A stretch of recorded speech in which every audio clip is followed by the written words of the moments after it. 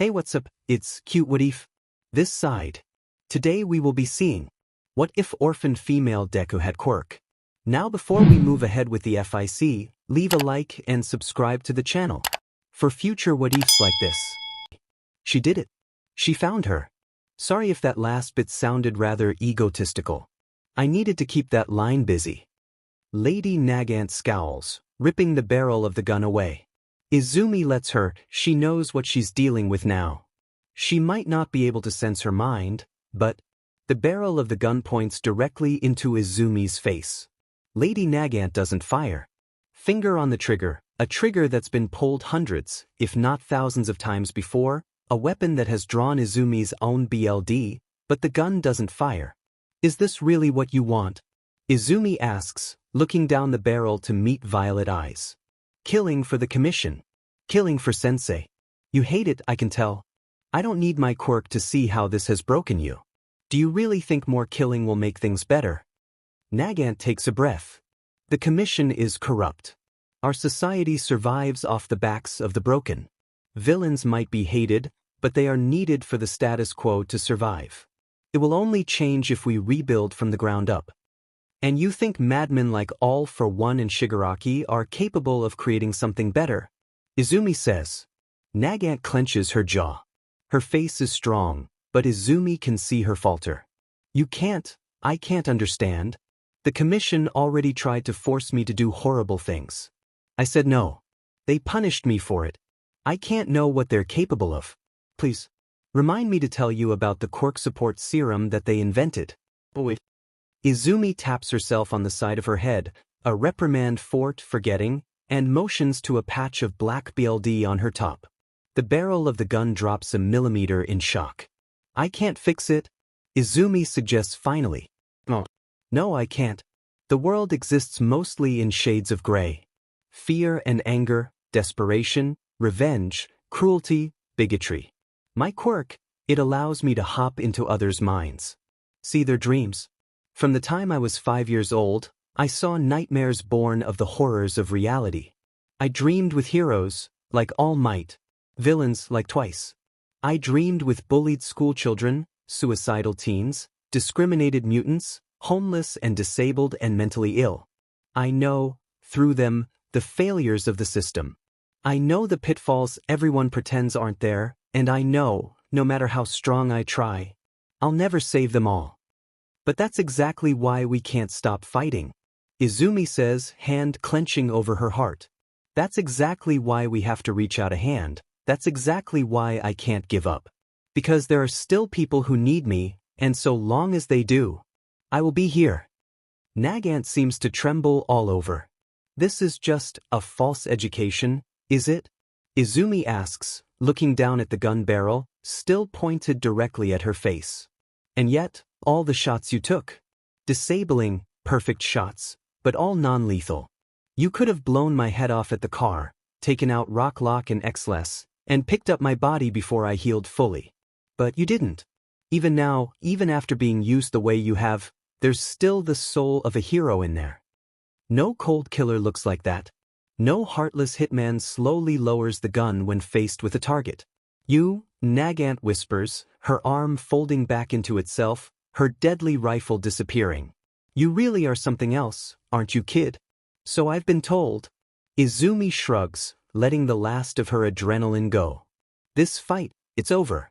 Suddenly, Nagant tenses up, tired eyes widening in shock, before her expression twists into a cruel smile. Well done, Izumi. Lady Nagant croons. Izumi takes a step back, feeling the hair on the back of her neck raise. Lady Nagant? Not quite. Care to try again? Izumi grits her teeth. Well, who does she know that has a connection to Nagant, a way into her mind when even Izumi's quirk can't reach her, and is generally behind most bad things that happen? Sensei? Green and violet hair whips in the wind, Izumi facing down Lady Nagant's body, but the smile plastered onto the ex-hero's face belongs to something much more sinister. Sensei? Izumi greets, stomach revolting at this new violation. Very good. Sensei nods. Really quite impressive, Izumi. I thought you wouldn't manage to beat her until she had you in quirk canceling HNDCFFS, Perhaps even taken out your companions. Your physical abilities through the serum would have allowed you to beat her at close range, quirk or no quirk. But to use vibration sense to detect the radio waves coming from the transmitter, following them through the air to your quarry to make up for your handicap, how utterly brilliant. Izumi grits her teeth. She still can't sense what's happening in Negan's mind. The immunity quirk has her sealed out completely. Sensei must be using his vestige as a backdoor into her mind. And since when has he been able to perform a full possession? Is Nagant in pain? Is she fighting? She can't tell. And she can't help, either. If she had her dad, then BLD. A scream of pain. If she had quirk canceling H&D CFFS. If Izumi can get some of those, but she doesn't have them. Neither does Nagant, the ones she was planning on using must be on the street, waiting for Izumi to put them on herself. Hataru and Kumo fade into the back of Izumi's mind. Get out of her head. Izumi demands. You have your vestige in me, you can talk to me whenever you want. There's no need to use her like this. Our last meeting in your mind went a tad too violently for proper conversation. Sensei waves off. So it's only natural that I find another way. Lady Nagant makes such an excellent tool, so easy to point and fire. Shut your mouth. Izumi growls. You sent her before I found you in my head. How dare he? After the commission used Nagant, broke her so thoroughly, he dares to do it again. To mock her for it. Technically, this isn't my mouth. Sensei muses. Rip his head off, goop roaring in her ears. Izumi forces herself to take a steadying breath. She won't do anyone any favors by losing control right now. Leave Nagant's body. If you want to talk, then we'll talk.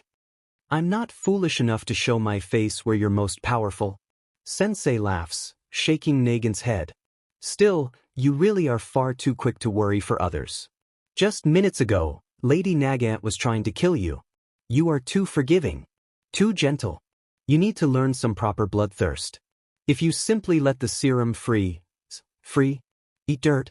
Izumi interrupts, viciously slamming a lid on the goop. What happened to Kumo and Hataru? She can feel Vo and Mo trying to help with the goop, but the other two fragments are just gone. Sensei chuckles. It's the only way for you to beat Tamura, you know. The only possible way for you to salvage this situation. Don't you feel helpless?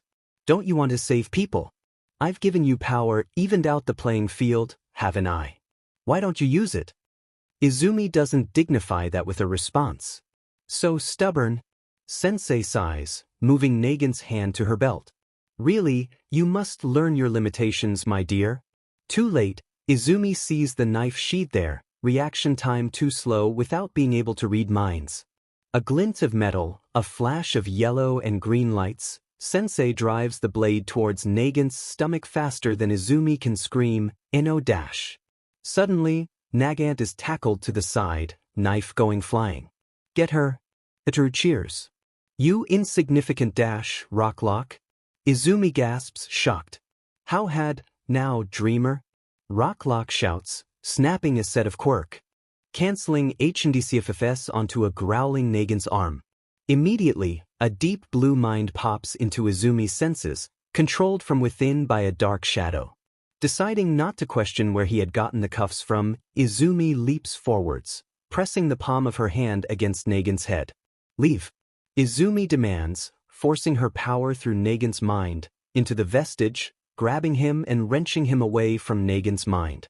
She can't uproot the vestige in its entirety, but she can shove it down, dissipating it and making it strong to regain control.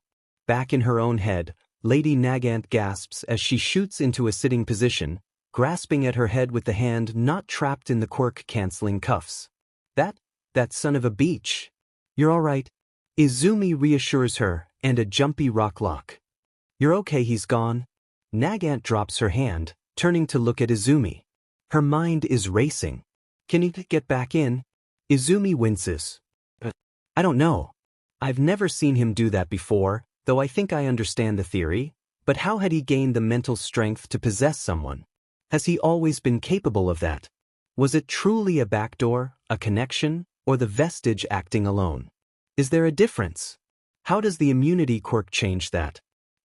Rocklock says, startling Izumi out of her thoughts. Can I ask what the hell happened? You just kind of bolted, and then Hataru appears out of nowhere with Quirk canceling HNDCFFS. Said you needed them. Izumi blinks, looking for the fragment. That's where she went. You thought up a plan to help the sniper lady? Hataru announces, popping into view over Rocklock's shoulder.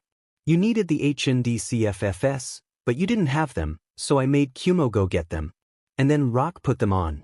Kumo is tired now, but I did great. Kumo. Izumi reaches out. He responds, sluggish and slow, with an image of Hataru pushing her way through a small foggy portal to first Nagant's HNFS, then Xless and Rocklock. Couldn't manage anything bigger. Kumo hums, nestling back into her Quirk with a tired sigh. Ho did the rest. I did great. Hataru repeats, giddy. You did do great. Izumi agrees, reaching out to pat the fragment's top before turning to Rocklock. Sensei had a backdoor into Lady Nagant's mind, interwoven into the Quirk factor itself when he gave her the immunity quirk. He used that to get inside her head and possess her. Rocklock mutters. The whole time, Izumi glances down at Nagant. She's pretty sure that Nagant took the job of her own free will. But after years in Tartarus, after a mental break from the commission putting her through one cold-blooded mission after another, due to the nullification quirk, I am unable to confirm if Lady Nagant was influenced by Sensei's hold on her mind prior to the possession. Izumi says carefully, keeping her voice steady. However, I believe it may have been a factor we need to consider before taking her in. Lady Nagant looks up at Izumi in shock, and Rocklock raises an eyebrow, but how believable that is doesn't really matter. Izumi just needs an excuse for what she's about to do. Lady Nagant, Izumi says quietly, reaching out to hold her shoulder. Do you want to go to the commission? No way in hell. Lady Nagant replies instantly. Izumi smiles. Yeah, she thought as much. Izumi herself would rather get shot again than go to them. I've got an alternative. There's a small group of people at UA working on taking down both Sensei and certain parts of the commission, including working on the issues with the vestiges, and the way my quirk can help to deal with them. If I send you to them, will you cooperate with them? Do it. Lady Nagant asks, a sour look on her face. That place is... It's a breeding ground for brainwashed little soldiers. I know you won't like it. Izumi sighs. But Principal Nedzu will look out for you, I promise. He's already hiding someone from the commission for me. Should I be listening to this? Rocklock mutters under his breath. Izumi ignores him. The point is, whatever information you have, be it on the commission or Sensei, they need it. I can't say everything out here, but the commission. Well, let's just say we might not be following Sensei's plan, but something about that mess has got to change. The other stuff they're keeping under wraps. Oh, I definitely should not be listening to this. Lady Nagant narrows her eyes at Izumi, mind whirling. Izumi simply waits, letting her think it over. She hopes she agrees. Nagant is a victim, and between the vestiges and the old scars from the Hero Commission. I have that old BC in my head, don't I? Nagant hedges. I'll be a liability. No more than me or All Might. Izumi shrugs. You'll be off the field and probably kept under watch, but I can teach you how to suppress him. Rocklock makes a choking noise. Can we go back to that first bit? I thought you weren't listening. Izumi asks, looking over her shoulder at him. I said I shouldn't be listening, not that I wasn't. What do you mean All Might? Long story. Not mine to tell. Izumi waves off. Not important right now, either. Lady Nagant, you were a hero once. You believed in making a better world. You've seen the darkness who would know better what we need to bring into the light. I believe you still have the heart of a hero. Please, will you help us? Nagant hesitates for another moment, before sighing and shaking her head in what seems to be disbelief. You've already caught me, and it's not like I'm not going to get a better deal. Sure, I'll help your little investigative group. She huffs, straightening up and looking Izumi right in the eye. Within 2 months, I was supposed to bring you to a mansion in Heibori Woods. I can give you the coordinates. Heibori Woods, Izumi muses. I think that's another villain group hideout that Shigaraki took over. The Creature Rejection Clan. I doubt that's the main hideout, it was a bit of a mess. All for one wouldn't put himself somewhere with such poor security while trying to heal. Still worth looking at? Rocklock asks. Izumi shrugs. It could be. Unlikely, but Sensei had said he expected Izumi to beat Nagant. Why would he tell the fallen hero anything useful? Even right now, Izumi's interest in Nagant is her previous work with the Commission and the Vestige connection. Not anything she could say about Sensei. If they were in the mansion, they definitely aren't anymore.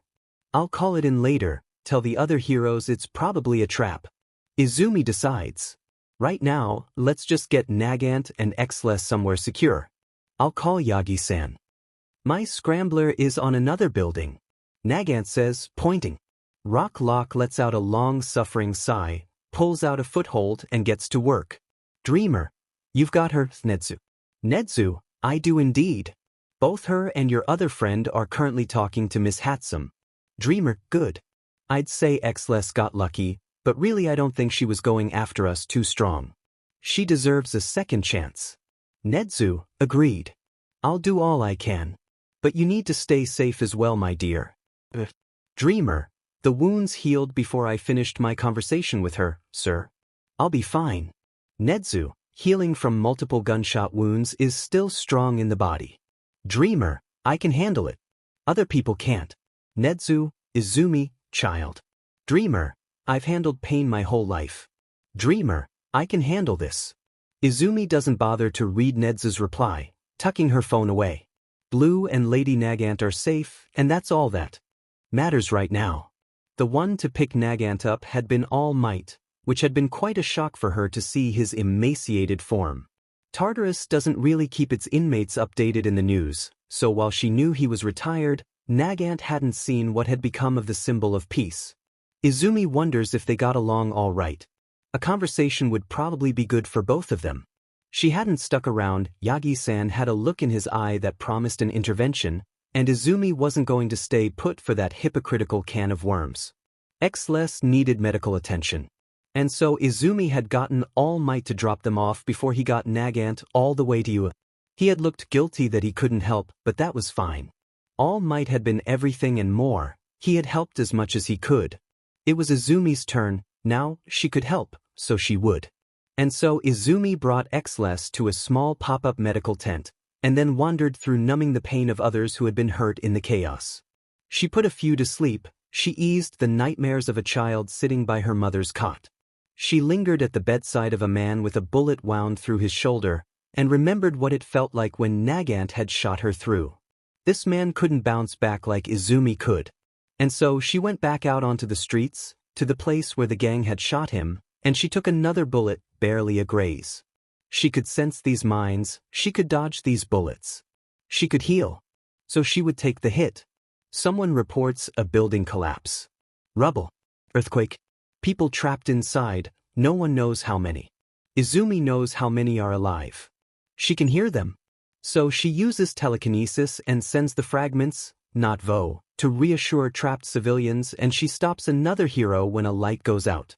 It's too late for that one. Mark the area. Find one that's still breathing. Izumi can hear them. Can listen. So she does. She can hear the nightmares too. When Rocklock finally drags her to a bed, she can hear them, loud, chaos like she's never heard before, and she might have to be slow and careful, surrounded as she is by caverns of dripping tar and filth. But she can get to them. She can ease their slumber, she can put a little effort into this, let them rest easy for the day ahead. So she does. No one else can. So she does. When she wakes up, she gets reports, sent from personal emails. The heroes find the mansion.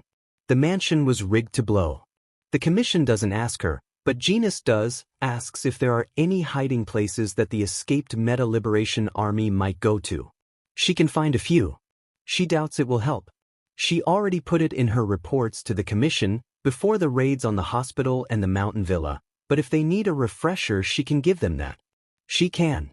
So she does. She's not the only one.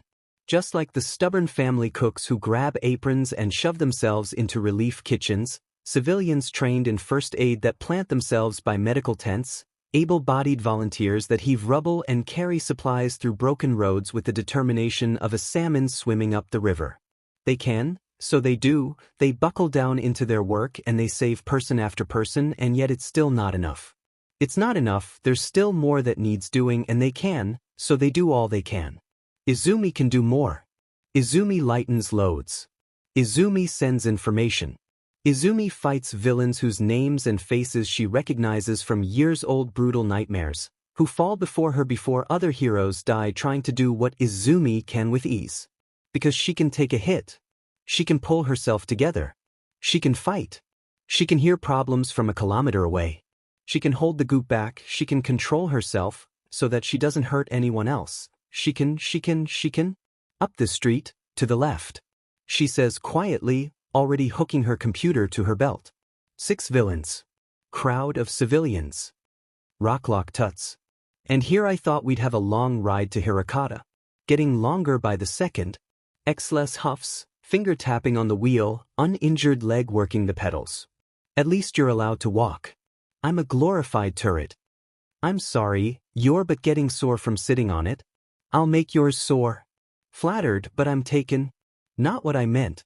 Please be reminded that there are baby mind fragments in the back seat. Izumi says with a small smile, mentally pushing her hands over Mo's ears.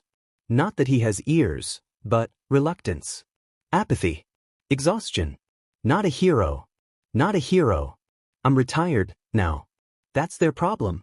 That voice, is that who she thinks it is? He's just watching. Izumi's amusement at her hero partners burns away into blackened rage.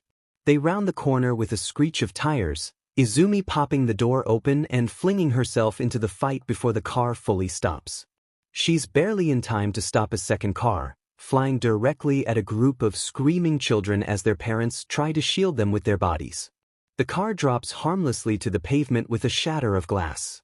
Izumi quickly leaps up onto it, forming a barrier between villain and victim. Move. She orders the civilians, Rocklock appearing beside them to lead them back to their car, where X-less can give them cover fire. That leaves her to focus on the villains. Oh, who's this little girl? One croons, cocking a support weapon. Overconfident. Delusions of grandeur. They fall quickly. They have no willpower. Izumi doesn't even need her quirk to take out half of them. The fourth she drops with a simple touch to the head. 5 and 6 have strength quirks, she matches them in kind, filth rushing through her veins, black swimming in her vision. She's a level 100 player in the starting levels. This is pathetic. She shouldn't be here. Shouldn't need to be here, because someone else is. BLD roars in her ears. Quick as always, dreamer dash, move. Izumi growls, black grit between her teeth as she marches past Rocklock. His mind flares with shock, as do some of the civilians. She recognizes a few, has dreamed with them, but they don't matter right now. He does. Death arms. Izumi shouts. The goop rushes through her veins, arms twitching as her hands shift to claws, something she doesn't even bother to try and correct. She's angry. So angry. The hero No, he doesn't deserve that title. Watching that from an alleyway, doing nothing, steps into the light. Dreamer. What was that? Izumi asks, gesturing furiously at the smashed car. You could have stopped that. Those people almost died. Death arms winces. I'm not a hero anymore. I retired, quit heroing. What? The goop roils in Izumi's stomach, screaming, and she has to force it down with deep breaths before she rips Death Arm's head off. On a major scale, I understand. Izumi says slowly, feeling like she's physically keeping her heart rate low. Not running after it, or putting on the suit, but what I don't understand is this. There goes her temper. I barely got here in time. I shouldn't have needed to get here in time. You were right here. You could have saved those people. Those villains were nothing but low-level thugs. Death Arms just sighs, glancing at the group of people behind Izumi. He doesn't even have the decency to look ashamed. I gave up, Deemer. It's gotten too much for me, I'm sorry. The job's been running me ragged. I just can't seem to catch a break. And what do we get for it? Rants. Doubts. Rage. Yeah, I know there's still support for us out there, but one loud heckler easily drowns out the fans. I've never felt like this before. I thought I was different. Better. I'm sure we all did once. But nah, I'm no hero. Only human. He shakes his head, shoving his massive hands into his pockets. Izumi stares up at him. Her mouth is open. There's bile in the back of her throat. Fans. Izumi whispers, voice shaking. After all this, fans, hecklers. They aren't fans, they're lives. Human lives. You can't just give up on people who need you. We're already low on manpower, letting go of a lifeline just makes the load on everyone else's head heavier. How pathetic can he be? She understands that the fight has been burnt out of hundreds of heroes, but this is nothing like Nagant. He sat there and watched as people almost died, right in front of him, and now he's looking for, what? Pity. Death arms, they could have died. Izumi hisses, her heart clenching in her. You almost watched them die, does that mean nothing to you? With another long, heavy sigh, Death Arms takes a step forward, one hand pulling out of his pocket, reaching up to pat against the top of Izumi's head. One day, kid, you'll understand.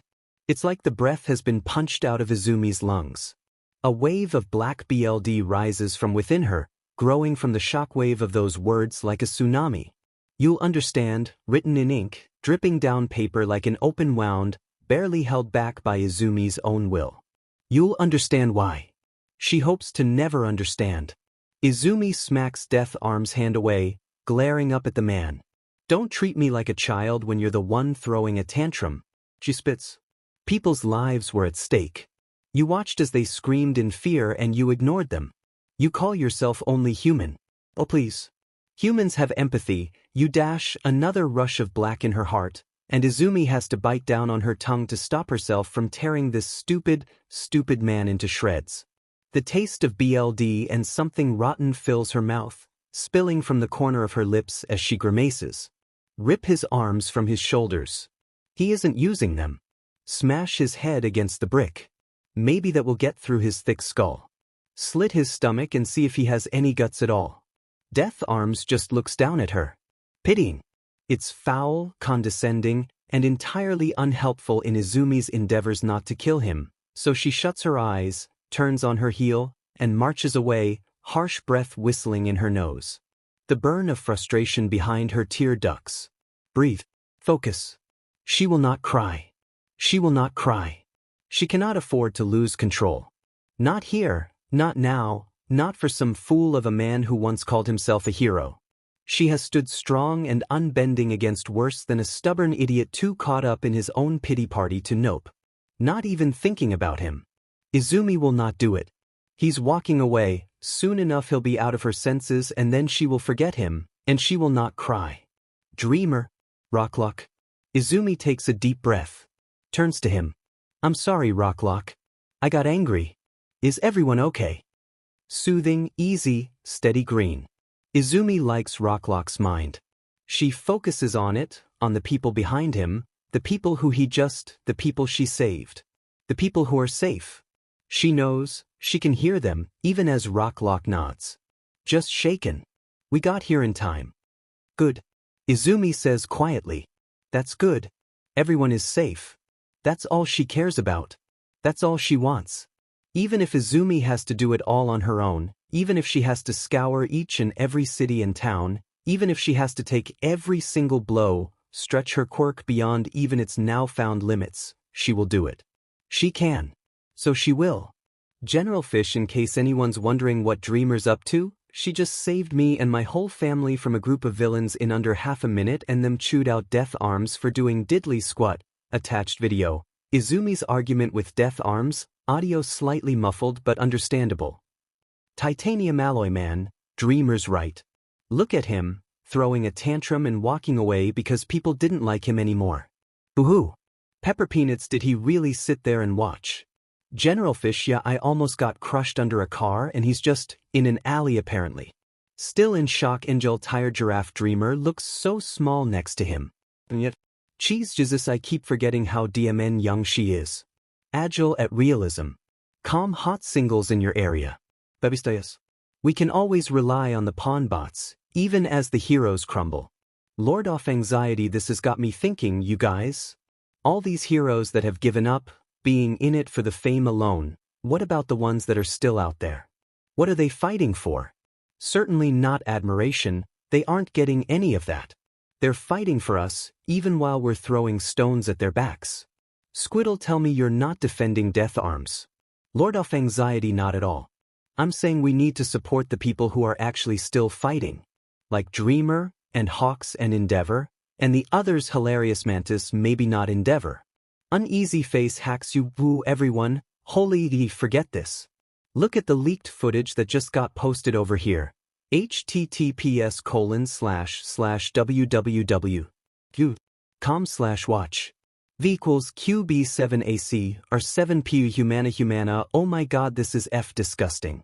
Fighty mighty, why would they do that to her? She's 15. Squiddle, maybe the villains really had a point. Evil Oyster, I'm going to storm the Hero Commission headquarters. Who's with me? Jimanginosaurus, we ride at dawn. Izumi really hates the fact that she's getting used to waking up with her eyes glued shut.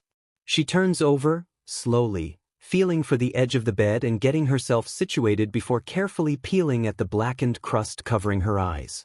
It sticks to her eyelashes, falls down her face like dust. Izumi opens one gummy eye, sighing at her blurred vision. If Shigaraki doesn't get this side effect, I'm going to be very upset. Izumi grumbles into the quiet of the room. None of the Nomu dripped gunk from their eyes. Why am I special? Because you're awesome. Mo chirps eagerly, whirling madly in front of her. It's clearly trying to be supportive, even if it's missing the mark just a touch, so Izumi gives it a grateful smile before forcing herself up off her bed and into the bathroom to finish cleaning her face, before jotting down the new information she had gathered while dreaming. She had found 2 new vestiges, and already given a secure warning to a research facility head. She scoops up her notebook and a pencil, wrapping herself in her blanket cape and walking out the door with her nose buried in the pages. Nagant's vestige is keeping quiet, as is the one in my head. That's good. There's a group of escapees holed up in Kamiyashizu that someone will need to capture before they go after the shelter in Gifu, or the supply route to Nagoya, but there are a few difficult quirks they'll need to look out for. Another set of self-defenders up in northern Morioka, and a bunch of trapped civilians in Kamiokani, and someone needs to get in contact with the snapper's parents before he finds them.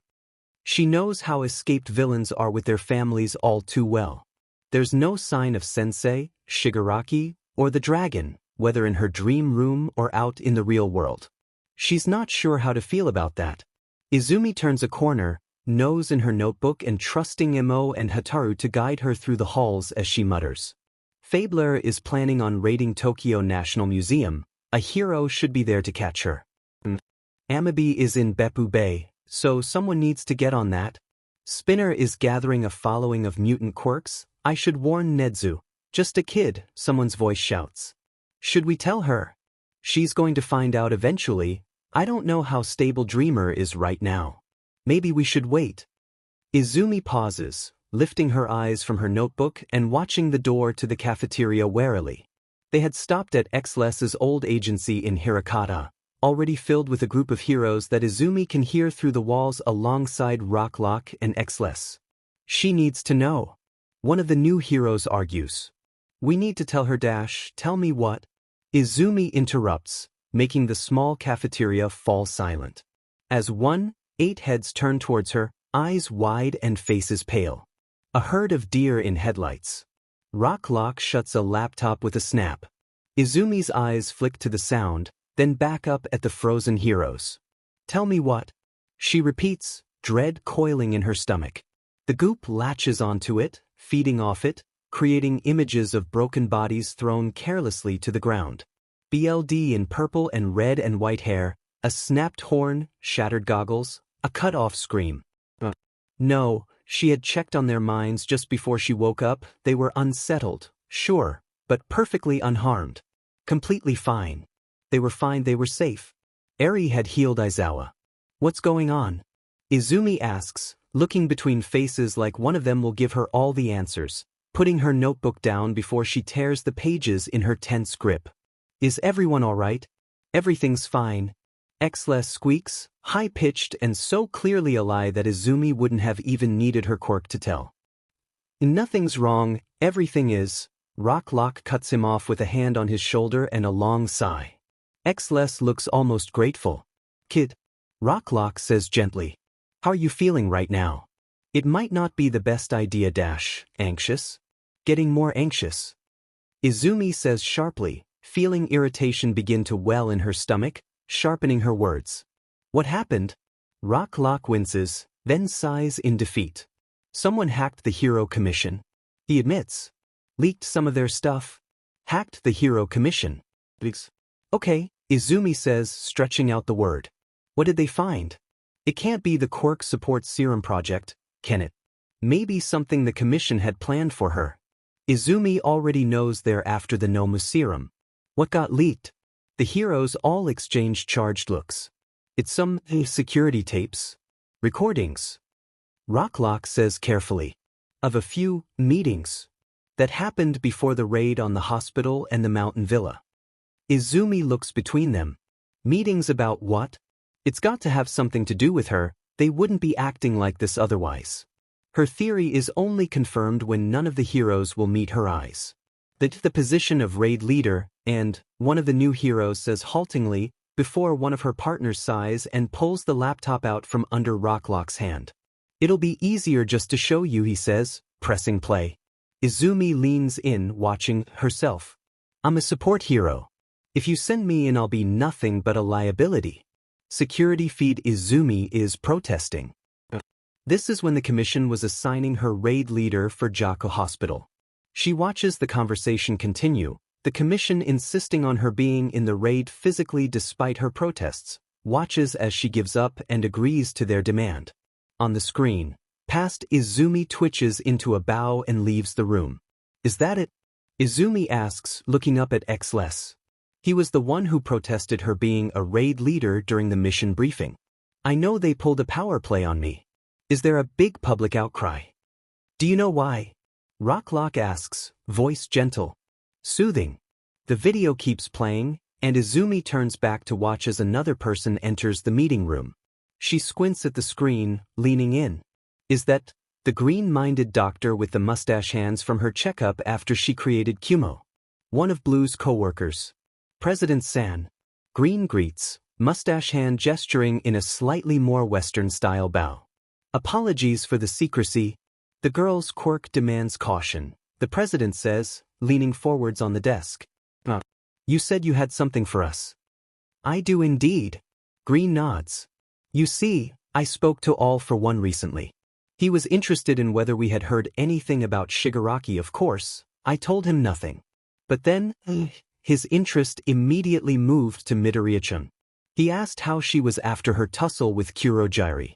He knew, somehow, that it would happen. Planned it, and recognized that there had been a change.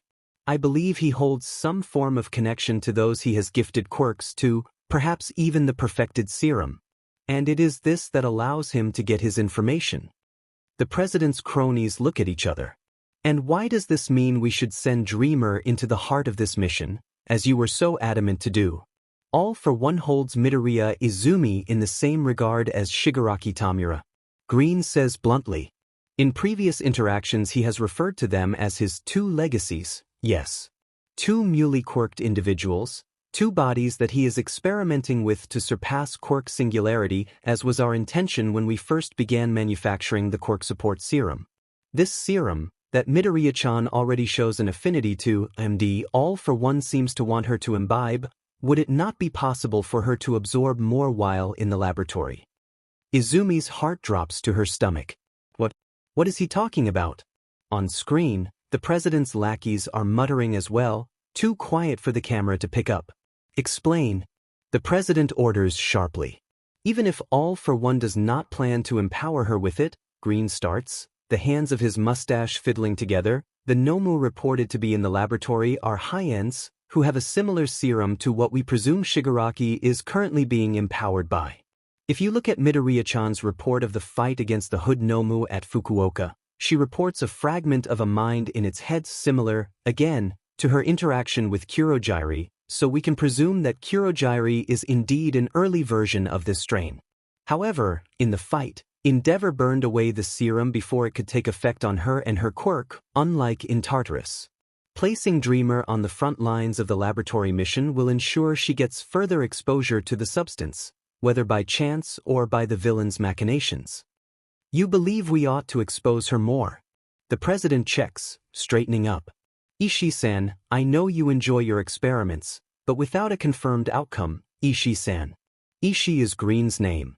Izumi numbly files away the knowledge. She doesn't even know Blue's name. It's more than just an experiment. Green defends. The serum is designed to enhance. Looking at the test results after she absorbed Kurogiri, she is indeed enhanced, if only slightly. She adapted to her parasite far quicker than she did after absorbing her extra quirks, according to the report we took from that energy seer. Midoriya-chan's multiple quirks shouldn't be possible. She's keeping herself sane with mere willpower, all for one said it himself. And she is impressive, of course, but can you imagine what she could be with more? Green splays his hands, both his mustache set and his normal set. Think about it. Shigaraki was already a dangerous threat, but the doctor is empowering him with a Nomu serum. We have nothing on our side that can even hope to combat him after losing All Might. If All for One intends to experiment by powering both of his legacies, as I suspect he does, then it is our best bet. We are in a precarious situation.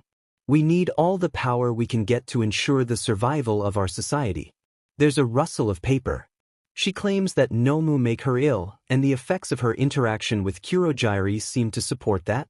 All the better, isn't it? Green shrugs. An opening. Tell me, who else holds information on how this serum works? We do. She is difficult but not stupid. Should she absorb more and become stronger, her hatred for it may make her turn to us and our knowledge. The serum does not only create strength, but inspires submissiveness. A Nomu responds to orders. Green clenches a fist to emphasize his statement. Izumi feels like he's crushed her lungs. An easy chance to recapture the serum, gain a weapon, and put a leash on a variable, the man to the president's right muses. It's risky. Is all of this just for a hunch? The man to the left huffs. Risking a hero who is still loyal, if only to the mission. Dreamer declared herself a threat the moment she condemned Endeavor without thinking of the consequences. The right man sneers. He was the number 2 hero. Now that we've lost both him and All Might, perhaps she should take up the slack. The president ignores them, leveling Green with a judging stare. And what if you are wrong, Ishii-sen? So what? If I'm wrong, she does not absorb it and our original plan remains intact. Should she succeed in the mission, we were right to put her there and she ought to stop doubting us. Should she fail, it's her own fault, and we can lower her reputation with her own guilt. So what? So what? Izumi stares blankly at the screen, pollution bubbling up inside her like an oil seep, pressing against her eardrums until the words from the video are muffled away, burning at the back of her eyes, mixing with the bile in her stomach and rushing up her esophagus, sick, sick, sick, polluted and violated, placed in the villain's path not in a freak accident, but on purpose. They put her there on purpose, on purpose. Izumi feels like she's drowning in a sea of inky blackness. Thoughts bubble around her in iridescent swarms. Detached. Unfeeling. The syringe had had her name on it, Izumi had seen it, but this. The commission. The hero commission. They were supposed to, they were meant to be, they were meant to pretend to be good at the very least. Would they really? Of course they would. Who is Izumi kidding? The contract. The tranquilizer. The way they had tried to take her in, after Kumo, then after the raid. And not just her either. Blue. Twice. Pucks. The Todorokis. Lady Nagant. All of them. All of them, just pawns on a chessboard. And Izumi, bait on a fishing line, to see what sort of power boost they could reel in. Used. They used her. She'll kill them. Pour oil down their throats until they too are drowning. Slit them from neck to belly so they will be as exposed as she is. Tear their minds apart, give them a taste of the pain she suffers, watch as they go mad under power that they do not understand, watch as they writhe in agony as their eyes go blank, empty shells, little more than Nomu, because a Nomu responds to orders. She hates them, hates them, hates them, hates them. How dare they, she will show them just what they have made her into in their mad grab for power. She will show them what they've made of her, what they've done. No, she can't. No, she's human. No, she can't hurt them, she won't lose herself to this. She won't be a monster, she won't hurt anyone, she won't kill anyone. She refuses. With sheer force of will, she drags herself from that corrupted place in her mind, like swimming through quicksand, gasping in a world that seems too bright, too ordinary to be real. Cafeteria. She's in a cafeteria. Laptop in front, no, rock lock in front of her. She's on the floor. On her knees. She must have fallen. Dream, Izumi, kid, I need you to breathe for me. Breathe while she's drowning, stuck in tar and oil and chemicals and fluids, chunks brushing at her legs, voices whispering in her ears like bugs, or skeletal fingers, ready to drag her down. Breathe. She's not drowning. The blackness spreading across her vision is probably oxygen deprivation. Izumi forces her lungs to take in air, gasping, pulling at her organs and forcing them to work, to move, not to seize up and let the goop take over. She won't let it. She won't become the monster they want her to be. Everyone, easy, come on, you're alright, hands. Hands on her skin, on a body that isn't hers, on a body that will never be entirely her own again, because they all used her. I'm gonna be sick. Izumi croaks, then almost immediately swallows to refute that statement. No, she won't. She won't vomit, won't cry, won't spill ink and filth everywhere, won't make the corruption of her body, herself, more obvious. She won't cry. She won't break, won't leak, won't lose control. She is in control. She, Midoriya Izumi, is in control. She takes a deep breath, compressing everything within her, condensing it into a diamond, strong and unbreakable. Her diamond ends up being more of a flaky mica, but it doesn't matter right now. Her mind is under her own power. A boat in a hurricane, but she has been captaining treacherous waters for years. Dreamer. Voices. Lights. Concern, care, righteous anger, hopelessness. The heroes whose agency Izumi is borrowing. Rocklock. Xless. Their emotions are kind, caring, sweet, cloying, and it feels like Izumi is being wrapped in a white, fuzzy blanket, the sludge on her skin squishing unpleasantly into the cloth and trapping her inside, ruining it entirely. Izumi says slowly, taking a deep breath, I need to take a walk. Xless sucks in a breath through his teeth. You sure you don't want to sit down for a second, kid? I am holding myself together out of sheer spite.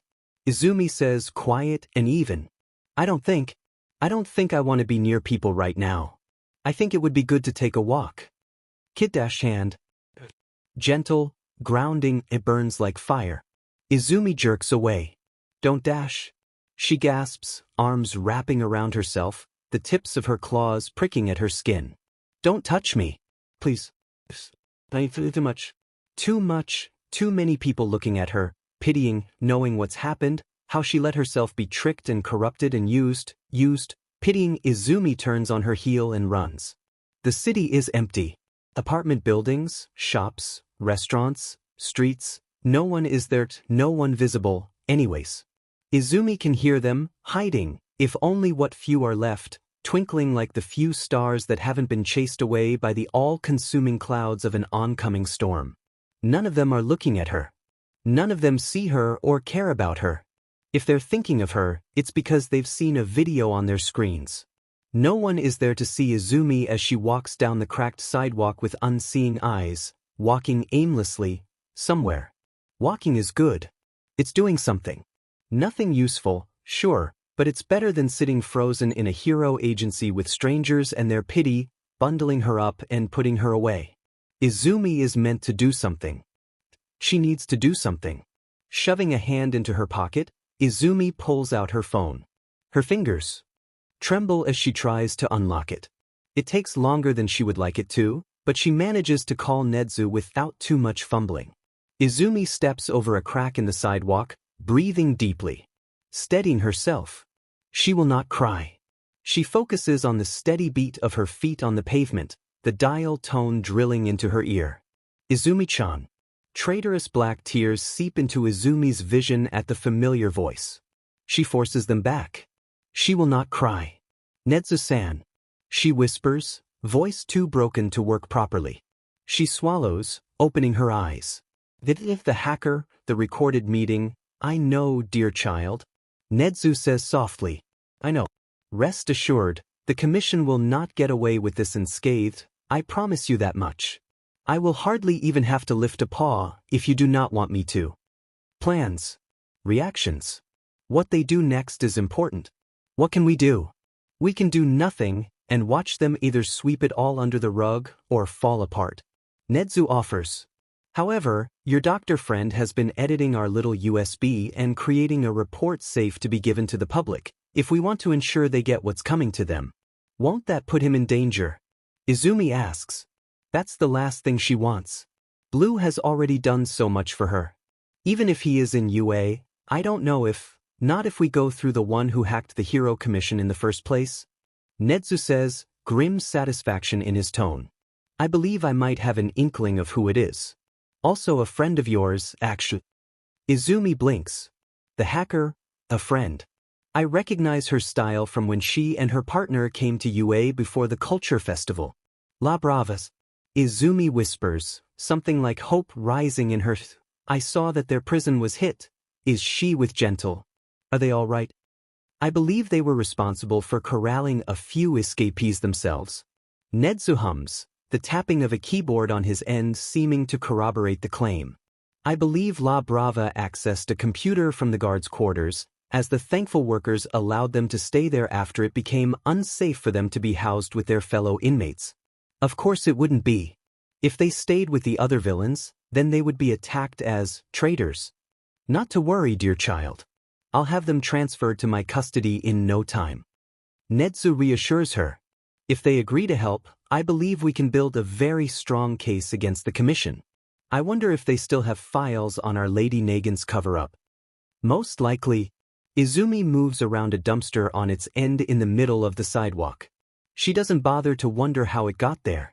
If you do manage to get her to help, ask her to investigate Hawk's file as well. And if there's anything on the Todoroki family situation, she trails off. Todoroki.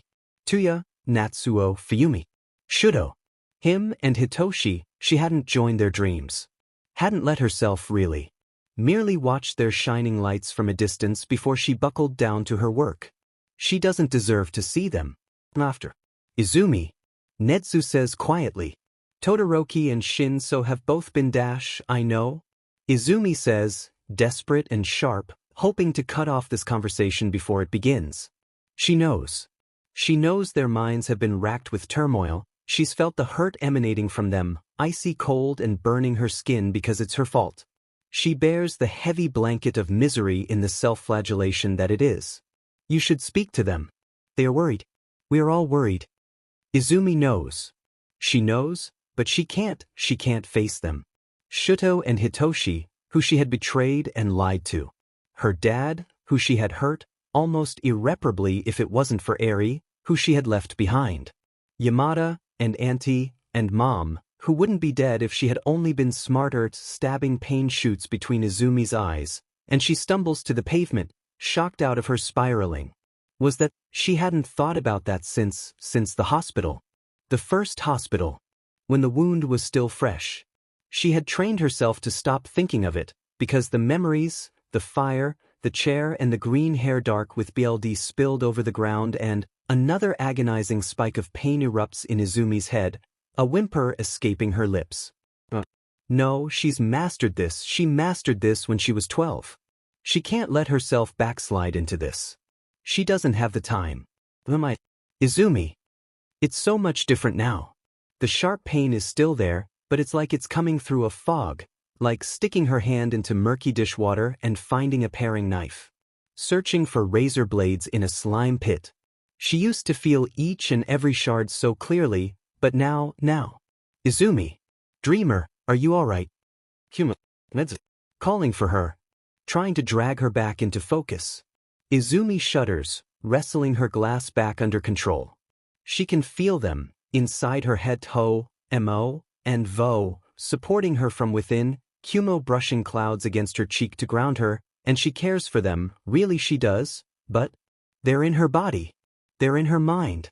Using her quirk. Using her. Izumi shudders, forcing those thoughts down. Breathe. Breathe. Focus on air in her lungs and nothing else. Not her quirk. Not her body. Just the air in her lungs and the pavement under her feet. I have to go, she mutters into her phone, hanging up before Nezu can respond. She just can't. Her phone gets shoved into a pocket, turned completely off. Izumi shudders, turning to look at the wall beside her. The wall won't betray her. The wall is a wall. It's gray and cracked and there's a sticker stuck to a corner beside an electrical service box that someone tried to remove and then gave up on, ripping what must have once been a hopeful message in half. How very poetic. Izumi stares at the sticker, unblinking, until her eyes start to water. Until the sharpness between her eyes fades into a dull throb. Until nothing exists but the wall. Izumi. Kumo nudes at her thoughts. Not right now, Kumo. Izumi, there's someone coming. That forces Izumi back into focus. The empty streets are not so empty. A mind coming towards her, creeping and warm, like hot breath on the back of her neck. Izumi takes a deep, steadying breath. Of all the things that she has to deal with right now. Really? Sir, I'm not having a good day. She says quietly, keeping her gaze on the wall. Please leave me alone. The man laughs. It's not a nice laugh. Not many good days to be had recently, huh? He simpers. Maybe we can make each other's day better. This part of the city wasn't safe for a pretty little thing like you even before all this. I am capable of defending myself. Thank you for your concern, but please leave me alone. The man scoffs. See, that's the problem with girls in this town. They're way too rude. Come on, give us a smile. I've got a generator with warm food up the street if you'll quit being a-hand. On her arm. Hand on her arm, touching her, the barrier of skin between roaring BLD too thin, Izumi can feel the intent as his grip tightens. He thinks he can use her tune. Izumi's vision goes dark and she moves on instinct, grabbing his arm with a clawed hand, feeling the skin break and his elbow joint pop as she twists, hearing the yelp of pain, the slam of his head on concrete as she throws him down. He whimpers in pain as shock and fear race through his mind. Maybe Izumi should put him out of his misery. Follow him down, wrap her hands around his throat and squeeze. Or simply stomp. She's strong enough to do that, if she really wanted. Take the fault line that must be on the back of his skull and crack him like an egg.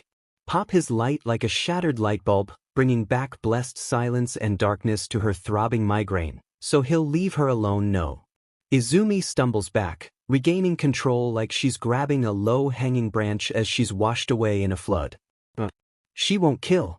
She won't do it, won't lose herself like the commission thinks she will. She refuses. They might have tried to use her, but she won't let them, the same way she won't let this sad lump of a man use her.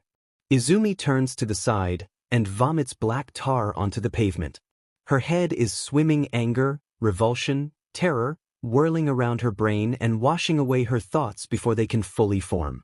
She wants to break down and cry. She wants her dads. She wants Auntie Nemuri. She wants Shudo and Hitoshi. She wants her cats. She wants Eri. She wants to curl into a soft bed and dream of a crystalline room filled with shining stars and then wake up without sticky black sludge staining her pillow. But she can't have that. The goop wants to kill something. Preferably Sensei, Shigaraki, or the commission president. It can't have that, but it will very happily settle for the guy currently passed out on the stupid sidewalk. He's much more accessible. It would be so easy. Izumi turns her back on the man and runs. Runs and runs and runs. She doesn't get tired, not really. Not with the goop pumping through her veins. Not with the extra power rushing through her muscles. It isn't even the extra quirks. Power that isn't hers. Stamina that isn't hers. She wasn't able to do this before. Wasn't able to run and run and run, like a machine. like something more than human. Wasn't able to before the needle and the injection, pumping serum into her veins, claiming flesh and bone for their own territory and ignoring the fact that it was hers.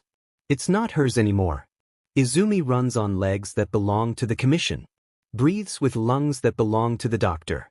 Tears well up in eyes that belong to sensei, tears of BLD belonging to a Nomu, but that and that alone can Izumi control. She will not cry. She will not cry. She can't see. The body keeps running anyways. Izumi can't stop it.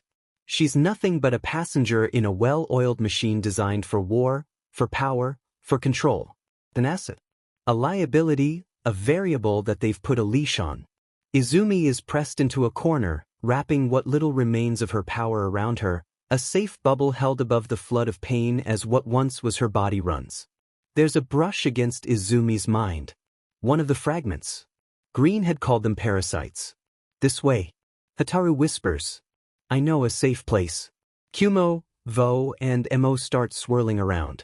More passengers in this body.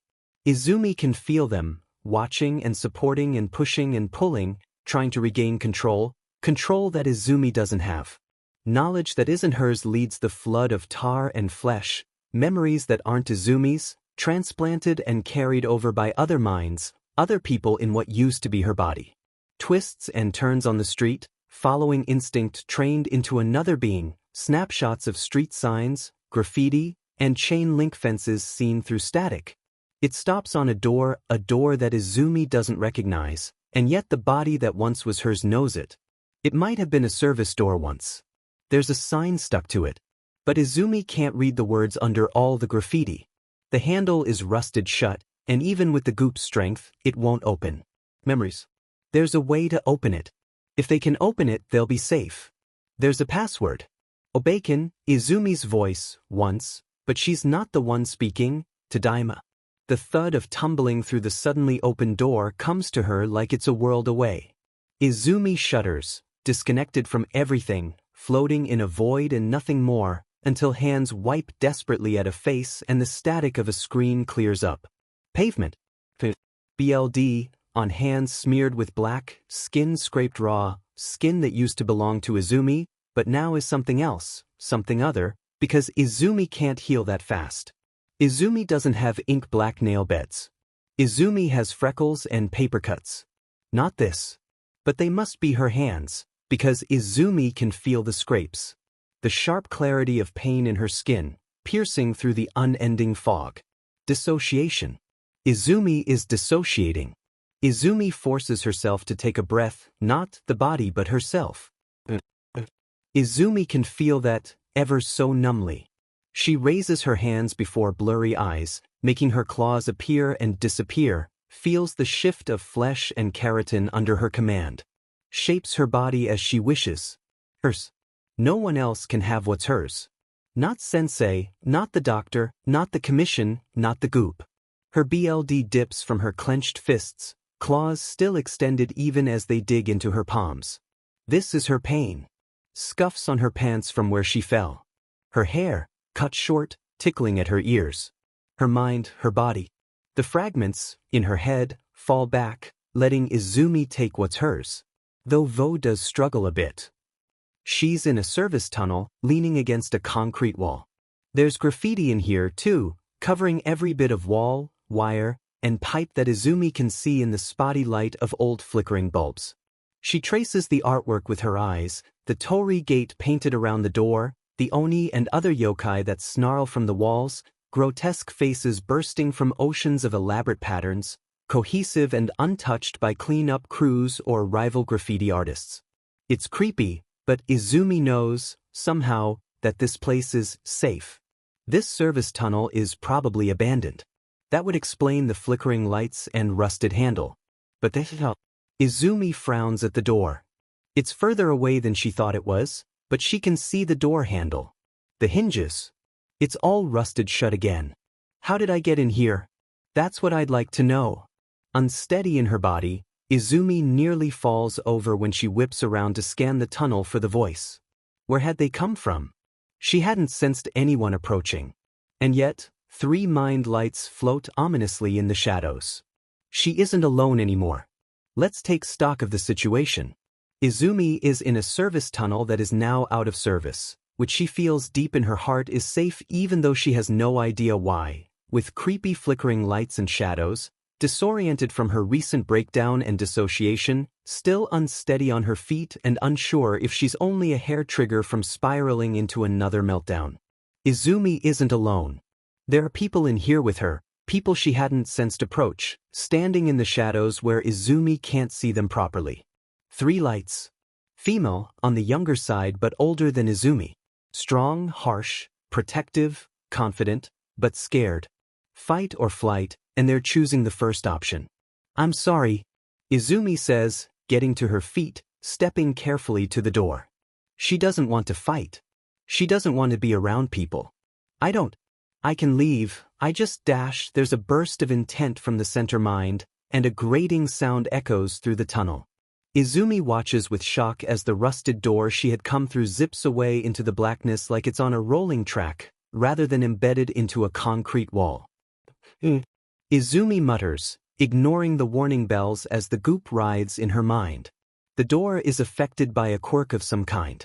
That's probably why they want to know how she got in, especially if it's not just an illusion. She doesn't think it is. Sorry, kid. The same person as before says. But we have questions and you're gonna answer them. Izumi watches their mind lights warily.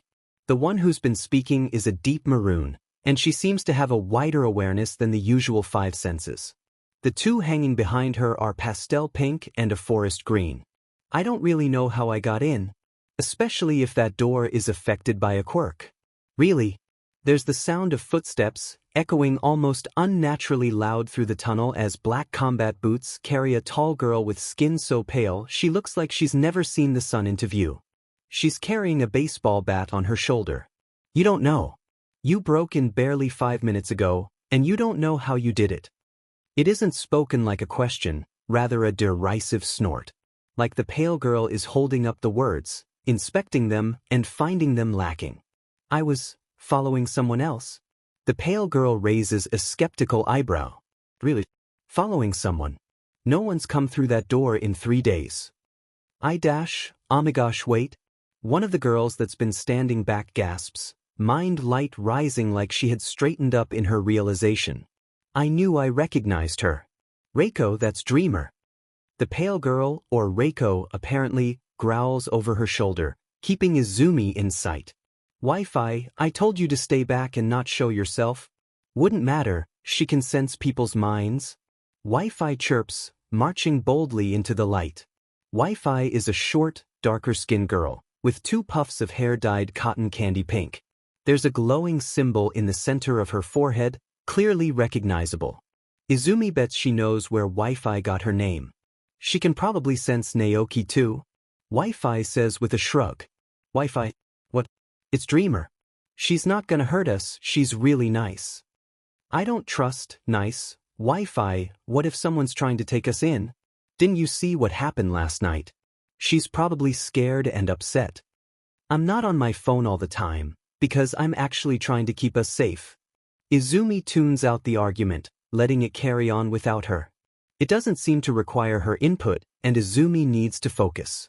There seems to be a quirk that can change and control this area. Likely there's a condition for entering that the quirk user has set that Izumi has somehow bypassed.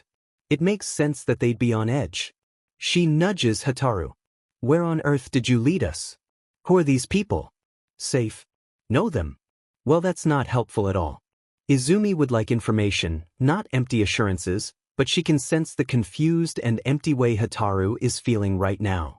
The fragment probably doesn't know the answers either. She was just running on instinct. This city is where Xles worked before. Hataru said she knew him, so she must have also lived here. Presumably, that's when she learned the streets, the door, and the password that's gotten them into this mess.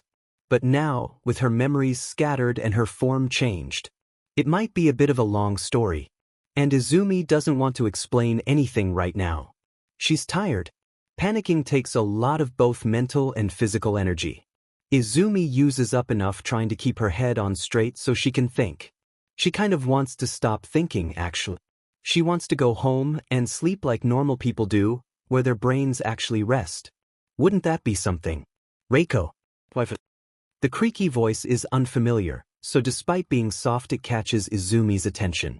Reiko and Wi-Fi stop arguing as well, looking back down the tunnel as the third member of their party approaches. She's wearing a medical mask, and shifts uncomfortably on her feet at the attention. "Bacon," she says softly, pointing at the wall. No, the graffiti. Written in the graffiti, there are words that Izumi is almost positive weren't there before, spelling out, "Bring her to me." Well, that's not ominous at all. Izumi glances at the wall where the door was, and then down the tunnel behind her. If they can move that door, there's no telling if they can move any other possible ones. And Izumi isn't fully sure how she opened the vanished one in the first place.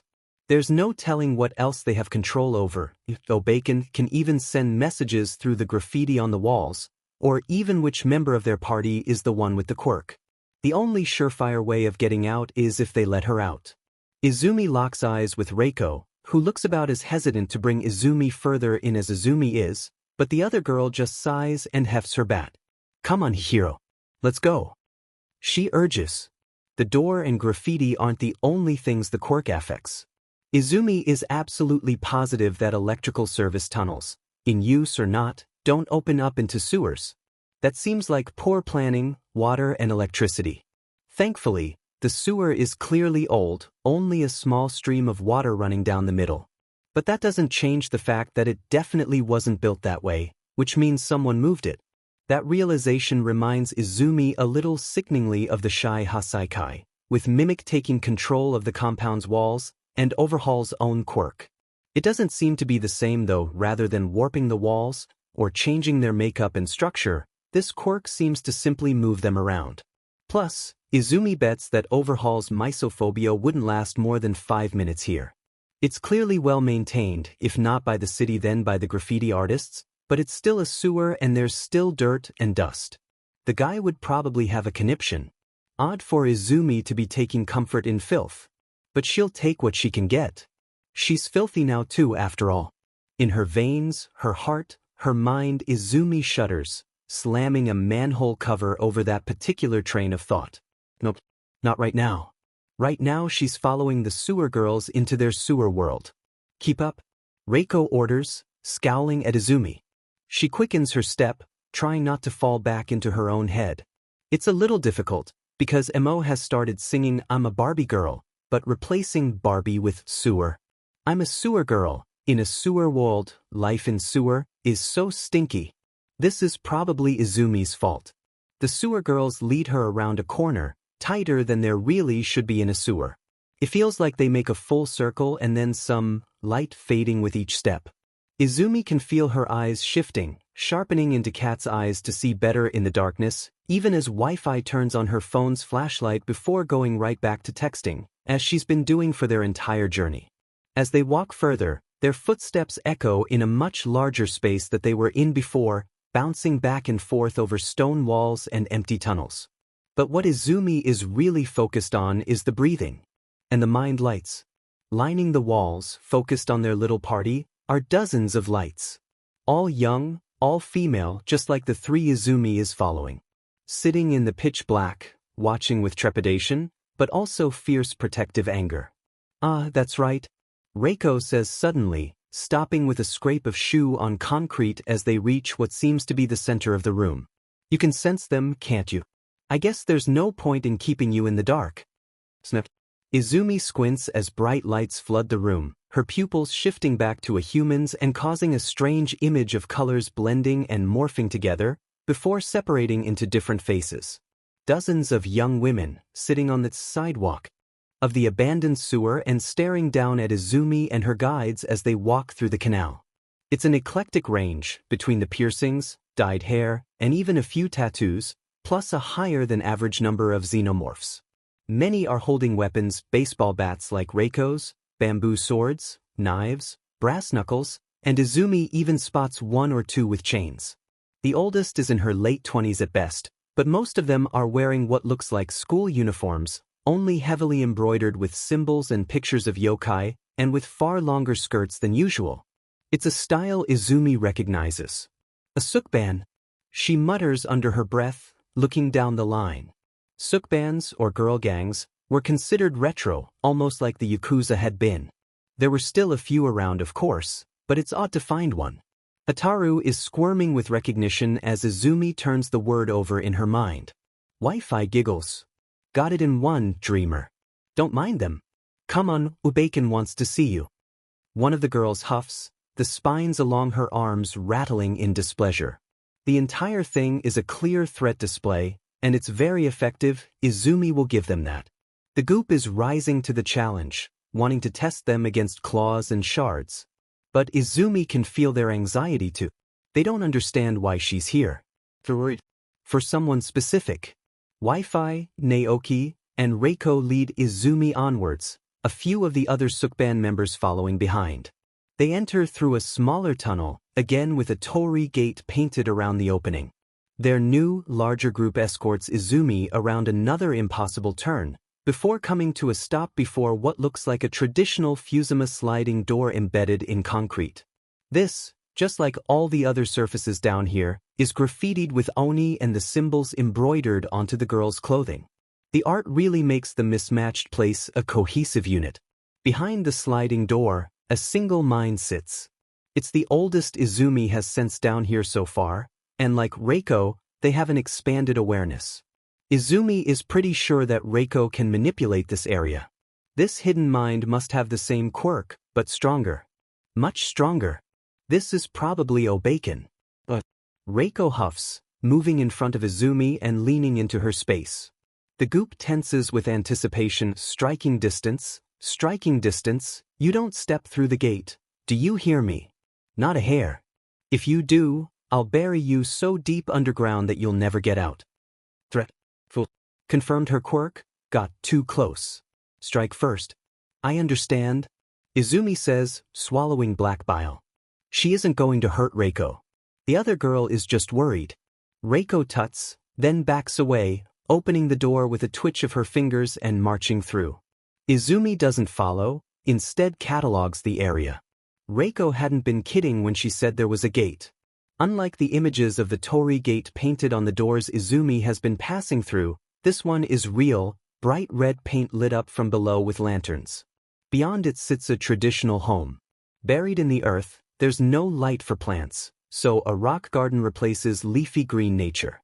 A narrow outer corridor separates the garden from the shoji paper walls, the tatami mat floors, and the little old lady kneeling in Seiza position, smiling kindly at Izumi as the Sukban members fade into the shadows.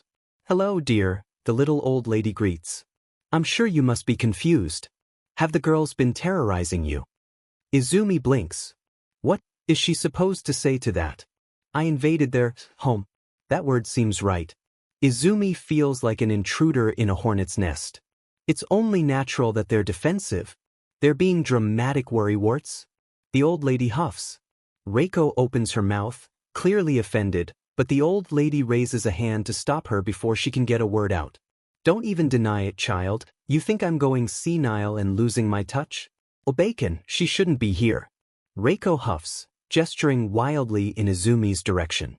There shouldn't be any way for her to get in. If she can get in, who else can? The old lady sniffs. Doubting me still. She said the password. Yes, but how dash, that's what we're here to figure out.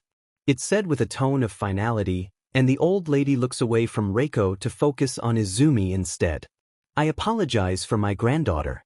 She is simply worried that my quirk is failing me in my old age. Your quirk? Izumi asks. She's positive her theory about this woman being the one to manipulate the area is correct, but it can't hurt to get more information. My quirk is called territory, the old lady explains, folding her hands neatly in her lap. I am tied to my territory as though it is an extension of myself. If I claim an area as my own, I can control it, shape it as I wish. Rooms and walls and floors, furniture, the paintings the girls put up, all this falls under my control. These tunnels, the old forgotten places that no one uses anymore now that newer systems have been built, fall under my control, and I use them to create the labyrinth you came through. That's why the electric service tunnel intersected the sewer. Izumi says, just to show that she's following along. It wasn't originally built that way. You claimed it as your own and changed it to suit your needs. Very good. The old woman nods, smiling. However, I can't go about claiming things willy-nilly. Taking something that is already in use, well, it simply doesn't work. The more people use an area, the less powerful I am there. The old woman chuckles as Izumi glances at the multiple Sukban members lining the rock garden. Yes. You've noticed the contradiction there. The girls should weaken me, but I found a lovely little loophole in my younger years. If I claim a person as mine, it works slightly differently. I can't control them, but they are still an extension of myself. They are my girls, so they can walk my territory with no consequence. She snorts, closing her eyes in reminiscence. I used it to get my friends out of all sorts of trouble, making doors and alleyways pop up for us to disappear into before the cops could catch up. It earned us our name Toshi Densetsu. Urban legend. A quirk like that would certainly lead to a kind of fable. Troublemakers who vanished into solid concrete, like the wall Izumi had been faced with as the rusted door disappeared. Bacon, stop getting lost in the past. Reiko demands. We still have an intruder to deal with. The old lady tuts, waving Reiko off, but Izumi is starting to understand what's going on. Izumi's mere presence is weakening the effectiveness of the quirk that this Sukban relies on for protection. Of course they would be defensive. The integrity of their home is at risk, and if Izumi understands the quirk right, an extension of oneself. Can the old lady leave it? Or is she stuck here, even as the city above evacuates? I shouldn't be here, she says aloud. She definitely shouldn't be here. Not with the goop in her head, only just pulled back from the brink. She shouldn't be in these tunnels, with the state of the world outside being what it is. They need all the strength they have to keep themselves safe. No, you shouldn't, the old lady agrees. However, you are here. Usually I protect my territory quite well. I can do less for the alleyways, but these tunnels. Each and every entrance only opens if I allow it to. And I only allow it to open for my girls. However, I'm not omnipotent. If someone comes to one of my doors and speaks my password, well, I let them in. And I knew the password. Izumi finishes. All of my girls know better than to share the way in. The old lady's mind is sharp, despite the pleasant smile that hasn't left her face for the entire conversation. They are very protective of me. Though some of them have left over the years, moving on in their lives, they all swore to never tell it to an outsider. So, how did you come to know? Izumi frowns. Never tell an outsider, and yet Izumi knew. With memories that weren't hers. Memories that were hers. Hataru, who knew X-less, who knew these streets, who knows this place. Hataru was a member of this Sukban. We don't have all day, hero. Reiko growls, tapping her bat menacingly against her shoulder. Tell us how you got in. Competence. Izumi blurts out. One of the girls raises an offended eyebrow, but Izumi plows on. Not like that. You said only members know the way in. Did you ever have a member whose quirk was competence? That gets her a reaction. A wave of recognition, wide eyes and shocked glances traded from girl to girl. Plus. We did once, the old lady confirms, her smile fading. She passed away 2 years ago. But how do you know about our Eiko? Eiko. Hataru flinches so strong Izumi nearly falls over, swaying on her feet in shock. How do you know, Eiko? This is Eiko's old home. Her old life. Wait, oh my god. Wi-Fi gasps. You said you were following someone. And in that press conference, you said that you could support the fragments of the Nomu. Wi-Fi falls silent as her own words catch up to her. Nomu. The result of painful experiments on stolen bodies. If what Izumi thinks is true, then it's their friend that's been turned into a monstrous puppet by villains, violated even after death. It's her. Naoki whispers, tears welling up in her eyes. Eiko. Izumi closes her eyes, reaching into her mind. Carefully, she nudges at the fragment, offering a hand, an open door. An offering but not a demand. When she opens her eyes again, a small yellow light sits in her hands, staring at shocked faces with orange eyes and bemused misery. I know you, the fragment says, and one girl drops to the floor at the sound of her voice. I don't remember you, but I know you, don't I? Back when I was a person named Eiko. I'm not Eiko anymore, I'm Hataru. I like that name. It's a nice name. Is it really? The old lady whispers, climbing to her feet. Reiko rushes to her grandmother, helping her down, and Naoki falls into step at her other side. Together the three of them approach the torii gate with wonder. Hataru stares at them from the other side, similarly entranced. Naoki. The fragment whispers. Hataru shivers, flickers, shifts. Izumi can feel the pull of energy, the same pull she got when Vo had helped her out at the press conference. Holes in her memory pull at the images filling the grief-stricken minds of everyone in the room, and slowly, the little ball of light that is Hataru's form changes into that of a young woman, wearing the same sort of clothes they all are, hair and skirt frozen unnaturally in the wind, like a photograph. A bug trapped in amber. An imprint of a forgotten self. Bacon, Tadaima. Hataru says, though her lips don't move. Frozen in time. The old lady makes a noise that could be a laugh or a sob. Welcome home, dear. We've missed you. Now that they know how Izumi got in, the Sukban is much more welcoming. Obeiken, as she insists Izumi calls her, opens a new door, which leads to a room that might have once been a cellar, but has now been transformed into a hangout spot full to the brim with mismatched furniture that looks like it's been salvaged. Every possible seat is filled with a Sukban member, and in the center, Hataru floats above a table, like a star, back in her ball form and soaking in the attention and the memories as Toshi Densetsu tells her story. Eiko was, someone starts, then frowns in confusion. Eiko. Hataru now, but I was Eiko then. Hataru decides, bobbing up and down. I want to know who Eiko was. Then I can decide who Hataru is. All right, the Sukban member nods. Eiko was the eldest daughter of a single mother. Calling her a mother might be a bit much. The porcupine-quilled girl huffs. A few members of the Sukban nod and mutter in agreement. Lazy Hag left most of the work to Eiko. A woman with some very impressive teeth explains. Her eldest kid developed a competence quirk, and she went, oh, kid is good at everything. Therefore, she must do everything. And we mean everything. Cooking, taxes, fixing everything in the house that broke, watching the younger kids when her mom was too tired, cleaning, all that. While she was also expected to get straight A's and perform well in extracurriculars. Wi-Fi huffs. Plus part-time jobs. She got handed off to anyone who needed a skilled worker in a pinch, because she could get to a competent level in 1/10 of the time it would take anyone else. Another girl growls. Eiko was expected to balance all of it, and she did.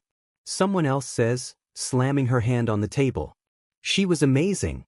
Eiko was top of her grade. Despite barely getting any sleep, she was basically the breadwinner for the whole family even though she never got to keep any of her money. She knew different styles of dance, she could play all kinds of different instruments, and fix cars and microwaves and computers. But it was never enough for that stupid old Dash. Eiko's mom just kept pushing her, the next girl interrupts. And competence doesn't change the number of hours in a day. Hataru hums, spinning slowly in the air. Izumi can practically see the tattered shreds of her memory be woven back together into something cohesive. She wanted me to be a rising star.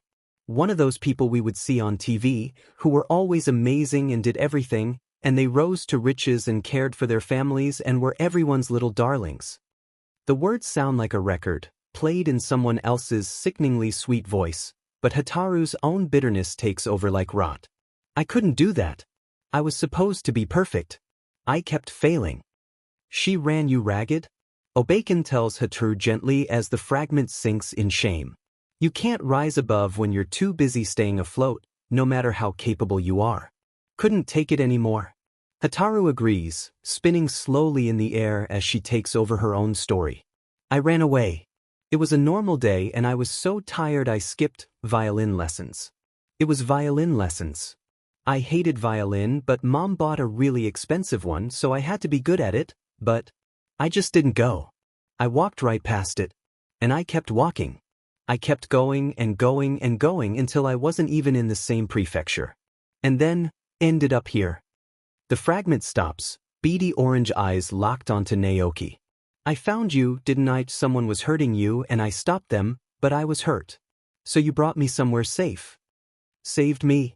Naoki confirms.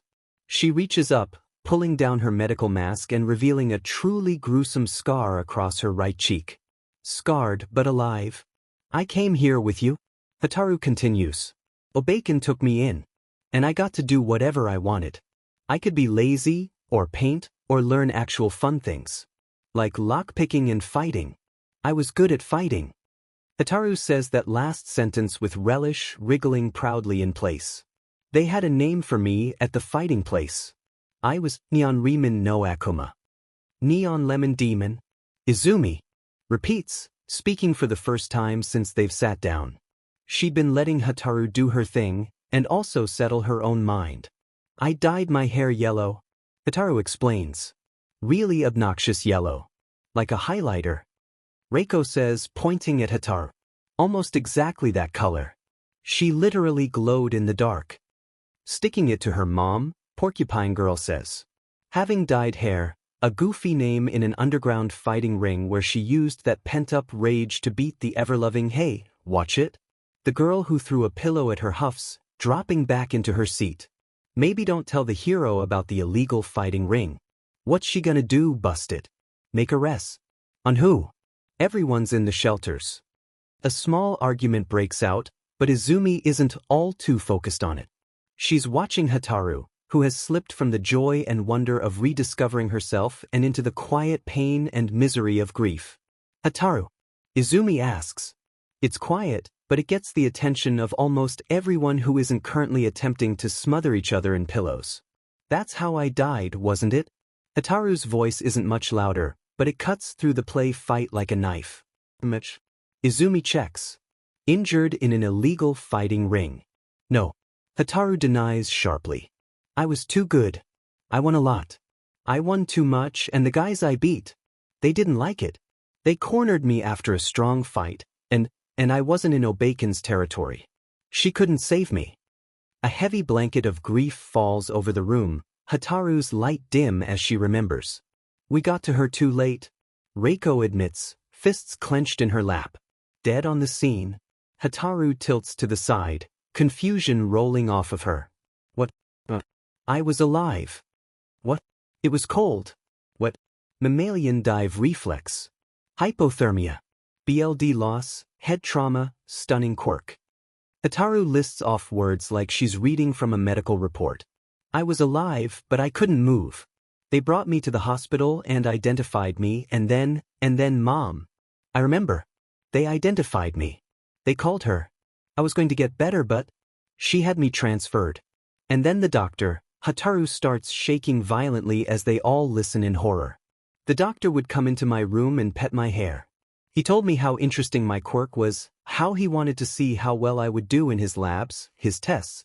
And he gave me a drag, and, still shaking, Hataru turns to Izumi.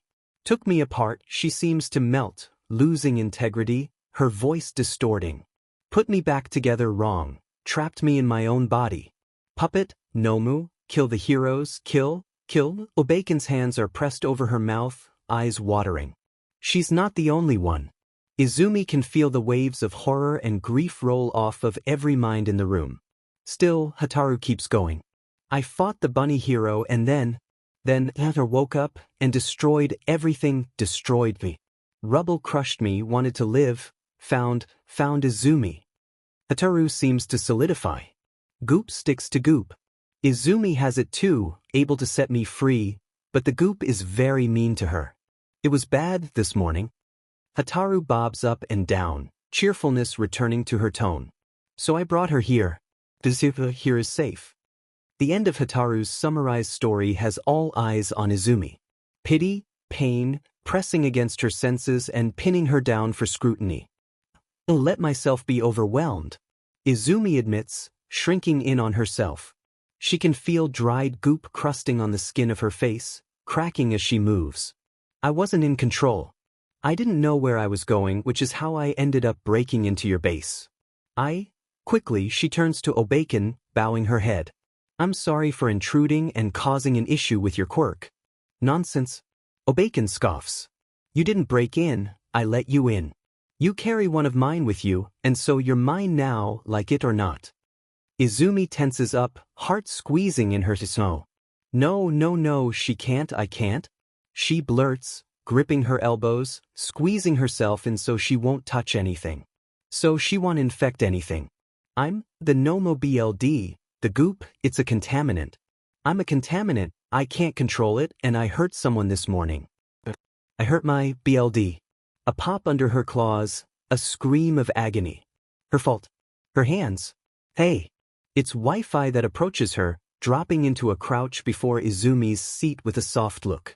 She doesn't touch Izumi, instead laying the phone she hasn't let go of once face down on the floor, slow and deliberate. I saw what happened last night. That would make anyone angry. You can't beat yourself up for a natural reaction, aren't you supposed to be the one telling us that? Wi-Fi soothes. They used you, you fought back. My quirk lets me create my own Wi-Fi. You should have seen what I did when I found out the neighbors were using me to torrent weird stuff. Izumi shudders. Her eyes are burning, oily tears rising uncontrollably, and she quickly presses her eyes closed before they can spill out and stain this place, their home. She won't cry. She won't cry. Deep breath. Let it out. Opening her eyes, Izumi tries to speak. But no buts, child. Obeiken interrupts. I know my quirk and my own limits. You won't hurt me. It's not like it matters anyways. Reiko huffs, arms crossed and expression crosser. You're already here. Obeiken already decided you're ours, you're welcome within the territory. There's nothing you can do about that, so you might as well just accept it.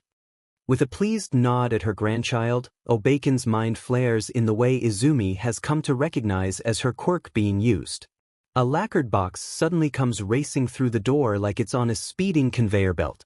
She reaches into it as it pops open, rummaging for a moment before pulling out a coin. When Eiko or Hataru won her first fight, Obeiken says softly, holding the 5 yen coin out for Izumi, she won a small amount of money. She gave it all to me, but I only took one single coin. This coin. I never spent it.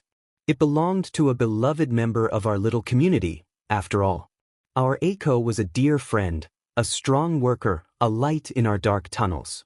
Her loss was felt deeply. To know that she suffered, and we could do nothing, Obeiken takes in a deep, shuddering breath, and turns the coin over. A torii gate is carved into the copper, over the image of the temple that's usually there. I have no doubt that you will not stay here forever. You are a hero, after all. I've dealt with one or two before. Always rushing off to the next fight, never settling down and getting locked in place as I am. I simply ask that for a brief time, you let me repay a debt. Obeiken reaches forwards, gently pressing the coin into Izumi's hand. You're wearing yourself thin. Eat, rest, and lay down the weight of the world pressing on your shoulders, if only for a little while. Hataru brought you here for a reason, didn't she? Yeah, she did, one of the girls agrees. More murmurs of agreement sweeping through the room. Come on, let us say thank you. We don't want to say goodbye so soon. Girl, you need a spa day, and we're bored. If Obeiken says it's okay, then it's okay. Izumi looks into Obeiken's wrinkled eyes. Her mind light is a labyrinth, stretching into the tunnels around them, and yet, she's open too. Open and caring and trusting, letting Izumi in despite her being us. Izumi shouldn't stay. Who knows if the goop will remain under control, who knows if a longer exposure will create an irremovable stain on this sanctuary, destroying these women's home. But it sounds so. The minds around her are empathetic. Not the pity of the heroes, watching her collapse and panic and claw at her skin. But understanding. It feels good and safe. And this was Hataru's home, these were her friends.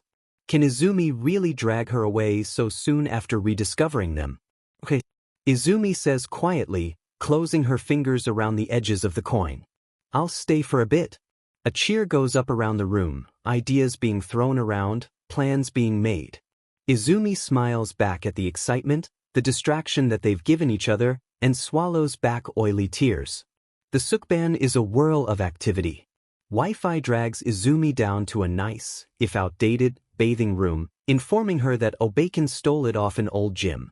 Izumi's uniform, soaked with sweat and bloodstains both red and black, is peeled off and carted away to be washed. The goopy black tears that had escaped Izumi's eyes during her panic attack are wiped away, the BLD that's dried under her nails picked out.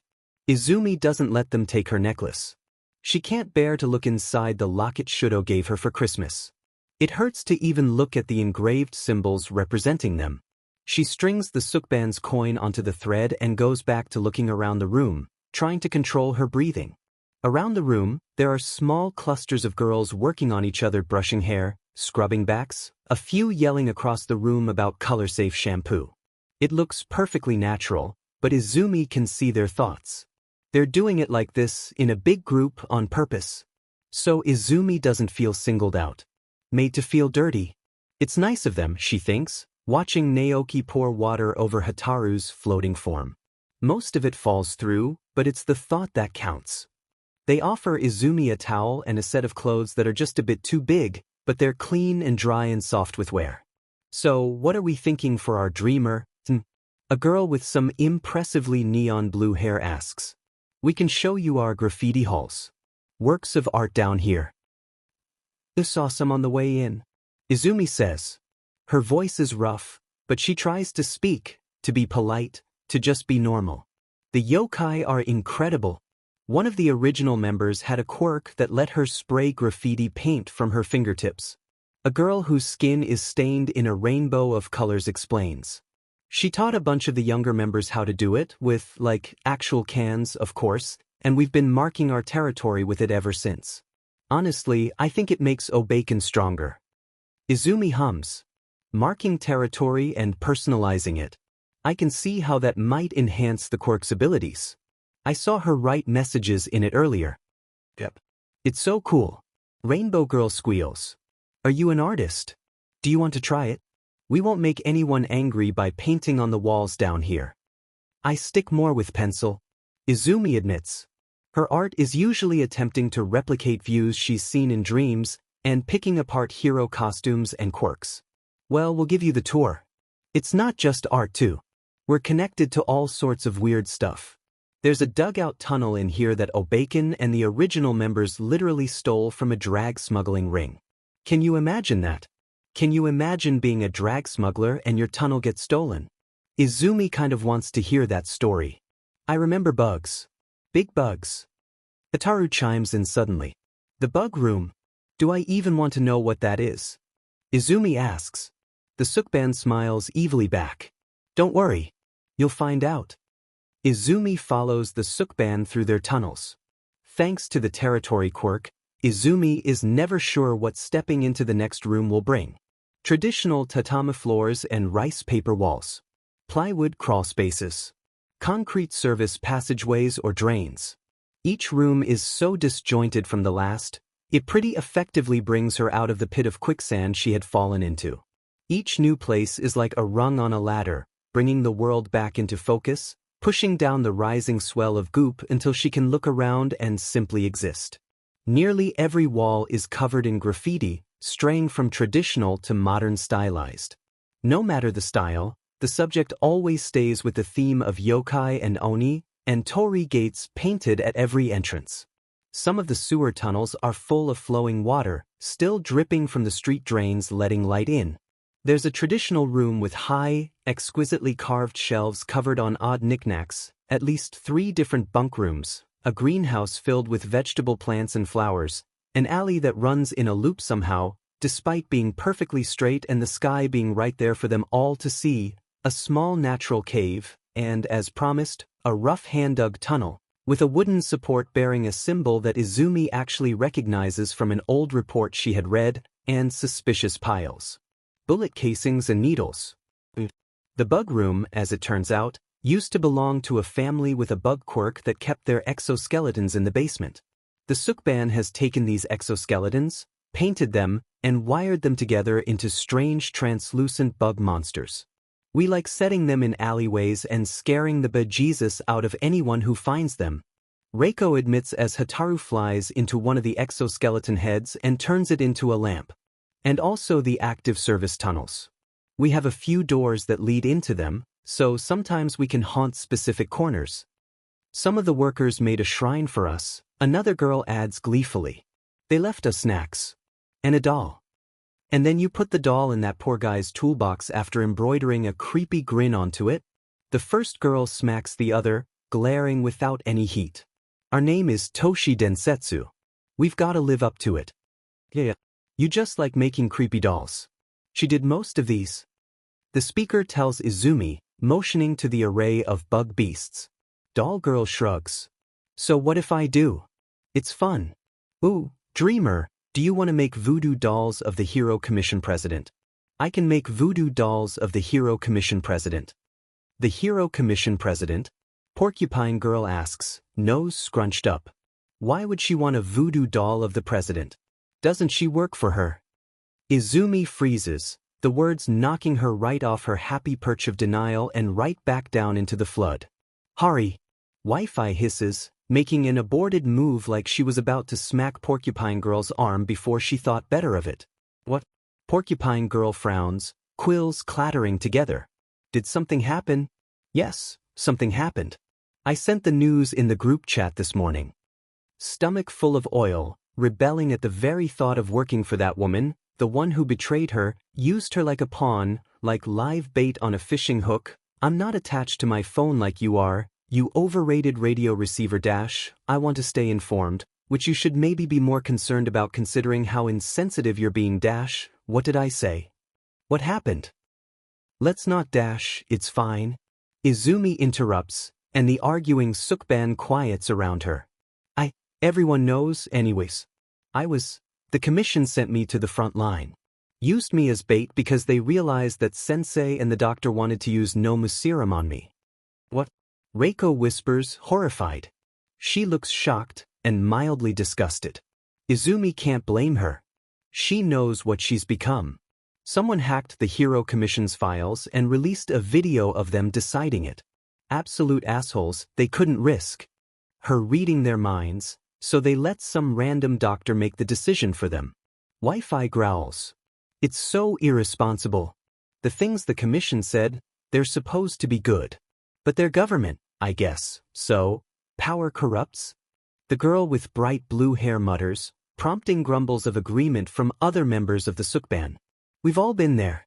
But the way they were talking about her, more grumbles erupt, memories flashing through minds, so fast they appear blurred to Izumi.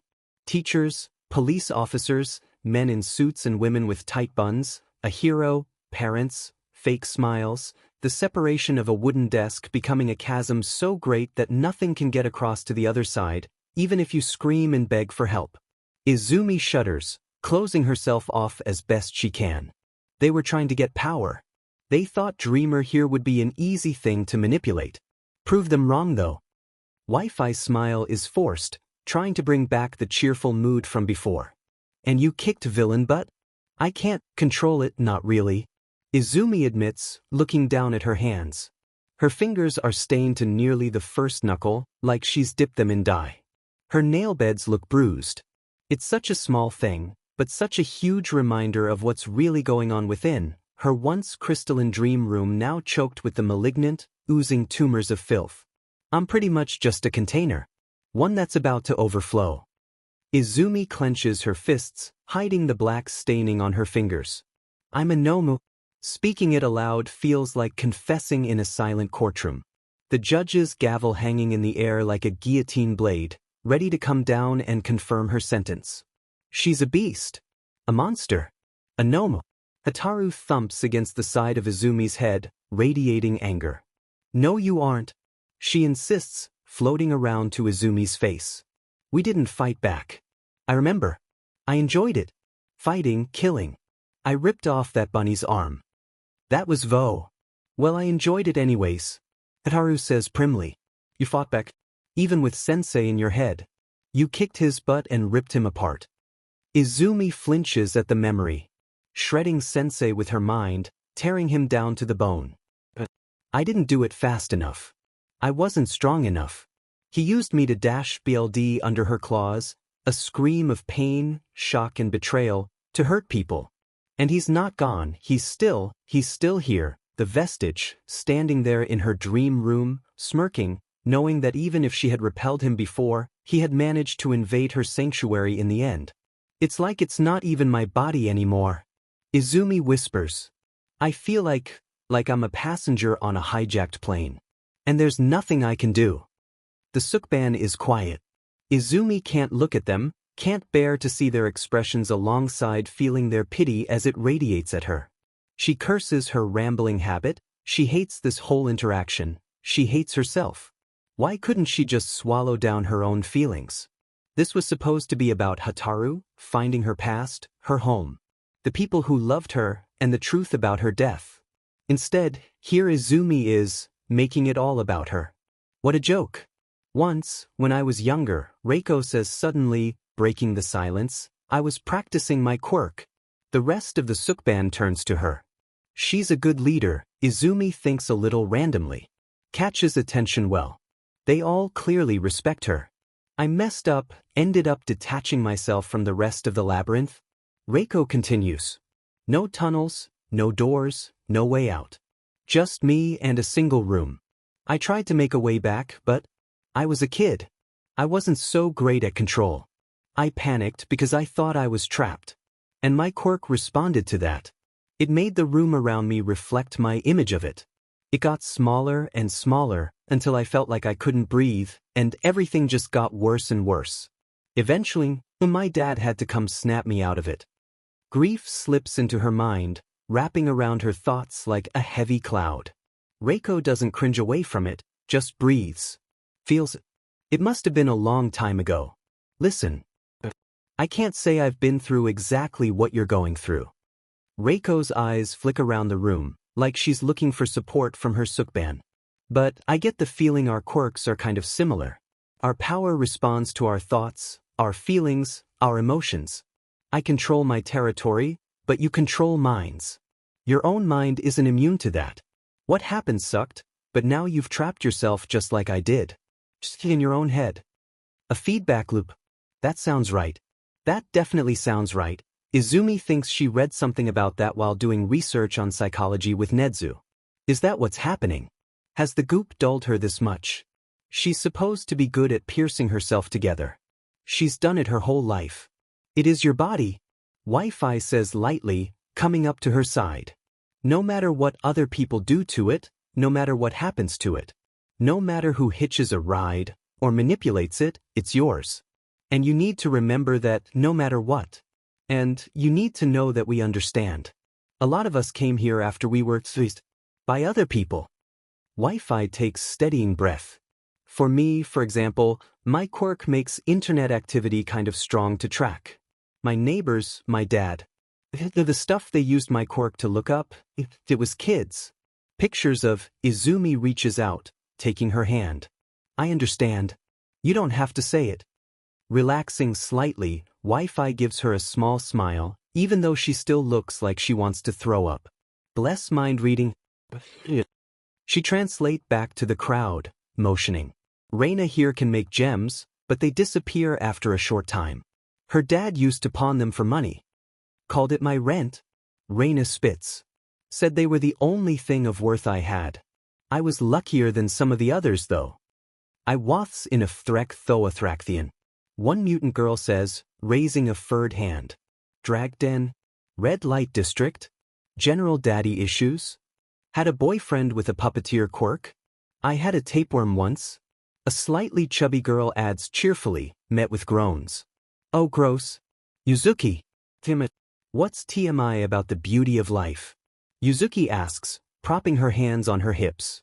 Seems to me like it's kinda similar to what Dreamer here has going on. Parasites, draining our energy.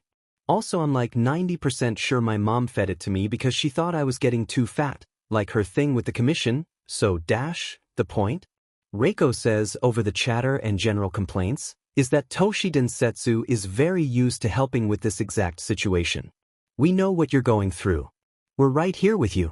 We're going to remind you that this body, right here. Reiko reaches out, grabbing both of Izumi's upper arms and squeezing, just a little too tight, is yours.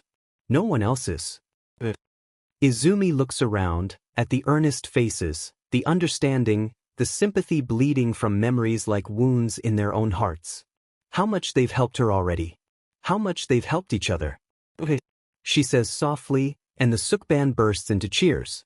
Izumi can't help but smile at their enthusiasm. All right, Wi-Fi cheers, turning on her heel. Reiko, bring us to the salon. Reiko rolls her eyes, but a door comes racing down the wall almost immediately. The Sukban pours through, dragging Izumi along into the room. The room itself seems like it's been cobbled together. A pile of boxes sits in one corner. 3 different styled sinks sit against one wall, and there are multiple mirrors set up in front of comfortable chairs. All of the sinks have odd splashes of color inside them, and there's a whole pile of combs, brushes, scissors, and bottles. One of the best ways we've found to reclaim your body. The blue-haired girl, Izumi thinks someone called her Akina, says with a grin. Doing something stupid with it? Not ask permission from anyone or anything. Tapeworm girl, Izumi really needs to learn her name, thank God she's the mind reader here, says gleefully. Just you. So we're gonna throw out some ideas and you just decide what you want, okay? Akina offers, clearly taking the reins here.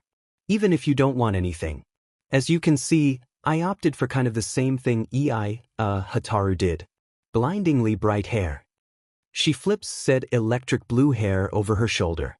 We have all sorts of colors, clippers too, and I'm a pretty decent hairstylist. I think you'd look cute with something asymmetrical.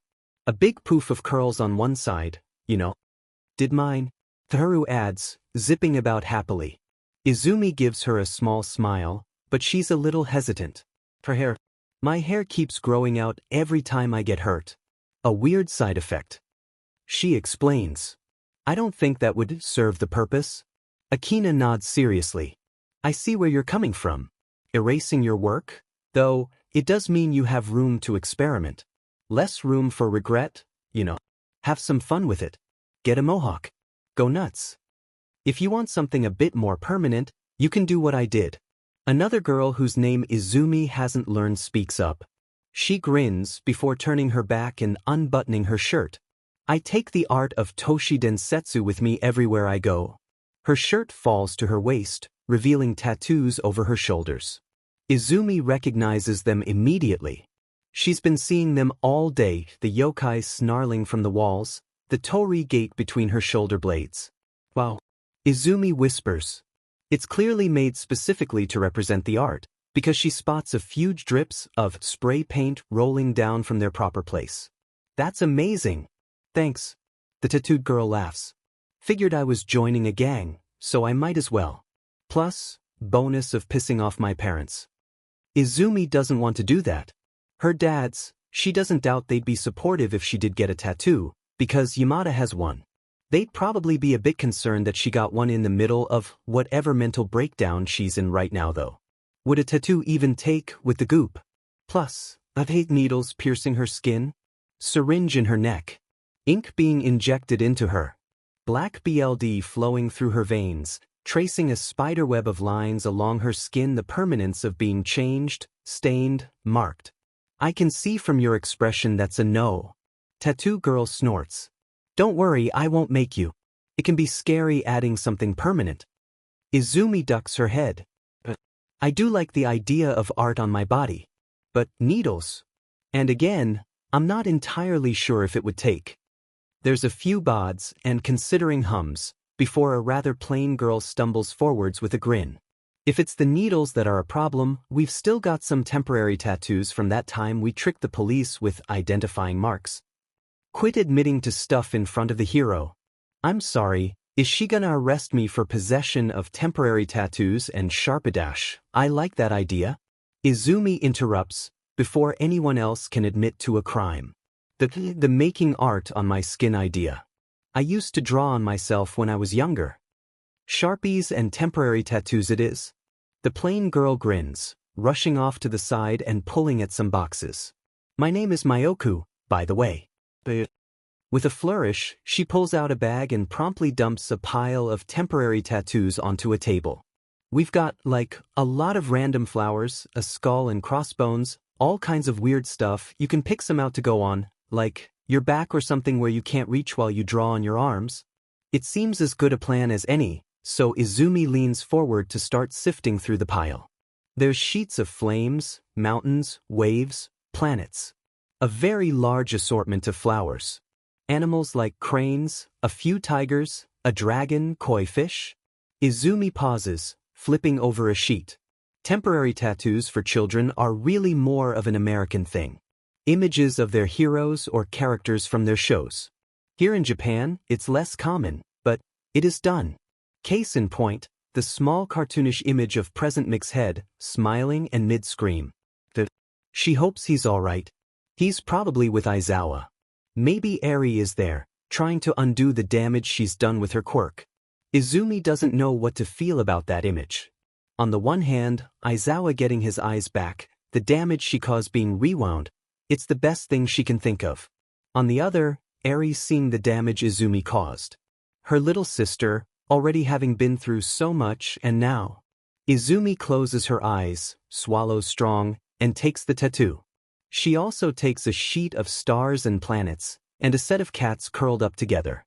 Do we have any more stars? She asks. Immediately, at least 5 Sukban members start sorting through the temporary tattoo sheets, while 3 others start asking exactly what kinds Izumi wants. Stars.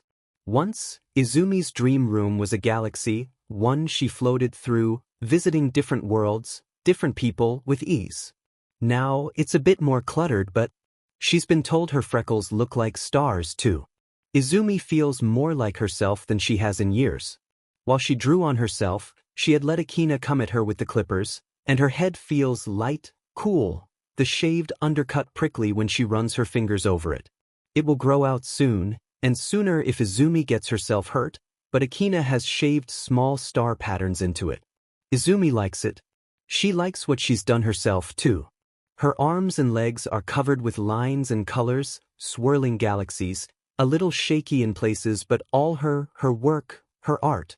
Stars, some representing specific people, some from the girls around her, others just to fill in the space.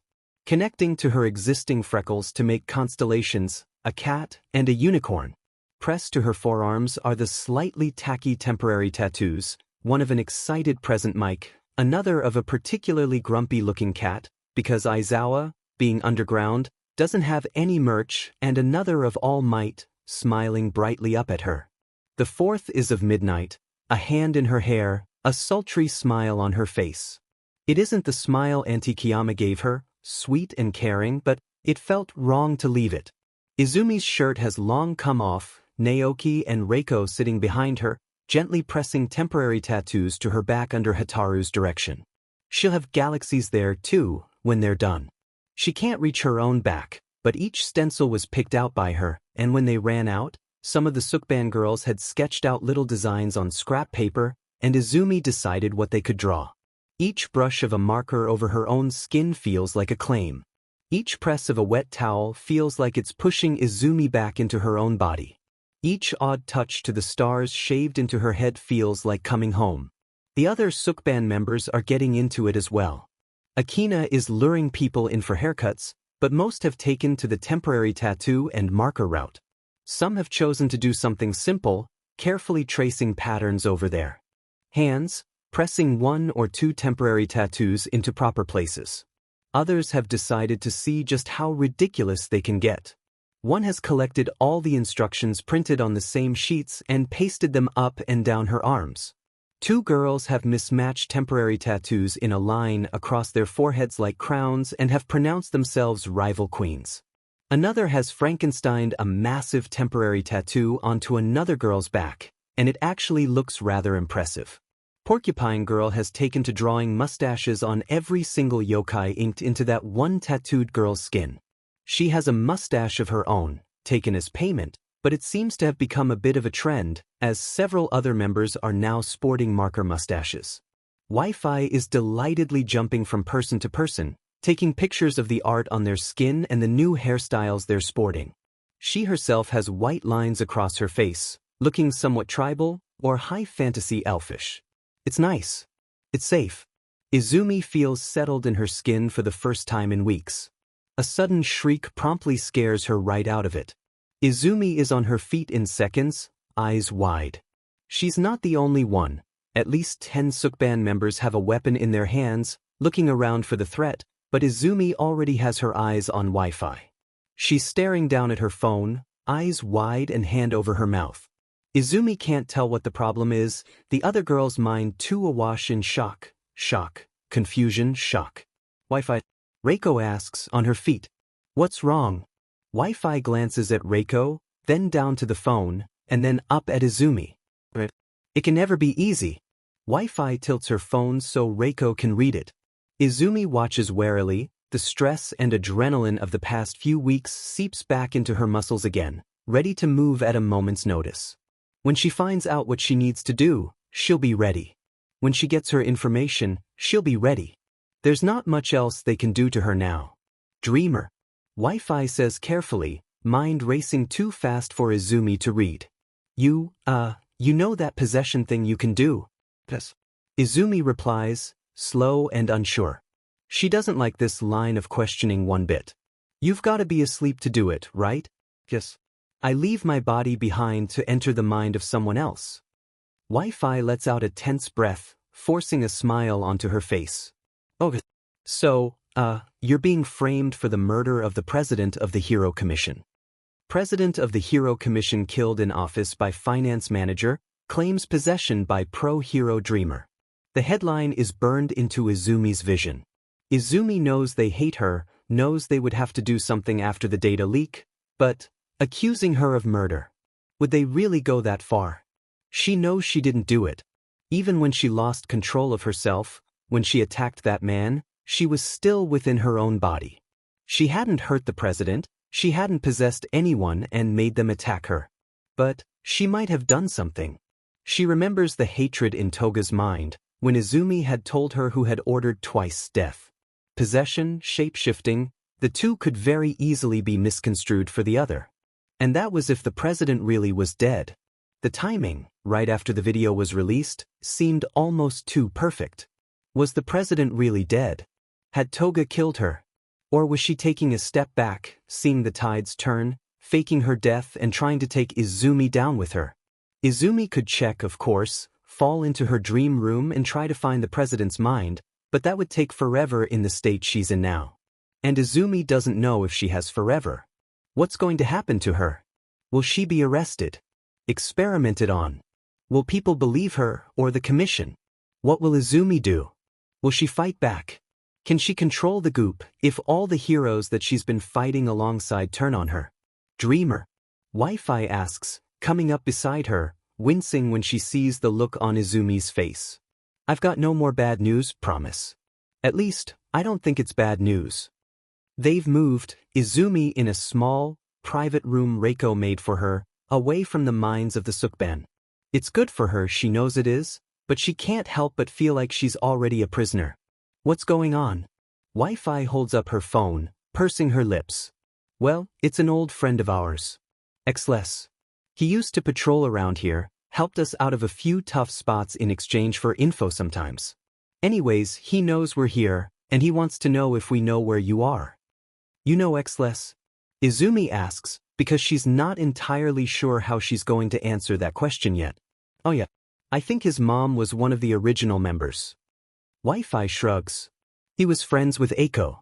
Arrested the guys who hurt her. That's why I knew him. Hataru squeals, whirling around Izumi's head in excitement. Safe, not as safe as here but keeps us safe.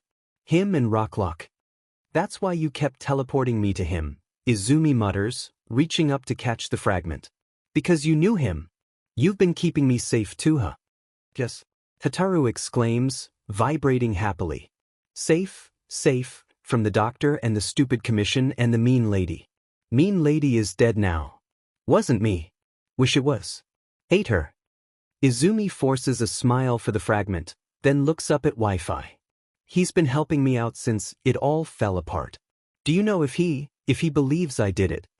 Knowing him, he probably wouldn't give a SHT even if you did. Neither do any of us, by the way. We are somewhat known for our vigilante justice. Wi-Fi smirks. But no. He's not one to take things at face value. And he does seem genuinely concerned. Izumi takes a deep breath. She can't hide here forever. She needs to go back out and face the music. Alright. You can tell him I'm here, she says, getting to her feet. Her uniform has been returned to her, clean, mostly dry. She needs to put it on. She needs to be a hero again. Please tell me those aren't permanent. Xles says the moment he spots her and her inked arms. I think your dads would kill me. Don't answer that. Let him stew in uncertainty. Reiko orders. Izumi can't help but snort.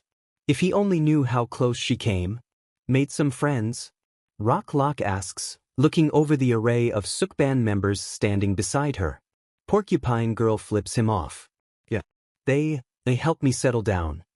Izumi looks behind her, at the group of people who've come to see her off. They had been so kind to her, an invader in their home, someone carrying the grief of a lost friend, a hero to their general unlawfulness. They helped her feel like herself again. Of course, the world keeps turning. Izumi looks back at Rocklock and Xles, shifting uncomfortably on her feet. But I didn't do it. Kill the president, I wasn't really in control of myself, but I definitely didn't do that. Never thought you did, kid. Rocklock assures her, scrunching his face up. Not entirely sure what they think they're pulling. Anyone with half a brain can see through this half-assed ploy to slander you. A proper investigation would never have hit the presses this early. That hag probably isn't even cold yet. Well, that's one way to put it. They want us to turn you in, but that's stupid, so we're not gonna. Rocklock finishes, scoffing in offense at the very idea. Also, Nedzu called. Scary F. Said to tell you he's got it handled, something about Brava going for the big dump. Which to me sounds like something my little cousin might say about going to the bathroom, but I assume it means something to you. Izumi sighs. It means the commission went a step too far, and now all their dirty laundry is getting aired out, she says shortly. We didn't want to do this, with everything as it already is, but, so I've got more gossip to anticipate? Wi-Fi asks, tapping at her phone. You know, I've got a bit of a following. I can post that picture I have of your tats and hair as an alibi, although I'm not sure how much of a trusted source I'll be. Anything helps, at this point. Izumi sighs. They give you Nedzu's number. And mine, but he's probably the one who's going to be handling this. And you can ask him for help, if you need anything. Xles nods, looking between the Sukban members. There are shelters, if anyone wants to. We stay with Obacon. Wi-Fi says firmly. We won't abandon her, not now. We appreciate the thought, both of you, but this is our home. We can't leave it. Not we won't, Izumi notes, handing back Wi-Fi's phone with 2 new numbers typed into it. We can't. Obacon and Reiko can't leave the confines of their territory. Even now, Reiko is standing under the lip of the tunnel roof, surrounded by the graffiti of the Sukban. Obacon hadn't even followed them out of the central rooms. This was their shelter and their cage. And they had taken care of Izumi. A threat to the integrity of their protections. Reiko, Izumi calls, getting her attention. When the girl turns to her, she bows, low and respectful. Thank you. For everything you've done. Izumi says, hands clasped together. Thank all of you. Hey, what's this? We didn't do anything that special. Yeah, we had fun. You let us do your hair. We should be thanking you. Yeah, and you brought Hataru back? Hands pull at Izumi, forcing her out of the bow and into a big, tight, sharp-smelling hug. Hataru buzzes about like an oversized firefly, her namesake, bumping into heads and messing with freshly cut hair, and for a moment, Izumi feels like she's safe again. But she can't stay. She has work to do. And staying with Toshi Densetsu will be putting a massive target on these sitting ducks. Thank you anyways. Izumi insists, squeezing tightly one last time before she steps away. I feel more human than I have in a long time. So long as you don't forget that. Reiko grumbles, punching her lightly on the arm. Now go stick it to the commission. Make that old hag roll in her grave. Punch all for one in the face for me. Take care, Tada. We'll all be cheering you on. Make sure to drink water. And eat. Come back to us if you ever decide you want something more permanent. Take a nap every now and then. F him up. Despite everything that's happening, Izumi finds herself smiling as she leaves the Sukban behind, waving as she follows Rocklock and Xless into the car. Rocklock starts it up, Xless also waving out the window, and they drive off.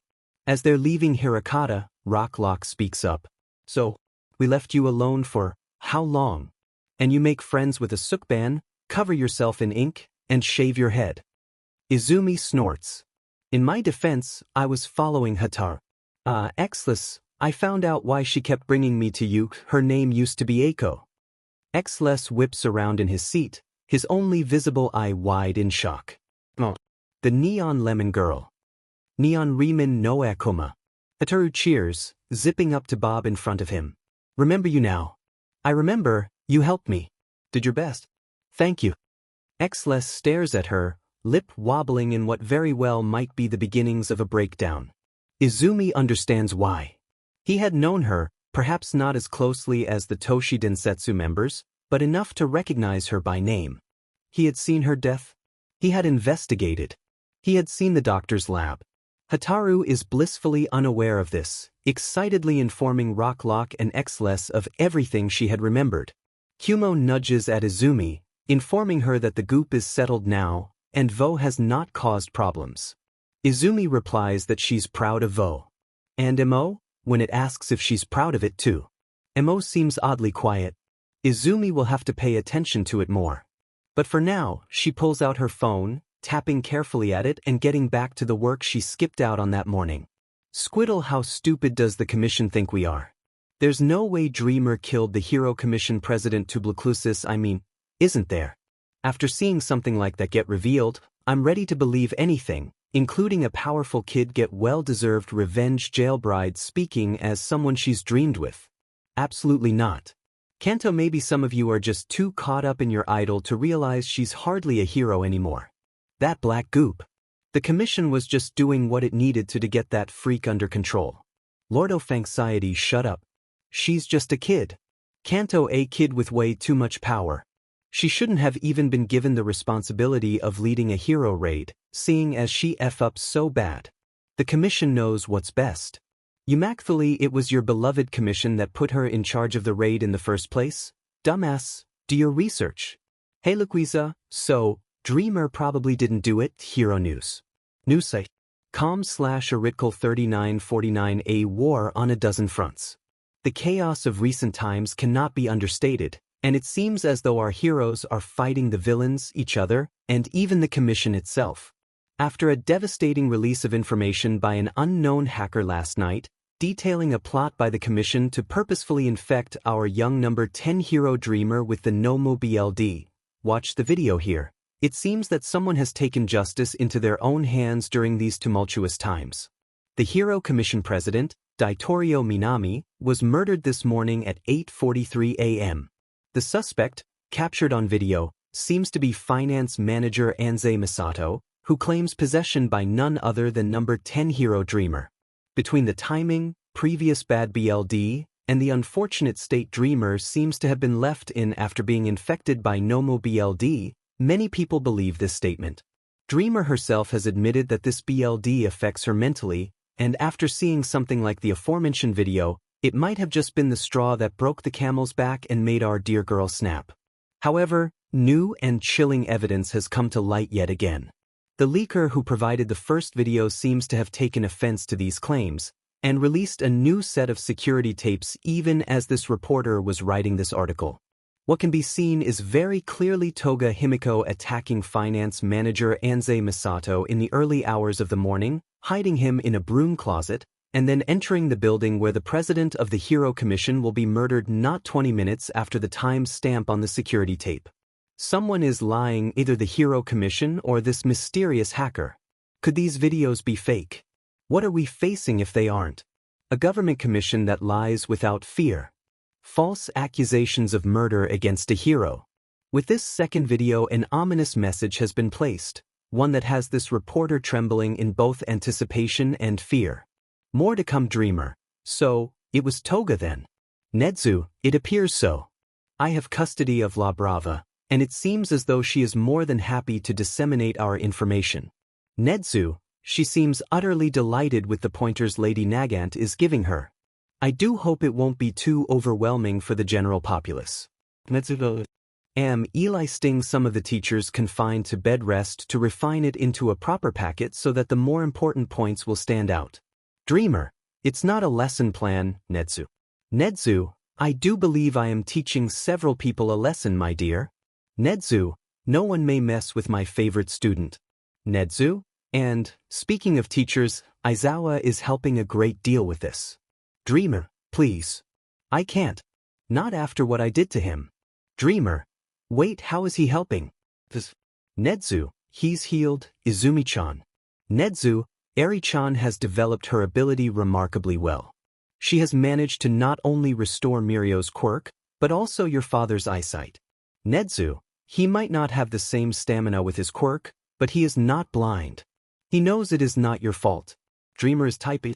Dreamer, thank you, Nedzu. For everything.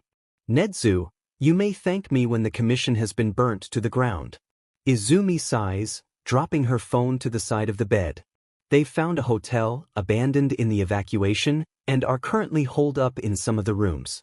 Xles and Rocklock were sorting through the supply closets to see if they could find anything useful to drop off at the shelters.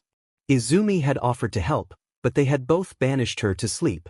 She's letting the fragments float around the room, Kumo practicing with his clouds, making pens teleport across the room. Hataru is humming to herself, floating in and out of the open door, while Vio seems to be very angrily attempting to create a black hole in the curtains. It is having absolutely zero success in activating its quirk. Izumi can't help but be grateful for that. She's not sure what it would do with access to black holes. Izumi frowns, sitting up and looking around the room. She can't see it here, but it can't have gone far, so she reaches out with her mind, finding it 2 or 3 rooms over. It's focusing on something. Pulling at its quirk, at its power. It's upset. Scolding herself under her breath, Izumi swings her legs off the bed and gets up, shaking her head at Kumo when he flickers to attention. If Emo has flown off to be alone, it probably won't appreciate a crowd. Plus, she doesn't really want to leave Vo unsupervised. Kumo settles back into practicing with his pens, and Izumi leaves, trying not to disturb Hataru as she heads out into the hall. Emo has apparently taken advantage of its intangible form, slipping through one of the doors Izumi hadn't unlocked, but that's easily dealt with. She presses a hand to the lock, carefully poking at it. Between telekinesis and electrical sense, the door clicks. Emo. Izumi calls, slipping into the room. It's dark. All she can see is Mo's chocolate milk light floating about 2 feet off the ground. Are you in here? Drip. Drip. Drip. Drip. Squelch. Mama, oh, Izumi does not like those sounds one bit. She reaches out, flicking the lights on, to see what exactly is going on. It's a mess. Emo seems to be having more luck than Vo with activating its quirk. Gray, sludgy goop drips from its light, trying desperately to form into an approximation of a body, with an oversized head, a pudgy body, and short legs wearing sneakers. The same sneakers Mocha used to wear. It seems to be some odd fusion of the Nomu Mocha and a human child. The half-melted, goopy body turns bulging eyes to her, before a toothless mouth opens. It doesn't move beyond opening, doesn't form the word mama that comes from within. More of a memory that a mouth should be open when someone is speaking. Hi, Emma. Izumi says, carefully stepping further into the room. Twice Quirk. Mocha the Nomu was a receptacle for a copy of Twice Quirk. What's going on? Do you need help? Emo doesn't answer. It turns back to the mirror, gray sludge squelching unpleasantly. It stares at itself, face slowly reconstructing, not into features, but more, the image of features. 2 eyes. A nose. A mouth. Shapeless and formless, like it isn't sure what they should be. A sculptor's first pass of a bust. The side of the skull caves in, revealing Mo's light. Oh, Emo whispers, not bothering to fix it, just holding what it has together. Ho had a body. A good body. It looked like it gave good hugs. Izumi kneels to the ground beside it, nodding. She did. I had a body once. Emo continues. It wasn't a good body. It didn't work right. It hurt. and it made Mama sad. But it was my body. It was my body, and Doctor took it apart. Took it away. I want it back. Its arms lift up, tremble into a cartoonish image of hands, before melting back down again. You should be able to make it, right? Mo whispers. That's my job. Making things. Copy things. If I know what it is. If I remember what it looked like. But I can't. Mo turns to her, gray goop spilling from the approximate location of tear ducts. It takes the round swell of a cheek with it, the entirety of the formless face dripping with it. I can't remember. Mo whispers, warbling and wet. I can't even remember Mama, Izumi. Something breaks in Izumi's heart. Mo hasn't called her by her name. Not once. All the other fragments called her Izumi, but Mo, for Mo, it kept calling her Mama. No matter what. It's growing. It's learning and remembering. And it's hurting. Izumi reaches out, taking care not to wince as she touches the gray sludge. Twice Quirk. Mo's Quirk. Carefully, gently, she pulls Mo into a hug. I'm sorry, she whispers, feeling the body it's made melt into her. I'll help you find her once this is all over. I promise. Mo shudders, whimpers, racked with sobs too powerful for the fragile body it's made to contain, melts into a puddle of misery in Izumi's arms. The data dump goes off like a bomb. Izumi has witnessed screaming matches both online and in person. People who believe the data, people who insist it's all fake, people who want everyone to calm down and listen to the people in charge no matter what. The truth of Lady Nagin's story is causing enough chaos on its own.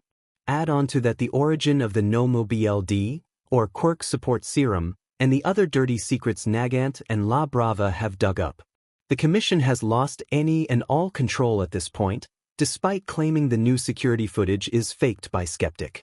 Each order and direction given to the heroes employed under them ignored or even posted online to be laughed at. Izumi worries how well the shelters are being run with the chaos, but she is grateful for some orders being ignored. Take, for example, the screenshot of a warrant for Izumi's arrest and the relevant details to her last known location, helpfully blacked out, currently circling the internet. Izumi's own phone is blowing up with messages from people she doesn't even know, heroes promising they won't arrest her. Of course, there are those telling her that she's an out-of-control beast that needs to be taken down. It's a common enough sentiment, actually, people comparing her actions in the fights she's been recorded into the symptoms recorded in Blue's journals. The girl needs guidance. Her quirk is overpowering, and without the constant aid of Eraserhead, who she injured in her first fit, she is mentally unstable even without the Nomo BLD affecting her. That's the Commission's public statement on the matter. Some people believe it.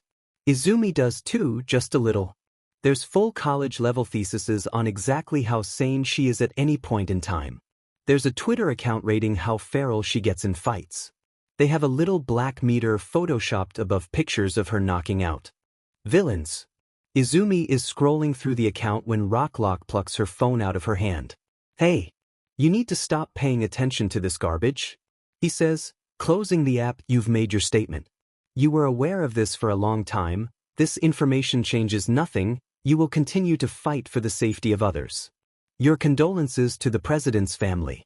That's all you need to do on social media, so stop before it melts your brain and gets to your head. Like death arms. Fwimp. Social media is important. It's the only connection we have, with everyone cooped up in shelters like this. Izumi points out. What if someone puts out a call for help? Something like that only works if there aren't assholes clogging your inbox, Rocklock says shortly. Come on. We've got work to do. Redestro is free. Some villains, looks like his old underlings, Meta-Liberation Army freaks, fire everywhere, cyber attacks taking out our cameras. Any chance you can make the car go faster?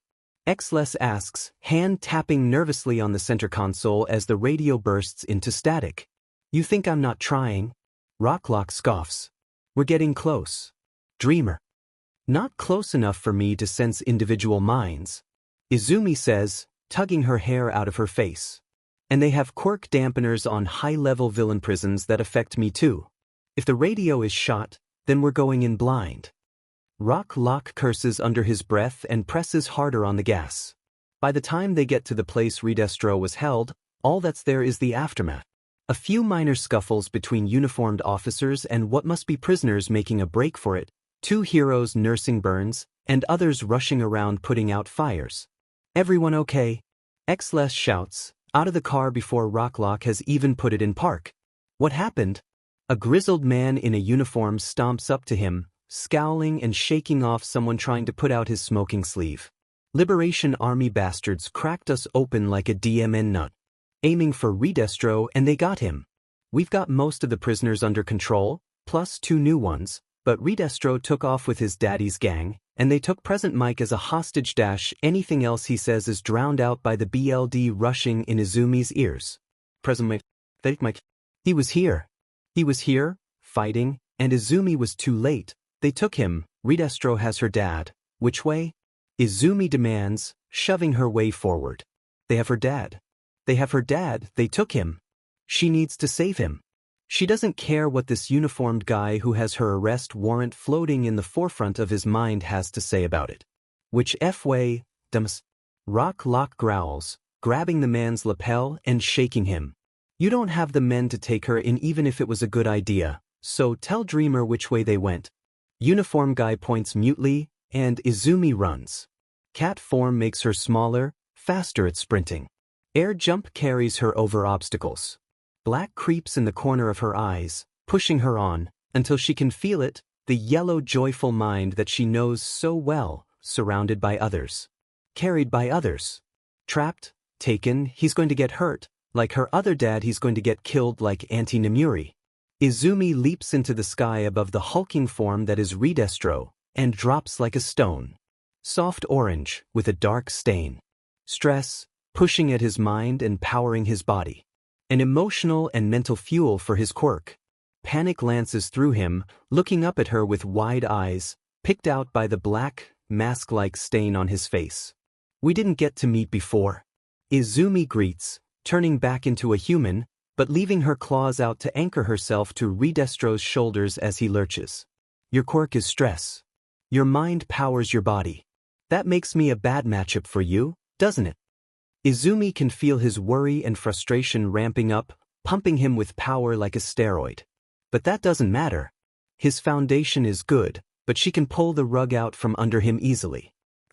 Redestro stumbles. Shrinks. Falls. You can't sleep? Izumi hisses, landing neatly on the ground before the rest of the villains. One down. Stretch out her mind. Mike, he's there. She reached him, she made it in time. He's trapped in a bubble, roughed up and hair singed, holding his leg. It's at a strange angle. Broken, most likely. She needs to get him out of here. She needs clap. Clap. Izumi tenses up. She knows that mind. Ash covering embers. She should have known he was here, she saw the fire. Knew it was Paranormal Liberation Front. She had been so focused on Mike and Redestro that she hadn't put it together. And there he is, the dragon, approaching her and clapping like it's a show. Incredible. The dragon says, pulling his cigarette from his mouth to speak. Taking out Redestro with hardly any effort whatsoever. You know, he went toe-to-toe with Shigaraki, though that was before his evolution. I know. Izumi says, shaky. Evolution. Is that really what they're calling it? I was there. In your heads. I've been watching you for a long time. Long enough to have plenty of the Paranormal Liberation Front members' quirks memorized. Including the one Mike is trapped in. Bubble shield. Capable of creating a bubble-like film that does not allow anything larger than photons to pass through. No solids, no liquids, no gases. Meaning no oxygen. Mike has a time limit. A long one. The bubble is a decent size, but if the user decides to tighten the bubble, pressure, popping ears, making it difficult to breathe, crushing limbs, give present Mike to me. Izumi demands, reaching out a splayed hand. She lifts Redestro's limp body into the air using telekinesis, making sure every one of the liberators can get a good look. He's important to them, isn't he? Redestro's mind is entirely within my power. I could make it so he never wakes up. A bluff, she tells herself, even as her fingers start to itch. A simple twist. A little snap. Break his neck, move on to the rest. One after another. Or I could make it so he never wakes up the same. Izumi announces, mostly to drown out her own thoughts. I could drive him mad, or permanently disable his ability to feel stress. Not that she's ever done anything like that before. But she's sure she could manage it. And for a group of people who base their worth on strength of Quirk, the liberators start muttering worriedly at the threat, which is what she really wants. Unfortunately, the dragon just laughs, tossing his cigarette aside. How vicious. How cruel. He gasps, eyes sparking. My little girl is making such dark promises. Truly, you've grown. It makes me wonder if you're truly capable of it. Makes me wonder what you could have been if I'd gotten to you sooner. I'm not your little girl. Izumi growls, fingers twitching. She could take him. Right now, with the serum rushing through her veins, her skin and muscle regrowing at an accelerated rate, she could walk right through his fire and snap his neck. It would feel good. She just knows it. The goop promises. Izumi shakes off the thought, focusing herself back into reality. She won't lose control like that. Capture, not kill. Oh, of course I know you've grown, but to a father you'll always be my little girl. He needs to stop making it so difficult to resist killing him. I'm not your anything. Izumi corrects. The dragon immediately scowls. Oh. You've replaced me with this. He waves his hand at Mike, this peppy, screaming, podcaster banana. Flips him off from inside the bubble. Sound might not get through, but apparently the view is clear enough for him to read lips. Or he just generally wants to flip off the dragon. Also possible. Either way, from the dragon's venomous mind, it doesn't seem like Izumi is getting her dad back via trade. That's fine. She'll just take him by force. She nudges at Kumo and the others, who are quick to jump to help. As the dragon turns back to Izumi, probably to spout something else that will make her want to rip his lungs out, black mist churns in the bubble next to Mike. The liberators shout warnings, but Ho, Mo, and Vo zip out and rush at their faces before they can do much more than shout. Present Mike falls through the portal, guided to Izumi's arms by Kumo's clouds, now white. He grins up at her, slightly lopsided from a black eye. Hey, little listener, he says. You're right on time. Relief rolls off his mind in waves. Not just for himself, but for her, and it aches, like putting pressure on a bad bruise. Thankfully, the dragon is shouting something, and Izumi can let herself be distracted by that. That's my daughter, Yubi. The dragon seethes, flames spilling from his lips. You should get away from her. Can't you see how powerful she is, how incredible she is out from under you and your Quirk-erasing trash boyfriend dash? Husband, F you very much. Mike shouts, glaring at him. We kept her safe from you, you flaming trash bag. How dare you call yourself her father? Her quirk is dangerous. Her quirk is a part of who she is. The dragon shouts. She should never have been limited this way. You kept her locked away for 5 years, hiding her from the world, from me. Power deserves to be used, a member of the Paranormal Liberation Front shouts. She should let go. Shouts of agreement come from the crowd, slowly getting riled up. People need to stretch themselves to their limits. Trapping her somewhere because you think her quirk is harmful is wrong. A quirk is a part of a person. Binding it is the same as trying a hand behind your back. The strong will survive. Let your power go. Their shouts layer over each other, the doctrine of the Paranormal Liberation Front being shouted from all directions. They're hyping themselves up as if Trumpet was here, rather than arrested. Izumi can't shout over it, and Mike looks too injured to try and use his quirk. One voice stands out, calling over the others. I tried to free her, the dragon shouts, splaying his arms wide.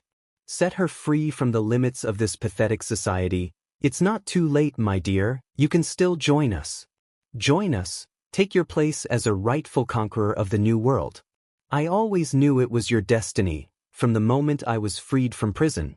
I knew that my daughter, who had caught Sensei's attention so soon, so stunningly well, she was destined for more than a life spent amongst the crowds, sheltered by her weak mother. I knew best for her. Izumi snaps. How could you possibly know best? She shouts. You don't know anything about me. anything about my quirk. I know how liberating it feels. To let go. The dragon exhales, breath sparking into flame. I can see you, Izumi, I see how much it hurts you, still holding on to that last edge of sanity. It hurts to hold on, so just let go. Let go. Let go. Let the goop dull the sharp edges of the glass. Let the adrenaline rushing in her veins be her joy. Let go and let her BLD take over, fall into instinct, into power, into freedom. The goop purrs at the thought, rubs against her throat like an affectionate cat, fills her ears until all she can hear is white noise. Let go. Izumi is strong. She's stronger than all of them. She always has been stronger than all of them. This goop, it isn't hers. But that isn't her strength. She was strong a long time ago. It hurts. Kumo. Izumi says, standing up and stepping away from Mike, Portal Redestro and Mike back to Rocklock and Xless. Could you? Out of my range. Mick's eyes widen. Little listener. Hate, I'm not leaving you alone. Black mist swallows him. Izumi watches the ground where he was, feeling him vanish, back to the other heroes. He'll be able to get medical aid. And Redestro is back in custody. That's good. Finally got rid of him. The dragon asks, giddy with excitement. Ready to join us? Ready to let go? You want to see me let go? Izumi asks, turning to face him. Dark curls. Freckles. Her freckles. You're the reason I'm so strong after all. It's in our BLD. The power of our quirk factors can never be understated, no matter how deceptively simple. Oh. Not because of that. Izumi says.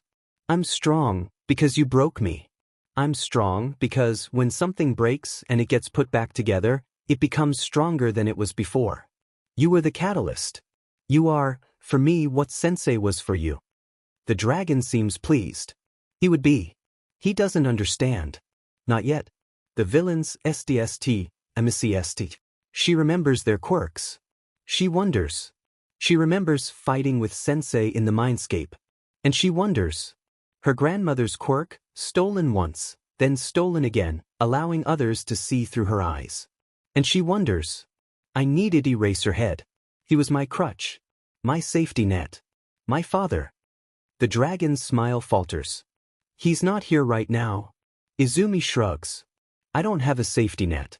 And I'm about to do something horrendously stupid. She smiles, feeling oil on her teeth, in her eyes. Rushing in her ears. Pounding in her heart.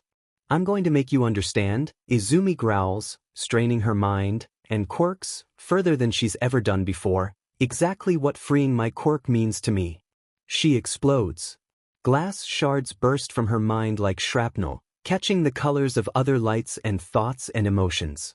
The lights of each and every person here, blinding without her shield, like staring directly into 100 suns, stained with emotion. Anger, rage, grief, pain, it all comes swirling forth, jagged shards of her shattered mind rising to the surface, stained with black but still razor sharp. Izumi knows this pain. It's an old friend. The liberators, on the other hand, fall to the ground screaming. They claw at their heads, at their arms, at the ground. They thrash back and forth and sob and wail and gasp. 1 or 2 vomits. Connected as they are, it becomes a massive feedback loop, building on itself every moment. Izumi doesn't let up. She needs to make him understand. Needs to make them all understand. She looks down at the dragon, ignoring the liberators that thought they had her trapped and surrounded, and makes sure he feels everything. The grief of losing her mother. The pain and confusion of those early days at the hospital. The agony of finding and losing friends over the years.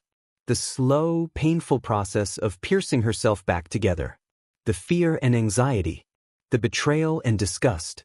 The grief. The pity she feels for him. The hatred she feels for him. The pain. The suffering.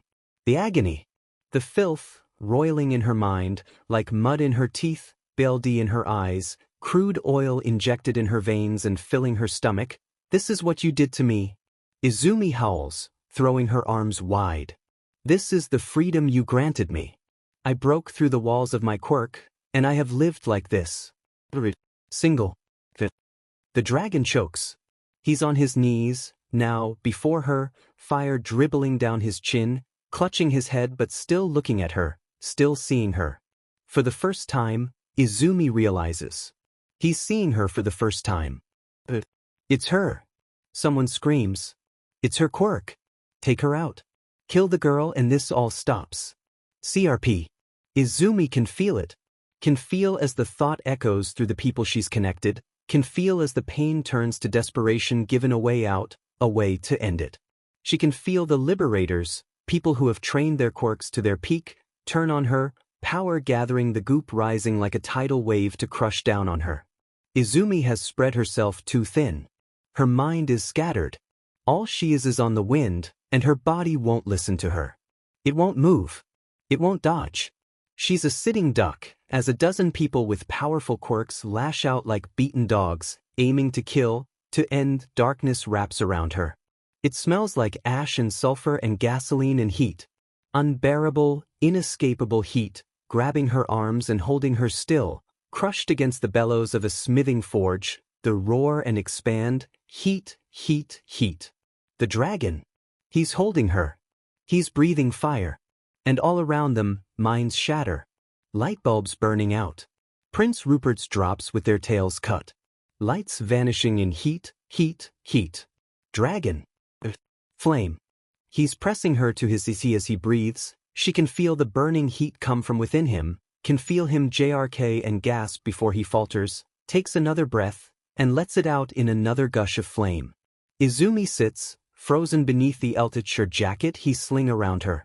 To protect her, she realizes. Not just from the flames, from his own comrades. One by one, they flare with pain and pop. One by one, they vanish until they're all that's left. He's killed them. He's killed all of them. The fire peters out, the dragon's grip on Izumi loosening. The jacket slips down. The heat doesn't let up. The light burns. White ash coats the ground like snow. Smoke stings at Izumi's eyes. The acrid smell of burnt hair and flesh bites her nose. The dragon wheezes, looking around at the destruction he's wrought, and coughs. Something wet falls from his lips. Not dark enough to be the goop. It's BLD. The dragon coughs again. Smiles. His teeth are red. Well, DMN. He rasps. Punctured, my lung. What an butt. He slumps, Izumi barely managing to catch him before he lands on top of her. There's something in his back. It looks like a scorpion tail, the end charred and cracked.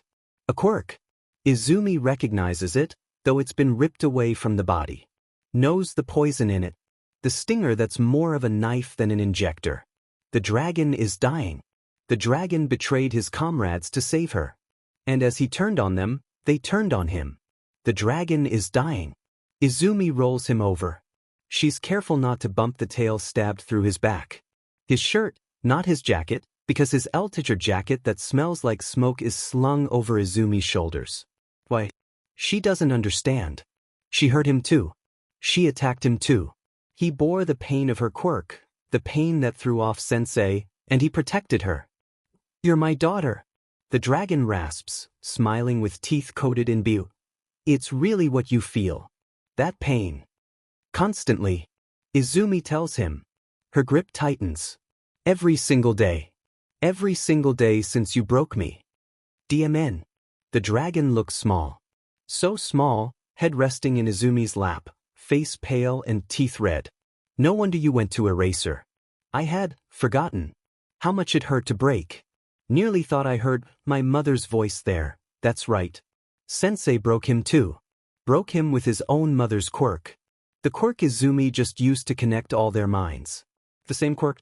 That voice. Sensei gave me everything. The dragon says. He opened me up and filled me with fire, fire, fire, and everything stopped hurting. I became my own god. I was free from all that pain and worry. My quirk was everything. Yours was so strong, so varied, your quirk could have been a dream. You would have dreamed and you would have been free. That's what I wanted for you. But you feel too much of other people. I guess that's why it didn't work. Izumi's throat burns. Burns like his. She doesn't know how to feel. The minds around her are gone. Nothing but sooty figures and bones. Killed, murdered, by the mind that she would have had nightmares about, if she were able to dream her own dreams. And that mind, that man, is fading in her arms. The man who took everything from her. The man who broke her. The man who killed her mother. Is dying in her arms. Telling her that all he ever wanted for her was a sweet dream. You've been broken for a long time. Izumi tells him, swallowing back bile. You don't understand anymore. What it is to feel. You're a monster. You took everything from me. You don't understand what you've done to me. Izumi stops. Her name in his voice sounds strange. It means fountain. The dragon muses. His hand reaches up, brushing at her cheek. It comes away dry. Izumi won't cry. She refuses to cry for this man. I guess. Inko wanted a name that would push me away. A water name to fend off the dragon? Ha, Inko. How long has it been since Izumi has heard her own mother's name? Did you know what I do, Inko? The dragon mutters, hand falling. To our little spark, our little fountain, our little dream. The embers burning beneath the dragon's ashy mind die out. Someone in Izumi's mind sobs. It's not her. It's probably her grandmother's vestige. She wonders if she cried in Sensei's mind too, when he first used her quirk against her son. She can't do anything about it, though. As her mind slowly pieces itself back together, and the minds of Rocklock and Xless approach from the distance, the dragon's body slowly cools in her arms as the last of his fire drains away. Izumi curls in her mental bubble, staring out at the goop. She had been horrified to realize it. When Rocklock and Xless came to get her, and they walked past the sooty remains of the dragon's last firestorm, she had seen it. Black, oily goo, dripping from the mouths and noses of the charred bodies. The bodies that once housed minds that she had bound herself to. Had she truly infected them? Stained them? Shoved the goo that repulsed her into other people in their final moments, like they were nothing but vessels for her to rid herself of her filth. Izumi. Izumi turns, forcing a smile to Kumo. She can feel the concern wafting off the light. Sorry, Kumo. I'm okay. Kumo radiates skepticism, but doesn't push any further, instead backing away as Mo whirls forward. Weird things happened. During fight. Mo announces. Oh. You remember how you said watch the other people in here? Ho asks, zipping up, nearly trembling with the news she's ready to spill. We did. And two of them did something. Kumo didn't see it because he was busy, but we did. We saw it. Izumi winces. Of course the vestiges were affected. She shouldn't have been so rash. What if the fragments got hurt? What happened exactly? Vo got beat up by your grandma. I did not. Vo screeches, slamming into Ho's side. Izumi quickly grabs the fragment to stop it from attacking the others, frowning when she realizes Vo seems more fragile than it did before. What happened, exactly? She asks, gently running her fingers over the fragment. It's shaky, but stabilizes quickly with a bit of energy put into it. When you were doing the crazy shard shabby thing and connecting with all the other lights, the vestiges got all freaked out. Ho reports. I think I saw a guy get chucked all the way over there. She makes a motion as if she were tracing the arc of the guy getting chucked overhead. At least, Izumi thinks so. She's still a ball. But one of them came right at us. Mo interrupts, as Ho attempts to mime the final fall and explosion. Izumi hopes that's just dramatics. It was the one that calls you Meigo? She was shouting for Hisashi and seething mad, trying to get to you? But Vo was in the way, so she grabbed it and they started fighting, and she nearly squeezed Vo so strong Vo popped. I did not. Vo screeches, wrestling its way out of Izumi's hands. Some wrinkly old grandma isn't strong enough to kill me, the black hole villain, Void. She wasn't wrinkly and you're not a black hole anymore. Ho corrects. Izumi ignores the beginnings of an argument between the two fragments. It's true her grandmother wasn't a wrinkled old woman, like she would be if she survived. The vestige of her within Izumi's mind is at the age she died. 30s to early 40s at most. Attacked while she shopped with her son. Her quirk torn away from her, then used to hurt and break her child.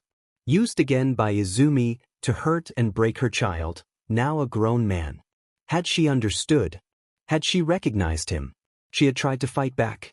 Izumi hopes she's okay. The fragments didn't mention the vestige being harmed, but what of the other? Kumo asks. You said 2 of the vestiges did something. Oh right. Ho chirps. It was Emister. He was making goop sandcastles again. Mo announces, swirling in the air. He's over there, I think. Not sure. We were distracted by the angry grandma. Sorry. That's fine. You did your best? Izumi says quickly. Could you show me? It's okay if we don't find him, but Mo wiggles happily and floats to the edge of their safe bubble, pushing it along. Izumi watches the area, squeezing her hands together despite her nails digging into her skin. They're getting closer to where Sensei's light is. Had he returned to the area? Kumo hisses, clouds turning black. He's there. And there he is. Like the last time Izumi had seen him, Sensei is lumping together bits of goop, his own mind light floating beside him. It really does look like he's building a sandcastle, piling it up as high as it can go, building himself, something within her. Izumi hates him. She hates him so much. Part of her wants to attack him like she had last time, but that didn't work. She has to be in control. My mind. She mutters under her breath. My quirk, my glass. Izumi reaches out her hands, focusing. The goop is everywhere. But it isn't truly what her mind is made of. Though it might be painful, the glass is her foundation. She can control it just as she did earlier. Thick shards of glass move from beneath the swell of goop like breaching whales, stabbing up into the open space, grating against each other into a truly horrific-sounding noise. Mo and Ho screech in offense, and Vo shudders, but it gets the job done. The goop falls down in an odd pantomime of rain, splatting nastily against itself, and All for One is trapped like a pinned butterfly in a nest of glass shards. He's uglier than a butterfly, though. Ah, hello, my dear dreamer. Sensei greets, smiling up at her. To what do I owe the visit? I think that's my line. Izumi sneers, crossing her arms. Can he get out? Last time he melted into goop. She doesn't want to risk him doing that again. You're trespassing. Merely observing. Sensei says, shifting slightly, only to wince. But he might really be trapped in that case. And Izumi can put aside just that little bit of pressure. And it truly was impressive watching your fight yesterday. Izumi stiffens. He saw that. Of course he saw that. It doesn't matter. He's trying to get under her skin. He knows it affected her. He's trying to use that. All those people you sent to their knees, with your newfound strength. Ridestro, and then nearly an entire army. Sensei smiles, nauseating pride leaking from his every pore. And then using the dragon to kill them all. Izumi reels back like she's been struck. I didn't make him do that. Didn't you? Sensei chuckles. Your power is to manipulate minds, my dear. The dragon was a man with a lust for power and life. You had your hand in his mind, just as you had a hand in the mind of every person there. What an act of power, to take what you learned from me and use the serum to increase yourself 100-fold. I didn't do anything to him. Izumi insists. She hadn't. He made that decision himself. I'm not like you, manipulating the people around me for fun. Your strength of will still astounds me. Sensei interrupts. He's still smiling. Izumi hates him. I had thought you would shatter along these fault lines once you began changing, but you retain your sense of superiority. Purity. Izumi wants to tear him apart again. Shred his ugly smile. Rip his bones apart. Push the glass through his skin and scatter him. Make him hurt. She takes a deep breath, swallowing down her rage. That hadn't worked last time. Attacking him is what he wants. She needs to keep him whole and trapped. Him in his mind. She needs to be in control of herself. Even after killing your own father. Shut up. Izumi brings her hands up, not missing the glint of glee in Sensei's emotions. He's waiting for pain. Izumi won't give him the satisfaction. She forms a bubble, similar to the one she's taken refuge in with the fragments, around Sensei's vestige and his prison. He looks surprised, shifting in his glass cage. What is dash the bubble Mike had been trapped in? No sound passes through. Izumi pictures it, and as this is her mind, it changes to her will.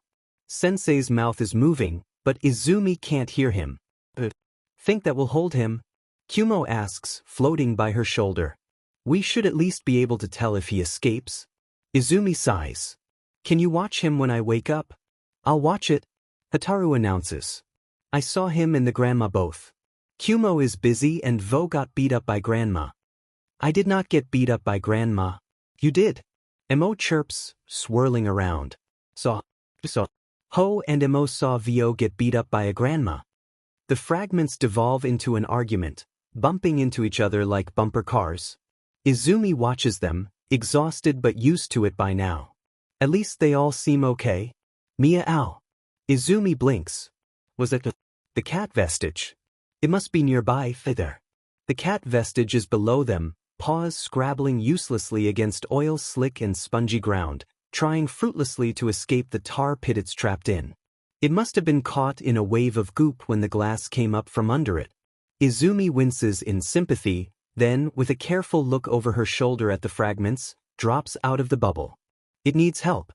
No matter how repulsive it is to touch the goop, the vestige can't be feeling much better. Hey, you're all right? Izumi murmurs. She misses her own cats. This one isn't real, but I've got you. It's okay, let me just dash, Mro. The cat bolts away, free from the goop though rather stained, leaving Izumi to pull her hand back, wincing at the harsh red lines scoring her skin. The fragments promptly swarm her, abandoning their argument to pull her back into their safe little bubble. They babble, emanating concern and scolding like mother hens, but Izumi can't focus on it. The glass of her mind has hurt her before. But she's never bled. Not like this. Izumi wakes up back in the car. They aren't moving. She keeps her eyes closed, reaching out. Xless, in the front seat. Rocklock, outside, looking for something. No one else. Mike isn't here. She's relieved, then disgusted with herself for her relief. Her dad had been so happy to see her, so relieved, and she just is safe. He's away from her, and her unstable emotions. It's better that way. Xless. The man jolts, looking over his shoulder. You're up? Rocklock's raiding an abandoned convenience store. Sleep well. Izumi shrugs, not ready to talk about anything that happened while she was asleep. Is my dad okay? Present Mike got taken back to UA. He had burns, a broken leg, and a black eye, and it looks like someone tried to crush his speakers, but he'll be just fine. He was pretty insistent on getting to you himself when he showed up with Redestro. He's in custody again, by the way. Woken up and piping mad, but they had Quirk suppression cuffs on him by then. Right? Izumi mutters. Custody. Redestro was in custody. But the Meta Liberation Army members, all those people, they were... The coffee machine I found worked. Rocklock announces, opening the door. Made a bunch. There were a bunch of protein bars and snacks too, so oh hey kid. Want something? What do you have? Izumi might not really be hungry, but she needs to eat. She's sure she can force something down. She shifts to lean forward, trying to see if there's anything good, when something shifts and falls off her shoulder. Izumi blinks, looking down at the LT-chart jacket she's wearing. The dragon's jacket. We didn't want to take it off you. Part of it got a little melted to your suit. Xless says awkwardly. Fire. Fire everywhere. LT-chart jacket used to protect her from the fire. Izumi tugs at the jacket. It is fused to her suit, part of the synthetic material melted by the heat, connected to her waistband. She pulls a pocket knife from her boot and carefully cuts it away. It's quiet right now, Rocklock says. We could do something with it. If you want. Tear it up. Throw it in a river. You know. It smells of smoke and BLD and death. The back is blackened and burnt. There's a stain that might be BLD or oil. There's a box of cigarettes in the pocket. I think I want to keep it, Izumi says aloud. The other two stand in silence for a moment, frowning at the jacket. Okay. Xless says finally. Can I ask why? Izumi shrugs. A desperate attempt to regain control. To hold on to something. To honor the one good thing that man ever did for me. AF up reminder of my trauma. Who knows? Take your pick. She shoves her arms through the sleeves. It fits fine. Her arms are skinnier, but her hands fit all the way through, and the shoulders are a bit too wide. My blanket cape was getting worn out anyways. Izumi excuses. It's not a good excuse. But Rocklock and Xless don't mention it, and besides a concerned flare of their minds and a side-eyed glance at each other, they don't react. There's a meeting with some top-ranked heroes nearby. To plan. Izumi says. She had been invited but hadn't been sure if she should. Now that Sensei's vestige is imprisoned, she won't be a security risk. Hopefully. I have the address. Empty warehouse. Rocklock passes her a bag of chocolates.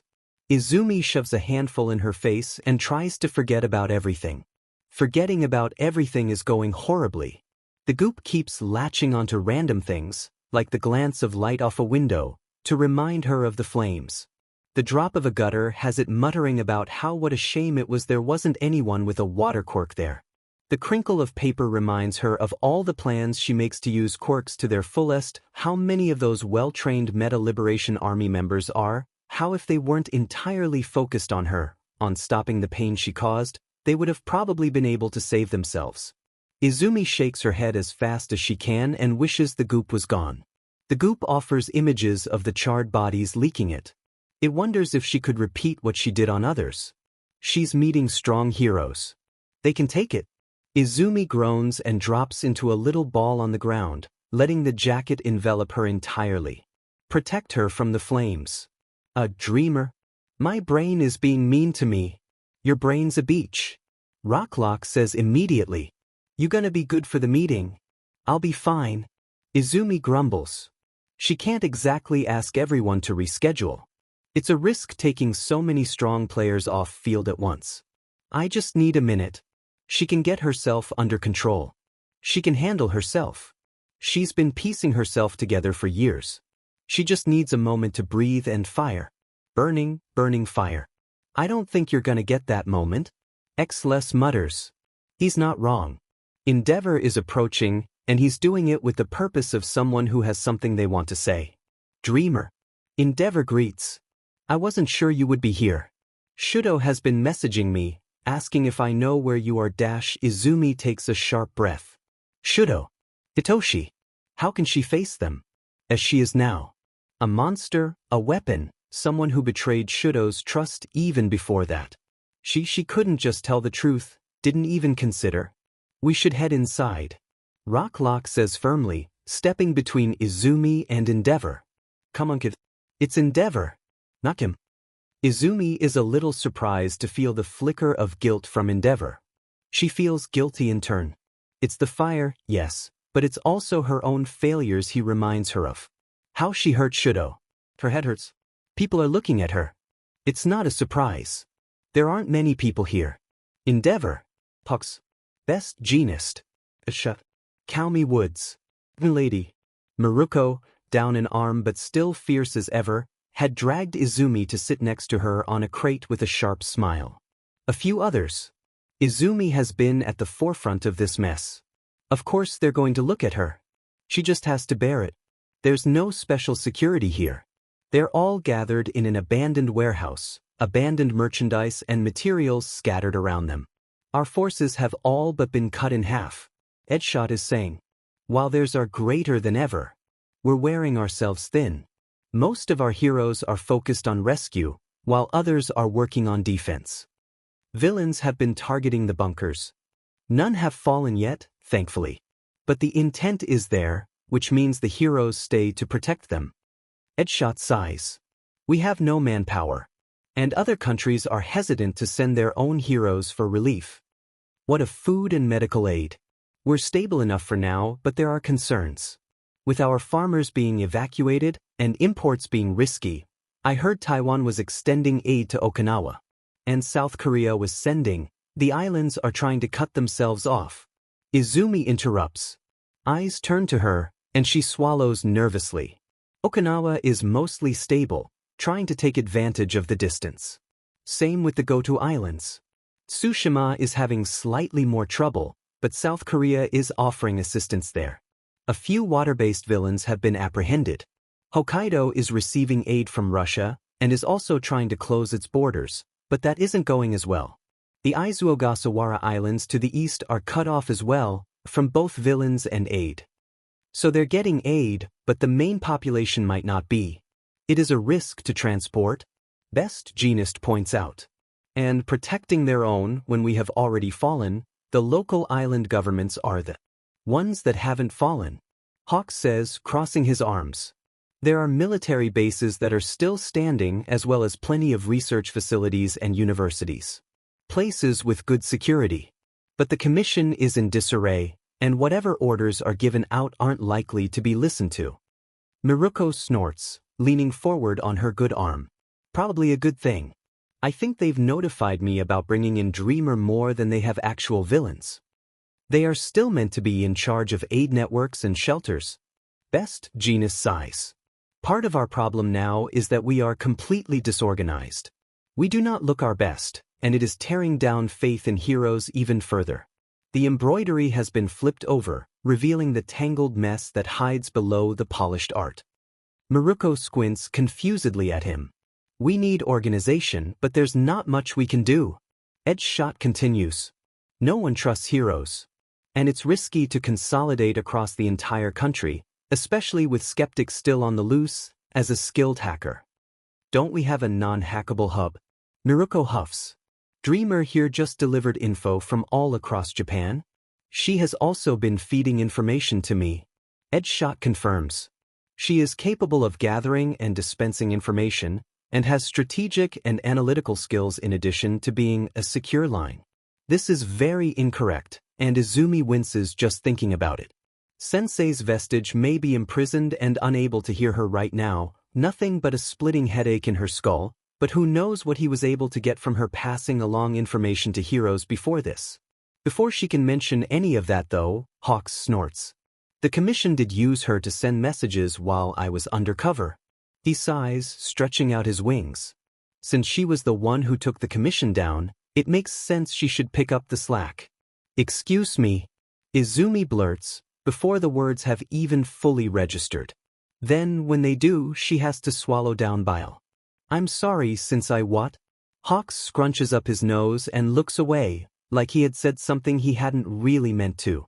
Izumi doesn't buy that. She knows he knows she doesn't buy it. She can hear him. You don't really think I killed the president of the Hero Commission, do you? She asks him. He can't believe that. The video footage proved it was Toga. She had admitted to it herself. Izumi might have told her that the president was the one who ordered Twice's death, but she hasn't actually killed her. Technically. Hawks rolls his shoulders, glancing back at her again. Have my doubts. But I gotta say, seeing you wearing that jacket like it's a trophy from slaying the dragon really does make me wonder. Izumi stumbles back like she's been struck. They don't think she killed him, do they? The dragon had died protecting her. She hadn't made him do anything. She hadn't made the person who killed him do anything. She? I didn't kill either of them. Izumi shouts. Her heart thumps in her ears. She can feel eyes on her like ants crawling up her arms. Even if you didn't, the information you released pretty effectively killed what little was left of any trust or organization we had left. Hawks shrugs. You think they should have just gotten away with what they were doing? Izumi splutters. The serum experiments. Blue. Lady Nagant. Izumi herself. Pushing her, using her, manipulating people to get the desired result. Framing her for murder was nothing but the last straw. You could have waited. Hawks suggests. You must have had that info for a while. Why didn't you release it immediately? Because we were focused on a bigger threat. Why take out the commission when the threat has only gotten worse? I wasn't the one who made that call. I collected the information about the experiments they did with the Quirk support serum, but hacking, collecting, and releasing everything else was other people dash. La Brava. Blue. They were the ones who did it. Izumi might have been the catalyst, but she was hardly the one who pulled the trigger. Hawks knows that. Izumi can tell that he knows that. Hawks wants to know who it was. Or, more likely, his boss wants to know who it was. He's the commission's. He's digging for information from her, riling her up and trying to get her to name the leak. Blue's fear of the commission. Izumi grits her teeth. Swallows bile. Of course. Their symbol on his tea. He's an extension of them. He might hate what he's doing, but he's still doing it. Testing her. Trying to see if she's a threat. She is. She'll rip out what's left of his feathers and stick them back onto him with hot tar. I'm not stupid enough to tell someone who's ready to kill on the commission's slightest whim, she tells him. She may be compromised, but she's still not someone to play mind games with. No matter how good Hawks is at them. What is this about twice? Hawks asks, breath hardly even catching on his name. He was a threat. You saw what he did in Daika City? I did what I had to do. Hawks sighs, rubbing his hand over his face. Your quirk may put you in their shoes, dreamer, but you need to be able to keep yourself from getting attached. Getting attached? Izumi repeats, incredulous. After seeing him dream of Dabi. After helping him hide his hickeys. I'm not taking that from you. Of all people, you still dream of him. I did what I had to do. Hawks blusters, face red either from rage or embarrassment. Izumi can't tell and doesn't care. She wants to rip his head off anyways. You need to think about the big picture. I have been thinking of the big picture. Izumi screams. It's all I've been able to think about. Do you really think the commission had the big picture in mind? I don't think they did. I shouldn't have been in the hospital raid. I should have been at the mountain villa. By all logic. I knew the names, faces, quirks, strengths, and weaknesses of every single person in that villa. I could have been in the minds of everyone there, making sure they weren't taken by surprise. It was a mental quirk that took down Gigantomachia in the end. I could have knocked twice unconscious before he had a chance to duplicate even once. I'm a natural foil to Redestro's quirk. I fought him yesterday. Do you know how long it took me to win? 2 seconds. She takes a deep breath, eyes burning. Edgeshot had been badly injured fighting Redestro. Hundreds of heroes had been hurt. And Auntie Namuri, Fizumi had been there. She hurts. But instead, I was sent to the hospital. Izumi hisses. The commission decided to set me against Nomu, which my quirk doesn't work against properly, and the serum made to transform me into a new plaything for Sensei. They played directly into his hands, and for what? The off chance I'd develop into a weapon they could control. She wants to make him hurt. You should have seen the contract they wrote up for me. Someone might be saying something. Izumi wouldn't know.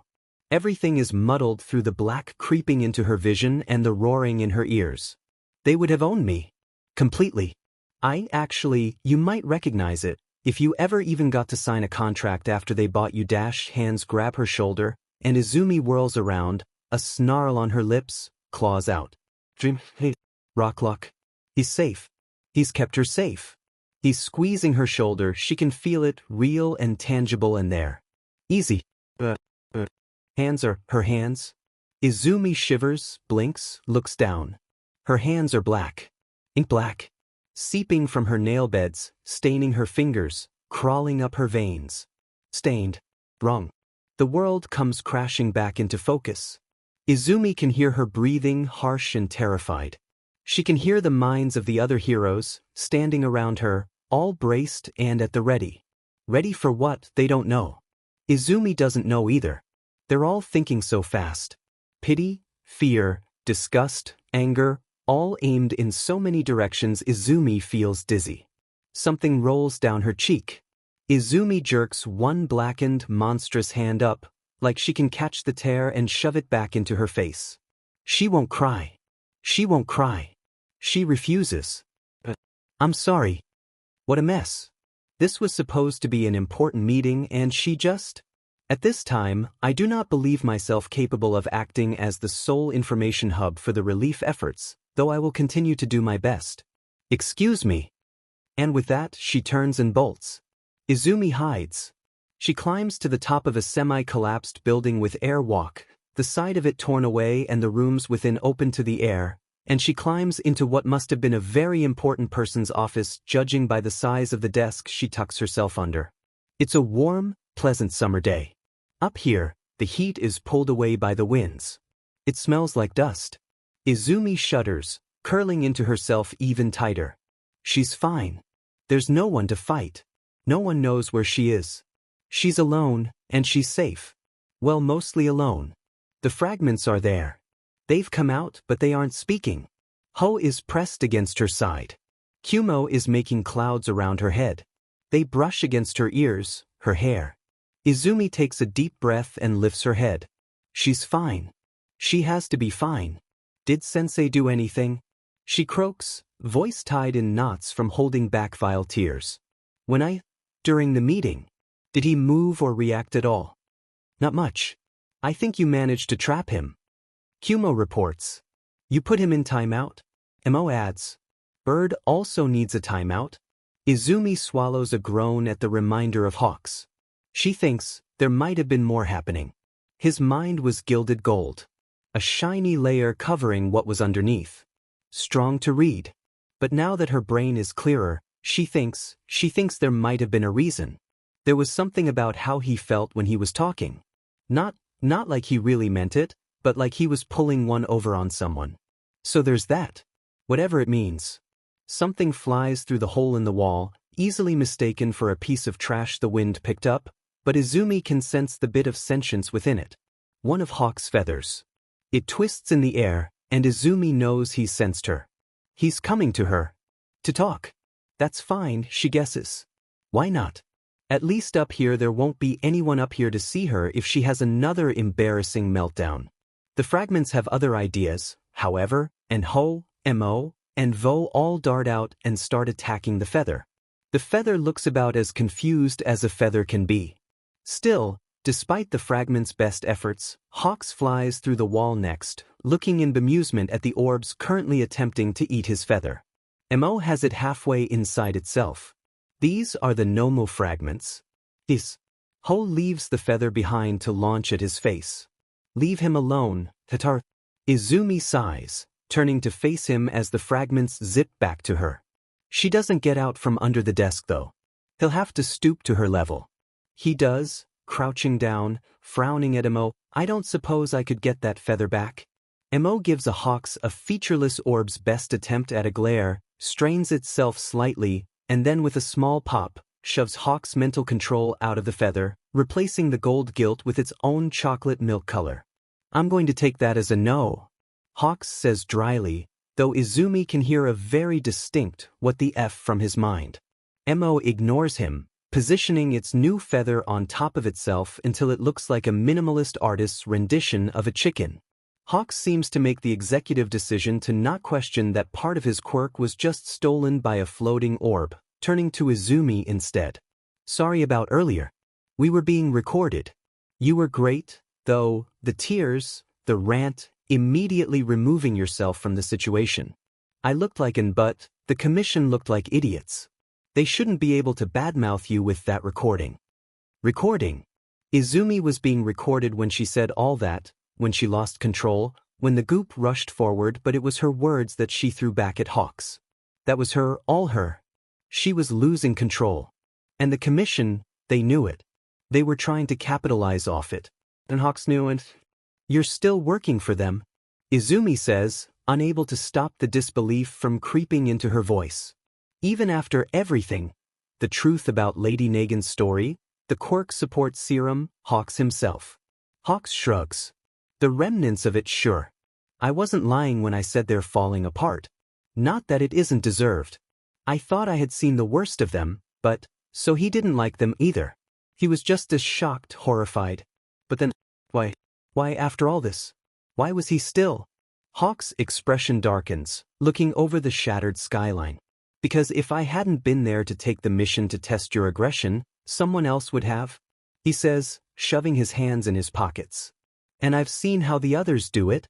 Something twists in Izumi's stomach. Testing her aggression. Heroes sent to test how likely she was to snap. They would have sent someone to attack me. Not flat out, Hawk sighs. They would have pressured you like I did. Got in your face. Shoved you around. Ganged up on you, had restraints, just in case, but would have been completely unreasonable about it. Waited until you threw the first punch, then labeled it self-defense. Cops do it too. They spot someone on parole, or with a mutative quirk, and they make an excuse to get them off the street. Pushing you into a fight? Well, it would have been a suicide mission, but they don't care about that. It would have given them an excuse to reveal you to the world as unstable. Fix their own fuck-ups. A suicide mission. Making her angry is a suicide mission. Hawks was protecting her, but he was also protecting people from her. Unstable. The threat. I see. Izumi mutters. She curls tighter beneath the office desk, pressing her spine into the solid wood. The commission is still after her. Blames her for their fall. They might not be satisfied with what Hawks gives them, and if they try again, she might hurt someone. Or even get Rocklock and Xless into trouble. Maybe she should go off on her own. Plastic crinkles. Izumi blearily looks over her knees to see a curry bread package being held out to her. Hawks smiles wryly.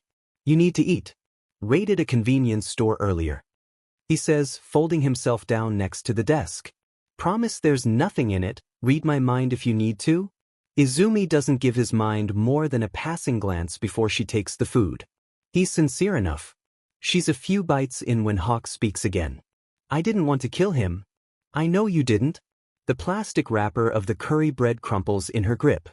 I'm just angry. And sad. He was just a person. A good person, you could argue. He was scared and sick, and he needed help.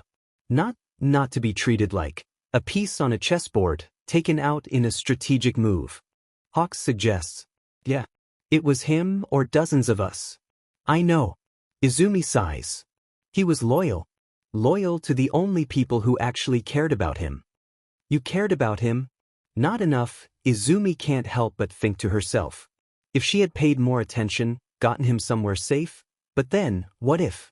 What if she found Tuya earlier, found Shigaraki, found Toga, found anyone? Could she have helped them? Or was it really all inevitable? So many of them have good reasons to be angry. Izumi sighs. Toga, Magna, and Spinner just wanted normal lives. Dabi is angry at his abusive father. Shigaraki has not only been abused as well but groomed into this. Their reasons, their stories, they're real, but they've been taken advantage of, woven into senseis. We failed to save them.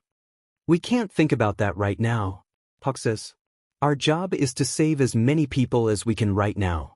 The people we failed, we have to move on, or that list will just keep getting longer. Izumi takes another bite of curry bread. She doesn't have an answer to that. For the record, jacket makes you look badass. Izumi snorts. I don't even know why I want it. Aren't you a psychologist? Izumi looks over the edge of the shattered building.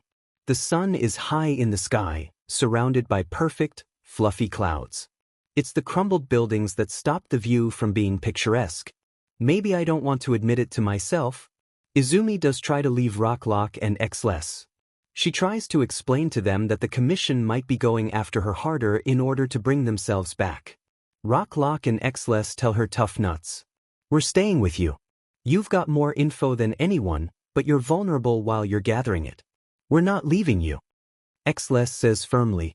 And if you do try to leave, Kumo and Hataru will bring you right back. Isn't that right, little guys? Yep. Hataru chirps, because Hataru is a traitor. Izumi sighs, but she doesn't protest further. The most dangerous of escapees are their targets. Izumi manages to find a group of 3 villains, arrested years ago for attempting to awaken MT Fuji, trying their plan again.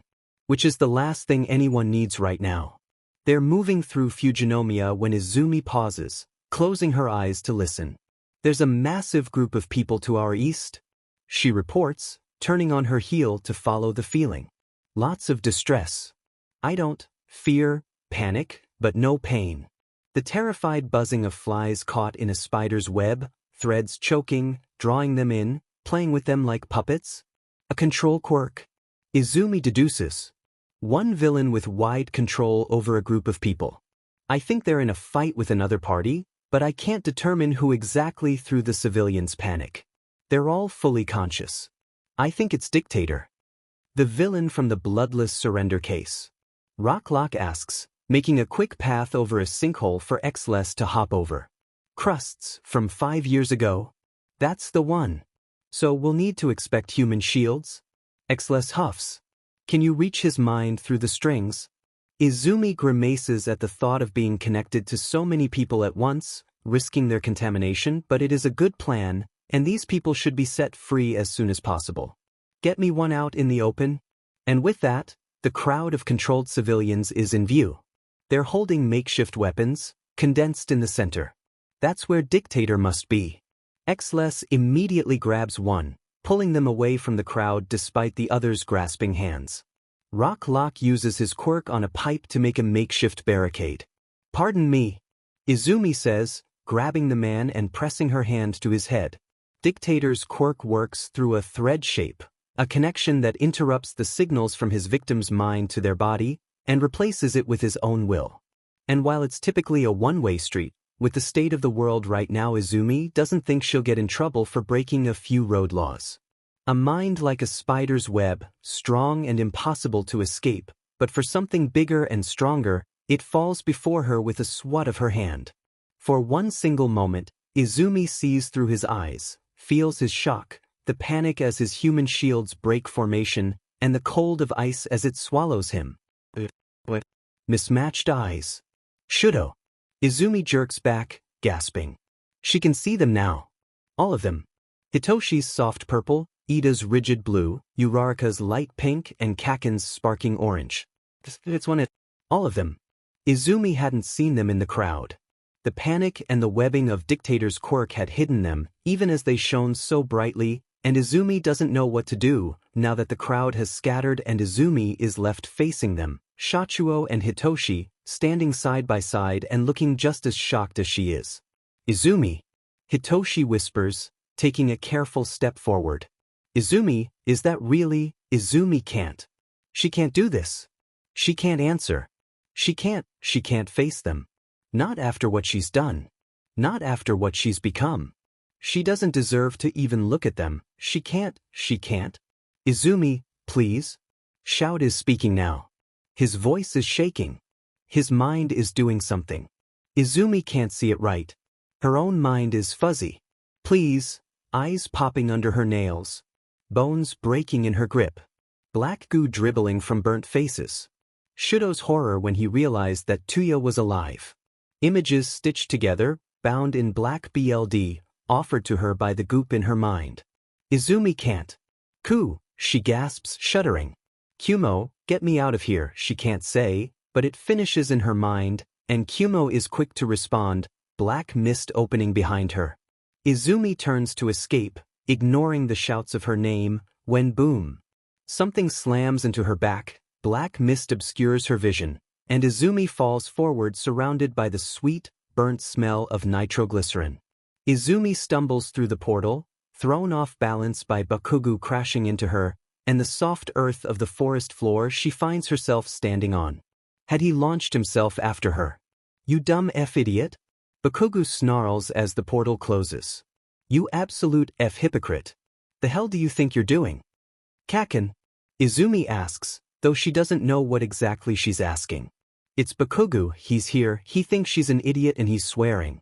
This is all rather normal, really. Bakugu scoffs, glaring like he wants to set her on fire with his mind. I called you a hypocrite. Where's your mountain? Now that you're at the peak of power, or whatever evolution bullshit All for One did. Mountain. What was Hija? The old dream.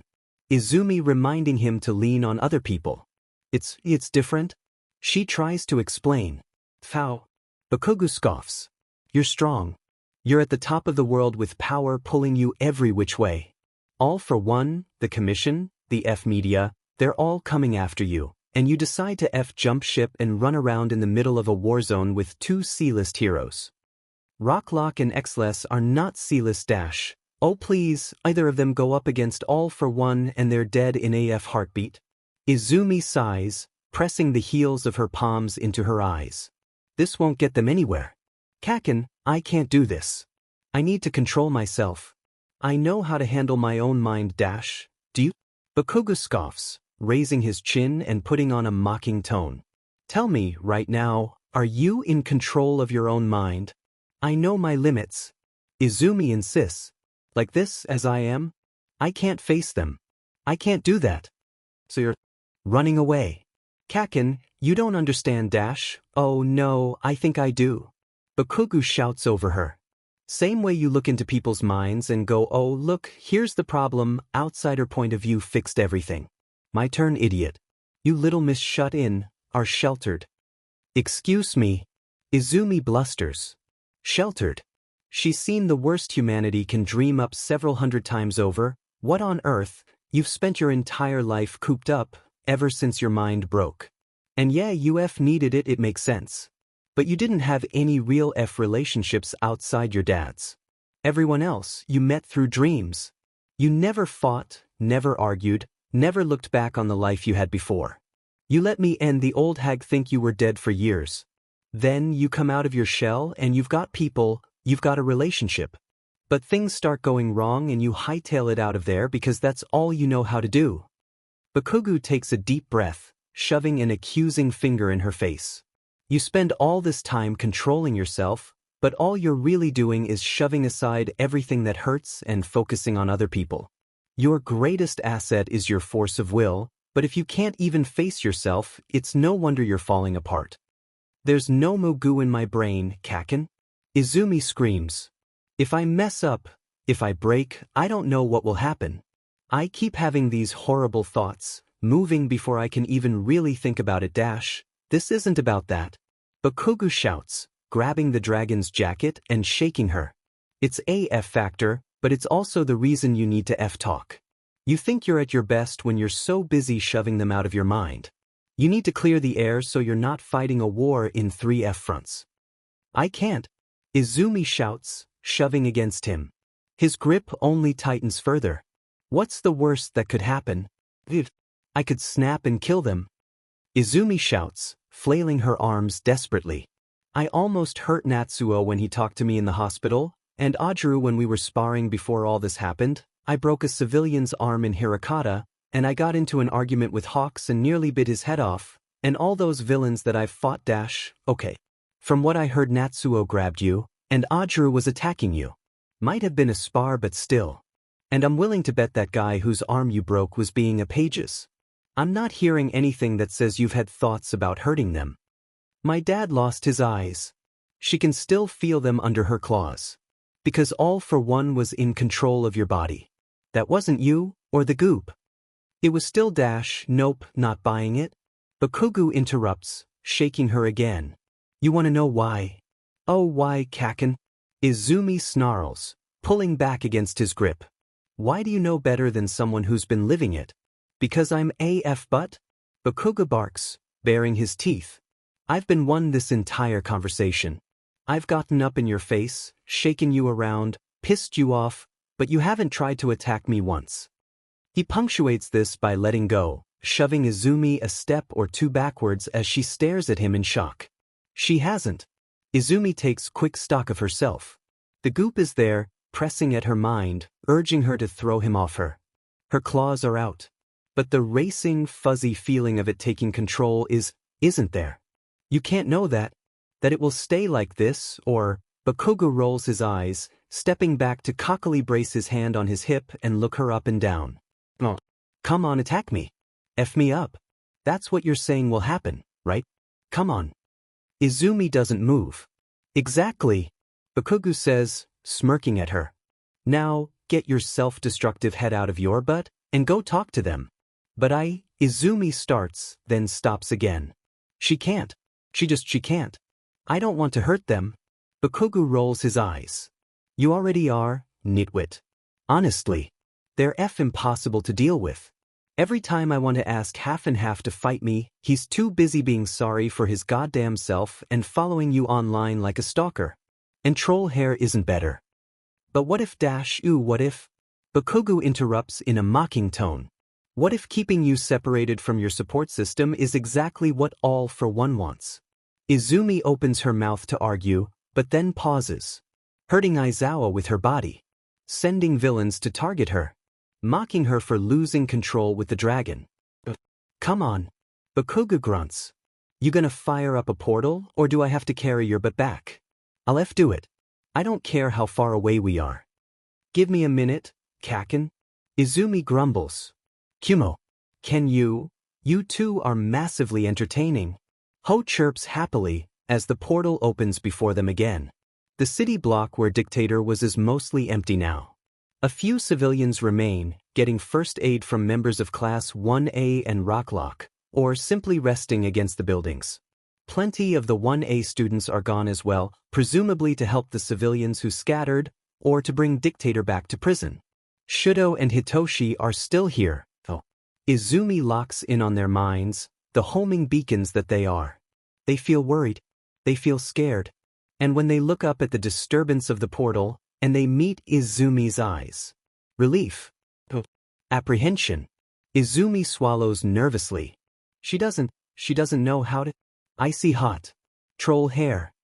Bakugo shouts, shoving past Izumi to get out of the portal. Come talk to this idiot before she chickens out again. All you extras, F off and give him privacy. That includes you, rip off laser eye surgery. Xless scrunches his nose in offense. That is not what my quirk dash, did I ask? Bakugo snarls, grabbing the older hero by the edge of his cape and dragging him off, leaving Izumi alone with Shudo and Hitoshi. They look rough. Hitoshi's eye bags are darker than ever, and there's a bandage on Shudo's cheek, some on his neck. They're both pale. Izumi stares at them. They stare back at her. Wordless. Unsure. Where words once came so easily, now they won't come. Izumi is supposed to be good at words. She's supposed to be able to talk. She talks a lot. That's part of what she does. The other part is emotions. So why can't she talk? Why can't she think of what to say? Izumi. Shudo says finally. Not even a word. Just her name. It feels like a knife. Izumi wants to cry. I'm sorry. Izumi blurts out, those two words taking up all the air in her lungs, so she has to gasp in a breath for her next words. But I don't have any excuse for it, I really don't, I'm so sorry. I never meant to hurt you, I didn't keep it from you intentionally, I forgot. And that isn't right, and I should have thought of you more, and it's a stupid reason but it's the truth. I completely forgot to tell you about your own brother. I didn't tell anyone, no one at all, and that doesn't exactly make it better but I'm sorry, I'm so sorry, a cold hand grabs hers, and Izumi stutters to a stop, staring down at where they're connected. Breathe. Shudo says quietly. Let's sit down. He pulls her to a chunk of fallen rubble, Hitoshi shoving smaller pebbles off the top before they all settle down. You look horrible. He tells Izumi bluntly, shoving her down on the newly cleared seat. Honestly, Izumi, when's the last time you slept? Couple hours ago. Izumi says immediately.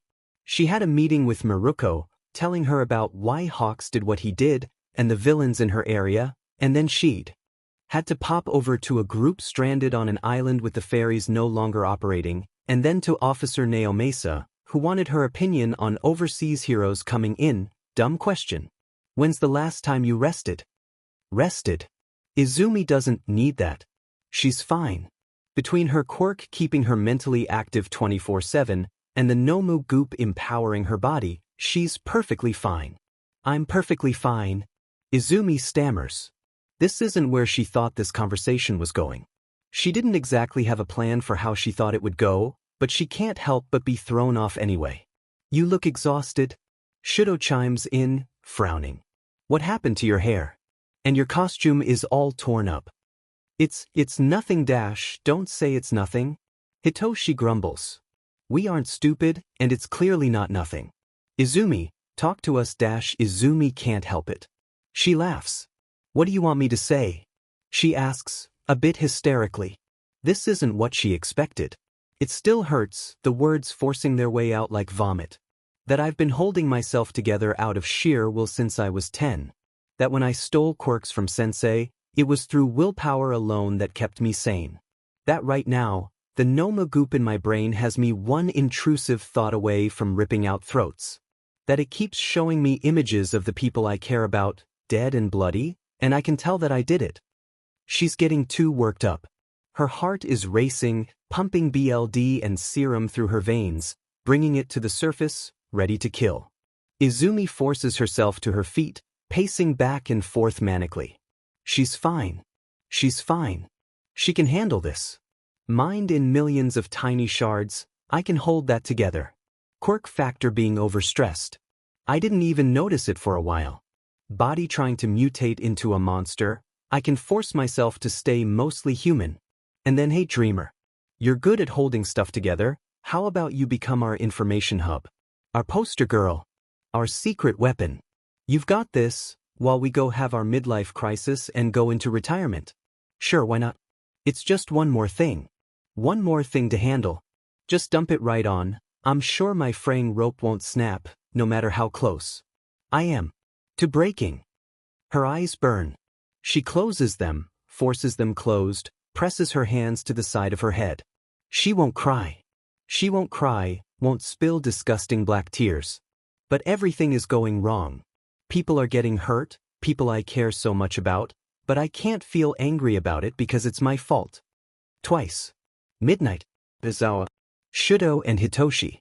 If I had been smarter, if I had stood up to the commission, if I had just told the truth, if I had better control, she can feel them. Their pity. She drops her hands, shaking her head miserably. This isn't what she wants. She's lost control again. And this entire conversation is manipulative and dismissive on my part. She laughs, forcing back more tears. Because I hurt you, and you're excusing it because of how messed up I am right now, and you shouldn't, because all of this is happening now, instead of months ago, when I should have told you immediately. I don't care about that right now. Shudo says sharply. No. He raises his hands when Izumi tries to talk again. Listen to me. Tuya, you probably should have told me.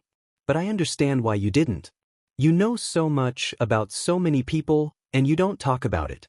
Because it's their story. Tuya may be a villain, but he was hiding who he was. He got to come out to the world on his own terms. Come out to the world? Hitoshi mutters. What, is he gay? Having a serious conversation here, Hitoshi. Sorry. Didn't mean to be so loud. Bye, at the very least, considering the things she saw in Hawk's dreams, Izumi thinks to herself. She does not say this aloud. She is very careful about it. Gay or not, I don't care. Shudo says seriously, turning back to Izumi. Tuya got to tell his own story. It might not be a story I like, and you not mentioning it at all is difficult, but I understand. And right now, Tuya isn't what I'm most worried about. Tuya wasn't there, Izumi. I don't remember him at all. I remember you. You were the person that got me through so much. And I don't care about anything else right now because you're one of the people I care about most in the world, and you're hurting. His hands squeeze Izumi's shoulders, looking deeply into her eyes. If this argument is what's stopping you from getting help, if I'm getting in the way of you being okay, then I'm dropping it. Right now. Don't make me lose you. Izumi swallows, trembling in Shudo's grip. He means it. Every single word he just said, he means it. Okay. She whispers, swaying into his grip. I'm sorry. We're okay. Shudo murmurs back. We're all okay. Both of us are okay. Hitoshi stresses.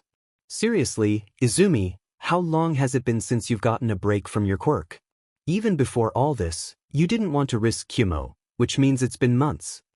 Izumi grimaces. She's almost forgotten what it was to have her head not hurt. Even now, the glass in her mind, shoved around to make room for the goop, stabs into her very being. I'm fine. Hitoshi huffs with frustration. Izumi no not. I have to be fine. Izumi tries to explain. I have to be. Hitoshi frowns, meeting Shudo's eyes worriedly before looking back to her. Can I help you be fine? He asks, stepping closer to rub her shoulder. If you need a minute under my quirk dark be dripping from burnt lips, goop strangling her inside and out, the fuzzy black nothingness of being devoured, Hitoshi's eye bags dark with something other than exhaustion. No. Izumi gasps, pulling away. No, the goop, it will infect you. You can't easy. Hitoshi says, raising his hands. Izumi, are you sure that will happen? It has before. She insists. Some of the villains, the Meta Liberation Army you said earlier the Nomo BLD showed you hallucinations. Shudo interrupts. Could that be one? A hallucination? No, it couldn't be. She had seen it, Xless and Rocklock hadn't said anything about the goop being on the bodies of the Meta Liberation Army. Were they just being polite? Or was it really? Hitoshi takes her hands, squeezing them between his own gently. Here, how about this? I'll brainwash you. Then one of your fragments, Kumo, or one of the others, can come out and tell me what's going on. I'll let go of you right away if something goes wrong. Izumi swallows. There's still the risk. What if he lets go too late? What if he gets stuck like she did in Kurogiri? What if your quirk affects them at the same time? They can come out and tell me everything is okay? Hitoshi says immediately. If they don't confirm with me in 10 seconds, I'll let you go. What if Sensei's prison? It took active thought to keep it up. What if she let Hotoshi brainwash her, and he got out? Kumo ho, mo. The vestige. Watch it. Always watching. Mo chirps happily. Watch, watch, watch. Izumi hesitates, and Hitoshi leans in, brushing an uneven curl out of her face. Let me take just the smallest bit of that burden, Izumi. He murmurs, fingers the lightest brush against sensitive skin. Please. Let me try to do this, if nothing else. Are you okay with it? Soft purple washes over her. Like a fuzzy blanket, warm and heavy, wrapped around her shoulders, keeping her safe. She's tired. She's so tired. Bubbles drift up from inside her. Movo, Kuma. They hum and whisper and tell Hitoshi that everything is fine. She's fine. She's safe. Shudo leans into her side, solid and cool from his ice half. Hitoshi takes her hand, lifts it up, presses an embrace to her knuckles. She's safe. Yue looks different. The barrier is up. Dark, imposing walls surround high gates, and when Izumi, Rocklock, Xless, 1A, and some civilian refugees get closer, searchlights focus in on them. Ida raises his hand and does a strange robotic hand wave. That's either his attempt at an interpretive dance or a passcode. It seems to work, as the doors at the bottom of the hulking gate swing open. I do not remember you looking like this.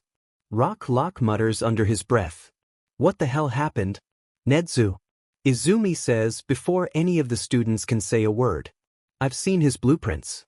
I helped with some of them too, but seeing it in person is something.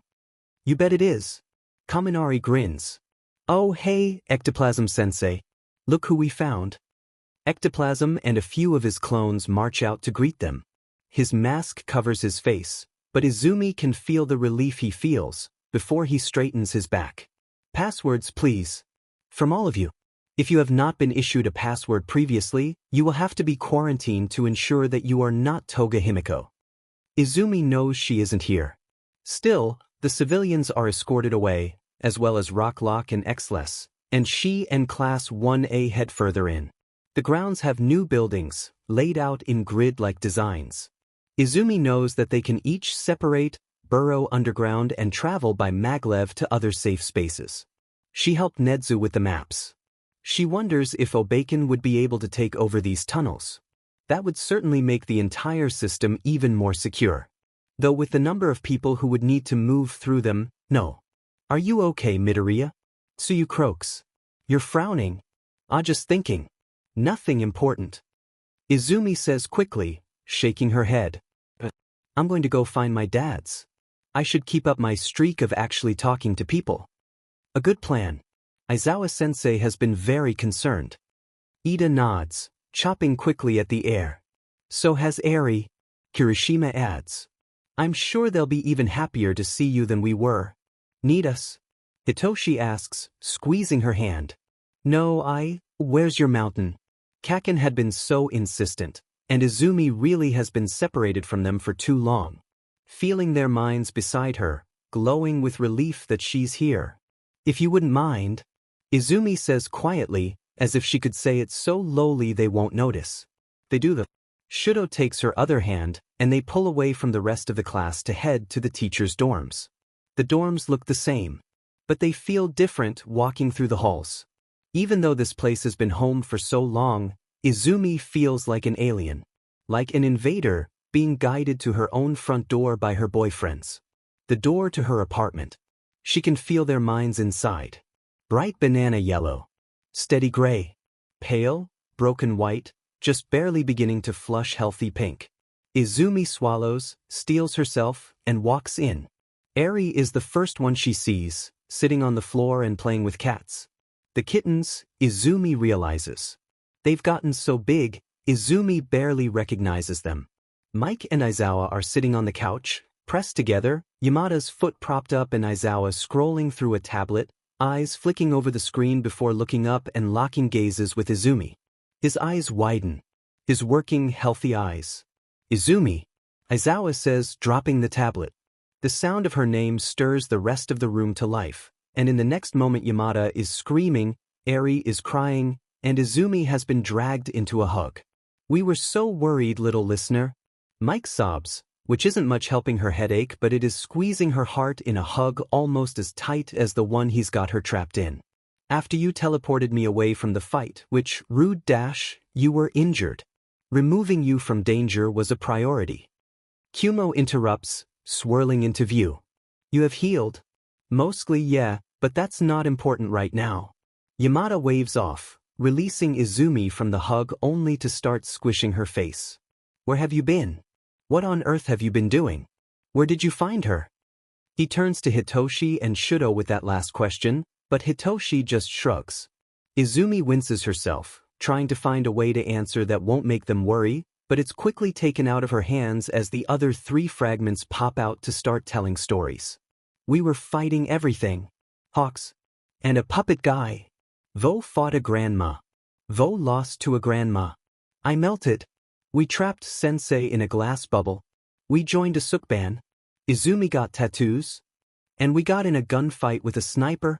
Temporary tattoos. Izumi interrupts, grabbing an excited hoe out of the air. They're gone now.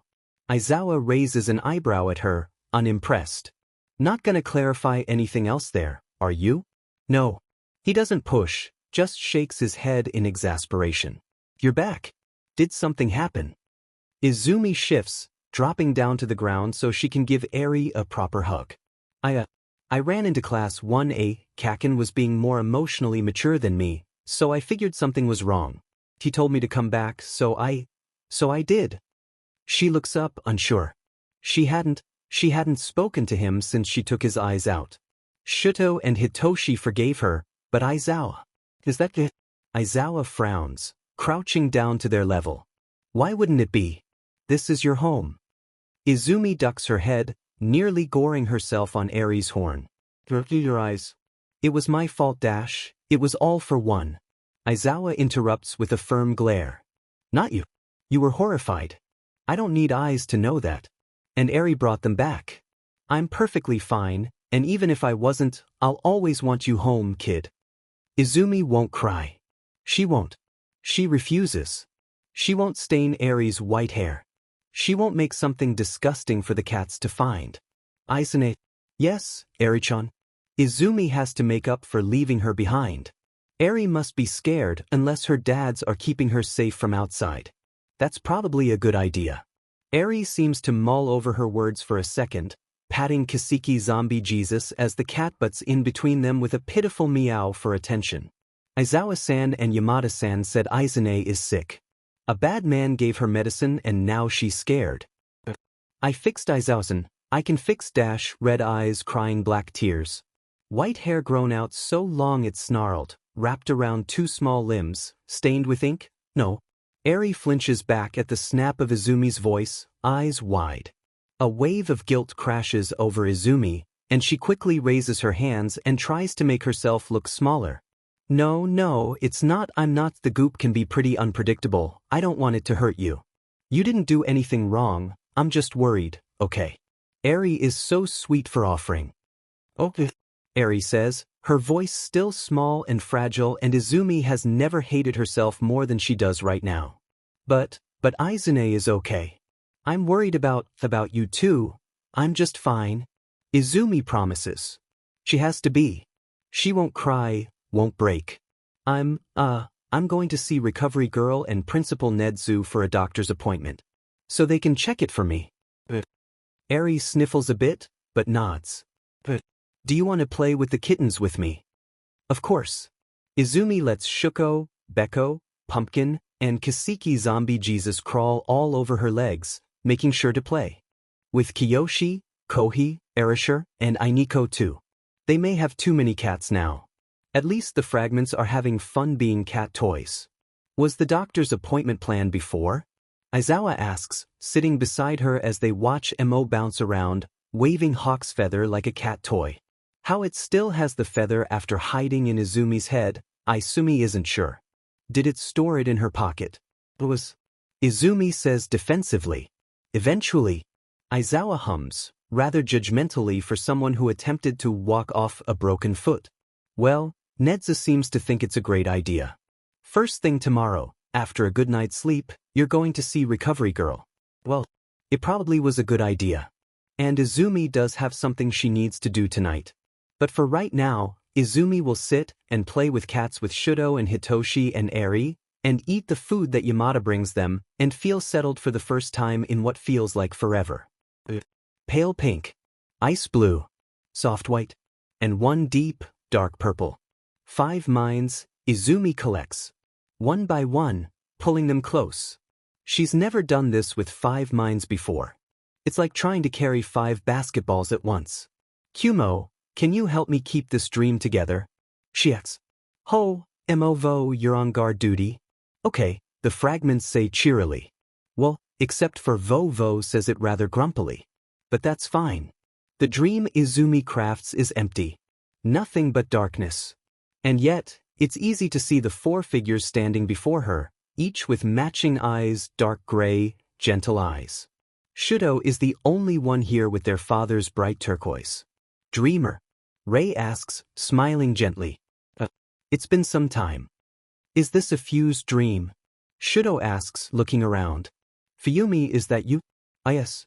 Fuyumi gasps, looking around. This is Dreamer's quirk? Fascinating. Natsuo huffs, clearly not as welcoming as the rest of his family. He doesn't shout at Izumi, but he crosses his arms and turns up his nose and makes his displeasure clear. What are you doing, huh? He asks, ignoring the worried look his sister shoots him. Trying something new. Izumi says simply. Shudo is right. This is a fused dream. It's less detailed than the ones you make for us. Shudo says, looking around. It's not straining you, is it? Are you okay? Izumi smiles at her boyfriend. I'm fine. The detail is just elsewhere right now. See, there's a 5th mind here besides you 4. I just needed to talk to you 4 first. To ask if you wanted to see him. The Todorokis don't respond for a long moment, staring at her in shock. Finally, Rei speaks, her hands covering her mouth. Here, in a bittersweet memory, she says with a shrug. And quick warning. It's pretty unlikely he'll respond positively to you. But if you want to speak with him, he's in there. If you don't want to, I can remove you from this dream. No, please, Rei gulps, presses her hands together. Please. Izumi reaches out, gripping their minds, pulling them closer together. Dabi's dream comes into shape, a wall of Fusuma sliding doors, the tatami mats below blackened, the paper of the doors slowly being eaten away by cerulean embers. Izumi glances over at the Todoroki family. They look nervous. They look determined. Izumi reaches out and opens the door. Inside, 2 boys play on tatami mats. One with white hair, the other with hair that's slowly turning out that way. They laugh, smile, but the sound is muted, their hands and the details of their game lost to memory. Tia. Natsuo breathes, shocked. The little boy with reddish-pink hair looks up, blinking at him before scowling. Who are you? You look like him. Just with white hair. He sneers, before his eyes travel down the line. He frowns at Fuyumi, sneers and Shuto, and his eyes flicker with recognition when they see Rei. Then he stops on Izumi. The frown on his small face, almost cute, quickly turns into a sneer. This is a dream, isn't it? He forces out, climbing to his feet. The blurry shape of young Natsuo, still smiling, fades like a spark in a dark night as scars and piercings slowly form on Tuya's face, twisting along lengthening limbs. By the time he's standing on his own 2 feet, it's the villain Dabi, no chubby-cheeked child Tuya before them. So, Tuya scoffs, shoving his hands in his pockets. You think making images of the family that I hate will, what, magically bring me to the light? Get me to start talking about our location. Honestly, I'm not sure how much that would help you, anyways. No one on your side has the stamina to take us down. It's only a matter of time before we win. Tuya oh, don't even try it. Tuya growls, glaring at Natsuo. Really, dreamer, this little game of yours? He waves a hand expressively at the watching Todorokis. This is F-low. Fire engulfs the remainder of the room, tearing through paper and woven rush and rushing at them like a tsunami.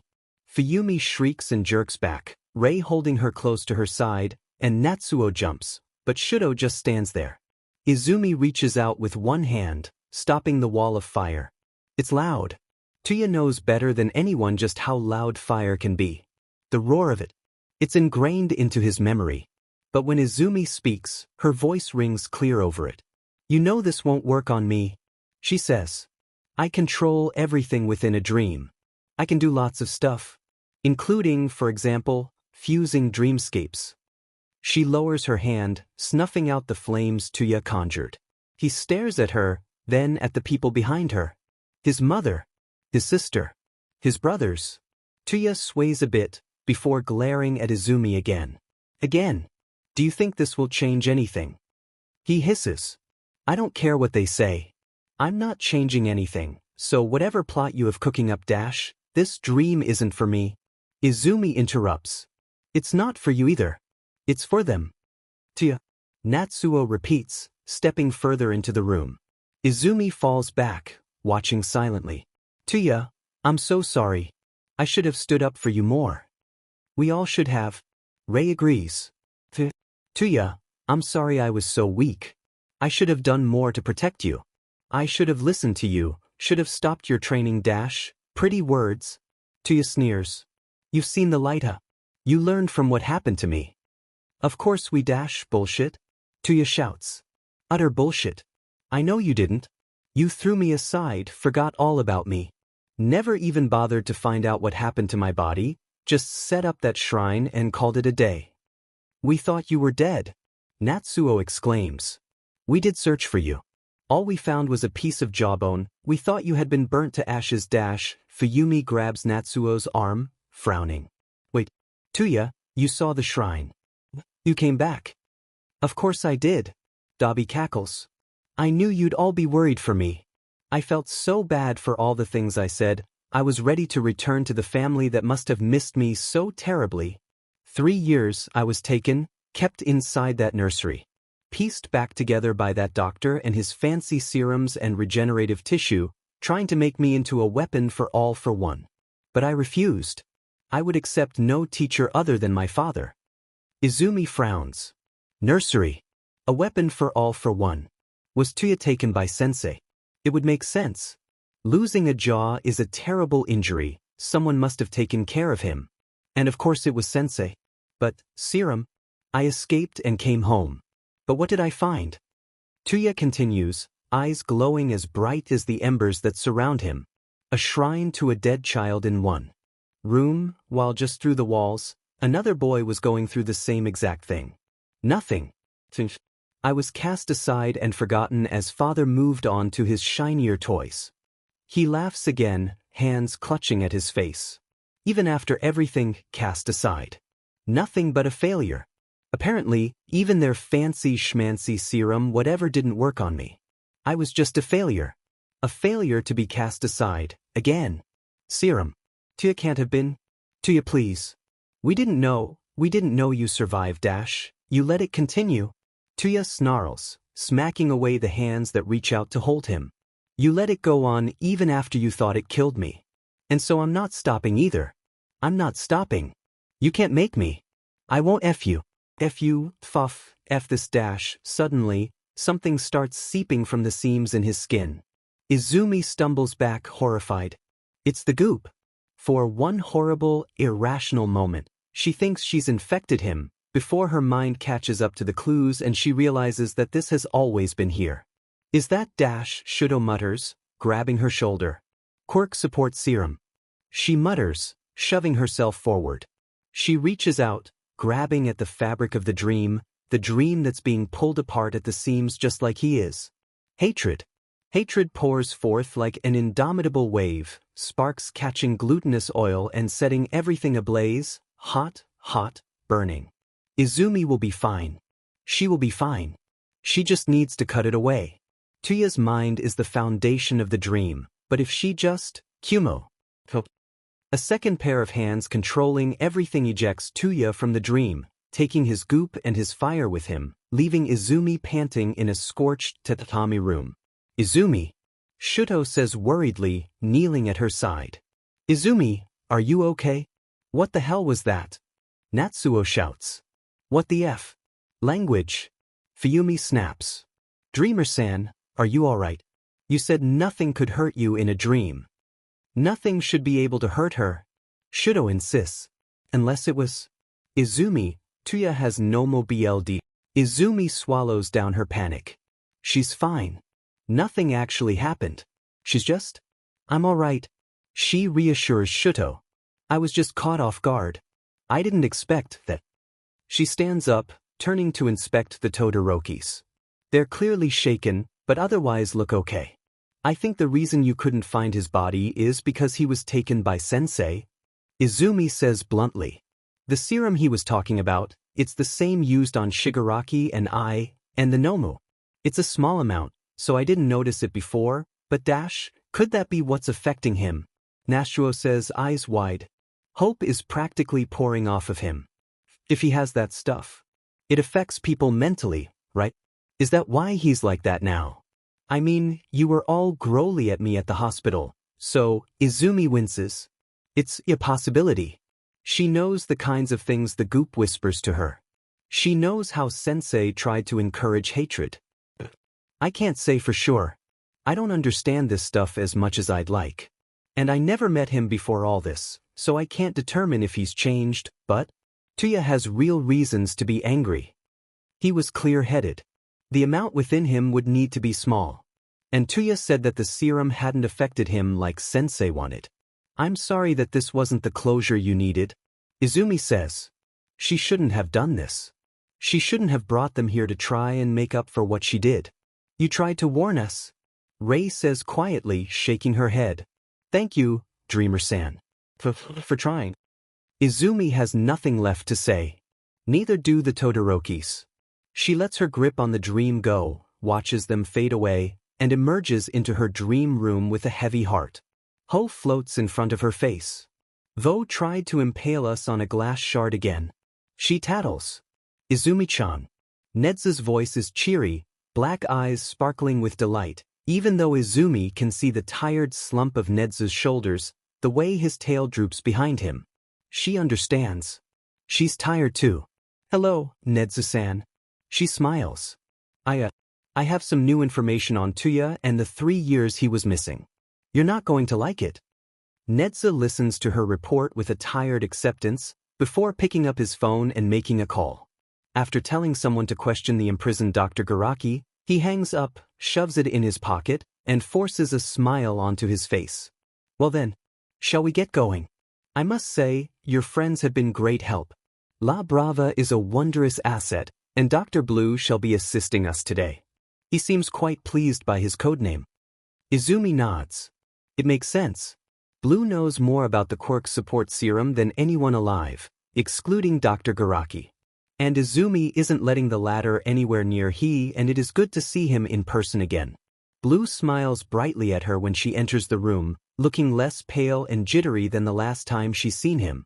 A weight has clearly been lifted off his shoulders with the information he kept for so long being released to the public.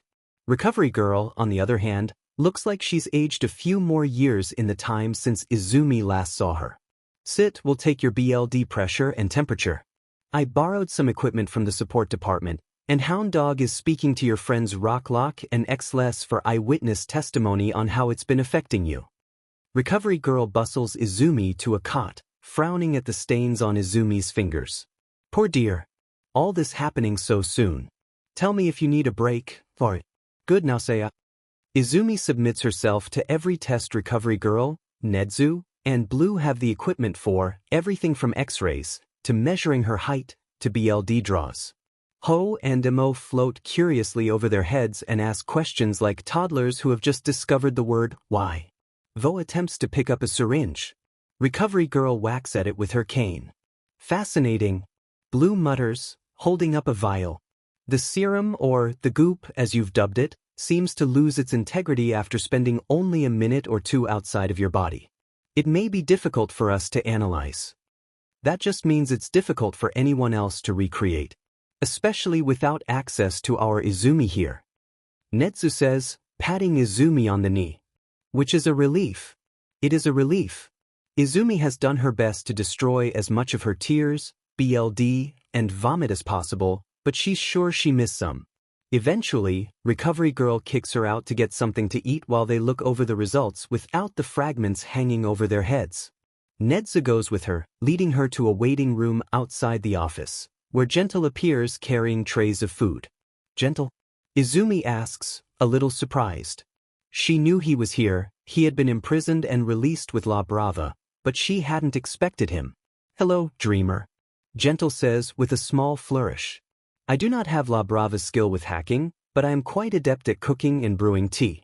I wish to make myself useful, and so have taken to assisting in the cafeteria where I can. Here you are a katsudon set, a cheese platter, and a lovely pot of hibiscus tea.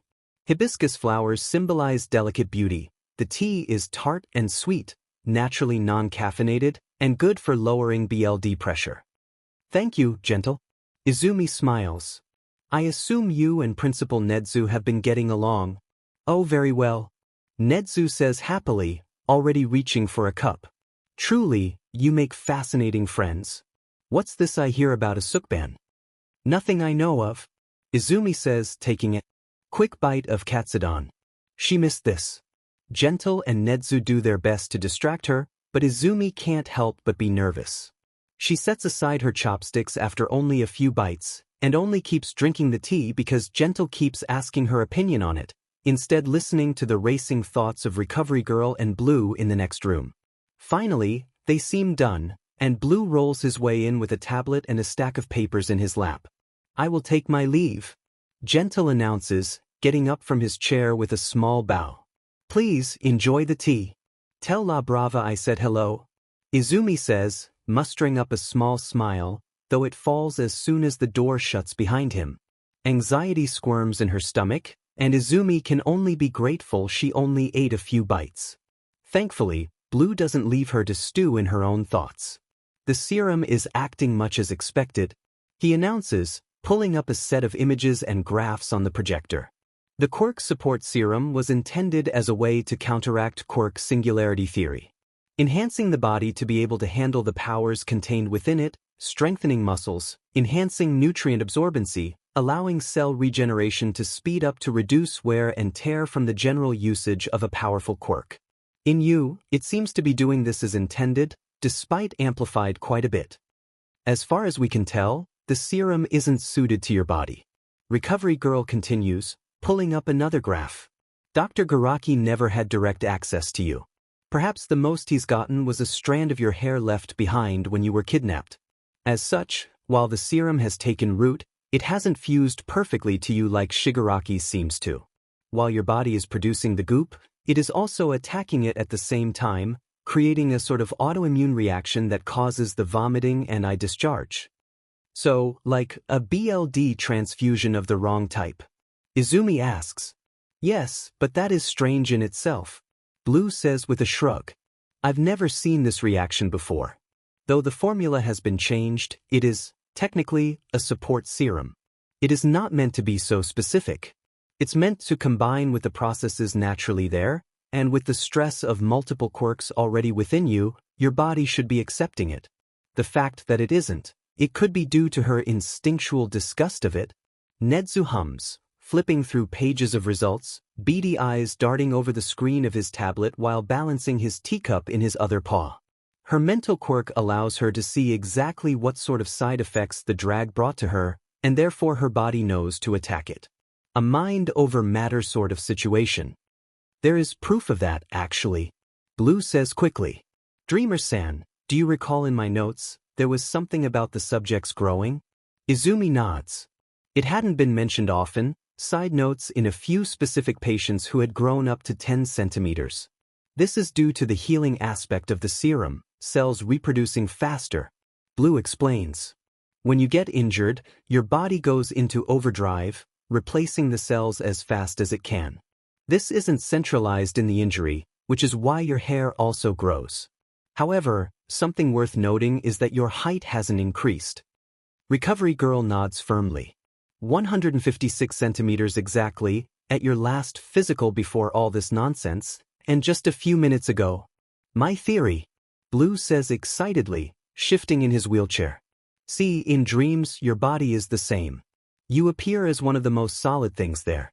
Your self-image, your view of your own body, it's almost perfect. I believe that, with your willpower, it has spilled over into this, and it's the only thing stopping you from shooting up a few centimeters. Izumi can't help but snort a little. Controlling her appearance, her body, that's something she can only do in dreams. Her power doesn't extend to the real world. She's probably just stopped growing. If it's my own image of myself, then I should be able to just will it all away. Can you? Netsu sounds genuinely curious, which is strange for a question like that. Is Izumi misunderstanding? Can I will my physical body into how I see myself in my mind, free of all this gunk? Izumi clarifies, raising her stained hands. Is that how you see yourself? Netsu asks, and something in his tone makes Izumi uncomfortable. He sounds like he's gently trying to lead her somewhere, his smile turning sad. Everything happened so quickly. He continues, setting down the teacup in his hand. The injection, the fight with Shigaraki, what happened with Aizawa-san and your relationship, and then everything with the commission. You lost so much control, through no fault of your own. Traumatic experiences shape and change people, you know this very well. Izumi, in your mind's eye, do you see yourself as pure and free of the Nomu BLD within you? Black filth, a sea of oil and rotten flesh, torn and gutted, glass shards of herself rising up from the depths into sharpened bones, I'm not separate. It is there. Izumi says quickly. I try to keep myself separate, but there's stains on my body in there, too, so… What are you implying? Are you saying I'm placebo affecting myself into a Nomu? Oh no, not at all. Netsu chuckles, smile back in place.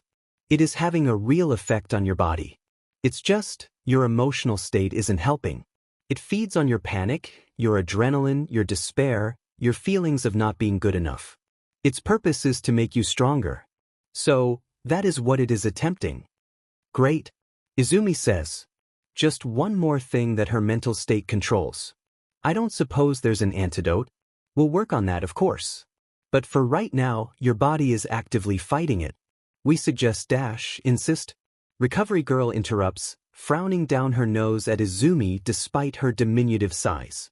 Insist that you remove yourself from physical combat as much as possible. I'd ask that you keep yourself from any form of combat, but in times like this I know you can't. Recovery girl sighs, shaking her head. But physical combat relying not on your own strength, but the serums, is likely causing a great deal of stress, both physical and mental, that the Noma serum is regenerating so consistently. I'd prefer you gave yourself a nice, long vacation. Your body is already doing its best to purge your system. You should give it a chance to flush out. The door slams open. Principal Netsu? Snipe shouts, mind flaring. Blue jerks in surprise at the sudden cowboy, his teacup spilling red tea over his shirt as Snipe bends over to catch his breath. Netsu hops to his feet. Is something wrong? What's happened? It's Star and Stripe. Snipe pants. She came to help with her jet squad, but… Shigaraki. What about Shigaraki? Recovery girl says sharply. Snipe takes a deep breath, wheezing through his gas mask, before he stands to deliver his message. He flew out to meet her. She's dead. Yagi looks exhausted, folded into a chair with his two long, skinny limbs, forehead propped up on his hands like he might collapse without them. Everyone in the room looks exhausted, from Cementos to Rocklock, as they look at the recordings the jet squadron had given them. Izumi watches as the unidentified object comes into view on their radar. Listens to the American pilots announce they've got incoming. The visual of the Pacific Ocean, Japan's shoreline in the distance, is marred by a black Shigaraki drawing closer, riding on a Nomu. He's wearing a suit like Sensei used to, with a scrap of fabric tied around his neck like a mockery of a hero's cape. A warm welcome already? A woman's voice asks in English, the sound of wind and jet engines rushing in the background. Star and Stripe. She switches to accented Japanese to ask, "Are you the villain known as All for One?" Shigaraki doesn't answer for a moment. The cameras on the jets are good. Izumi can see him open and close his hands, like he's testing them. "Who knows what I am?" he says, like he's been musing over the question himself. "That's not All for One, Star." A man's voice corrects, in English again. "That's Tamura Shigaraki. Our intel says he can destroy anything he touches. He also has super strength, regenerative abilities, and is capable of using EMP attacks. He's a dangerous opponent. All aircraft, disengage autopilot. Deploy antipulse fields." Confirmations echo through the recording, referring to the first man who spoke as Bravo Leader. Bravo Leader addresses Star again. "Just to confirm, engage or evade?" Smash. Star and Stripe growls. "Battle formation. Formation Delta." Shigaraki reaches out a hand. The readings of the charts peak, and the video goes blurry as the jets dodge the first attack. "I know your Quirk, Star and Stripe." Shigaraki calls out. "It's a matter of who touches who first. Just because you know my hand, making it so it can't be countered is what makes me so good, boy." Star and Stripe shouts back. They meet each other head-on. Star and Stripe makes the air vanish. The jets fire lasers. Some of the pilots cheer, before Shigaraki reflects their attack right back at them. Shigaraki and Star and Stripe mock each other, some words lost to the wind as they play the world's deadliest game of tag. Star and Stripe wins. Her Quirk fails. Izumi watches the graphs, the readings off to the side go nuts, but she's focused on the way Shigaraki's bleached white hair grows enough that even the recording of a flying jet picks it up. Just like hers. There's a blast of energy again. The recordings go fuzzy. They clear, the fight seeming to have paused as both sides regroup and consider their opponent. If neither New Order or the lasers work on him, the lead pilot mutters. "Call Commander Agpar." Star and Stripe orders. "What? Acting on your own is bad enough dash. If I don't use it here, what's the use of my special authority?" Star and Stripe asks. "He's no longer just an enemy of Japan. He's an enemy of the world. We will kill him now in a way Japan can't. So until we land, give me a place to stand, brothers." They watch as Star and Stripe calls for help from the Tiamat missiles. She listens as the order is approved, watches as Star and Stripe fights with a giant form of herself made of air, catching the incoming missiles. The moment the lasers let up, a figure darts right for them, only to meet a fistful of missiles head-on. The recording goes blurry from the power of it. "Did I get him?" Star and Stripe's voice shouts. The BS'er used a decoy, a voice filled with radio static shouts in English. Shigaraki is a blur of soot on the screen. The Nomu is dead.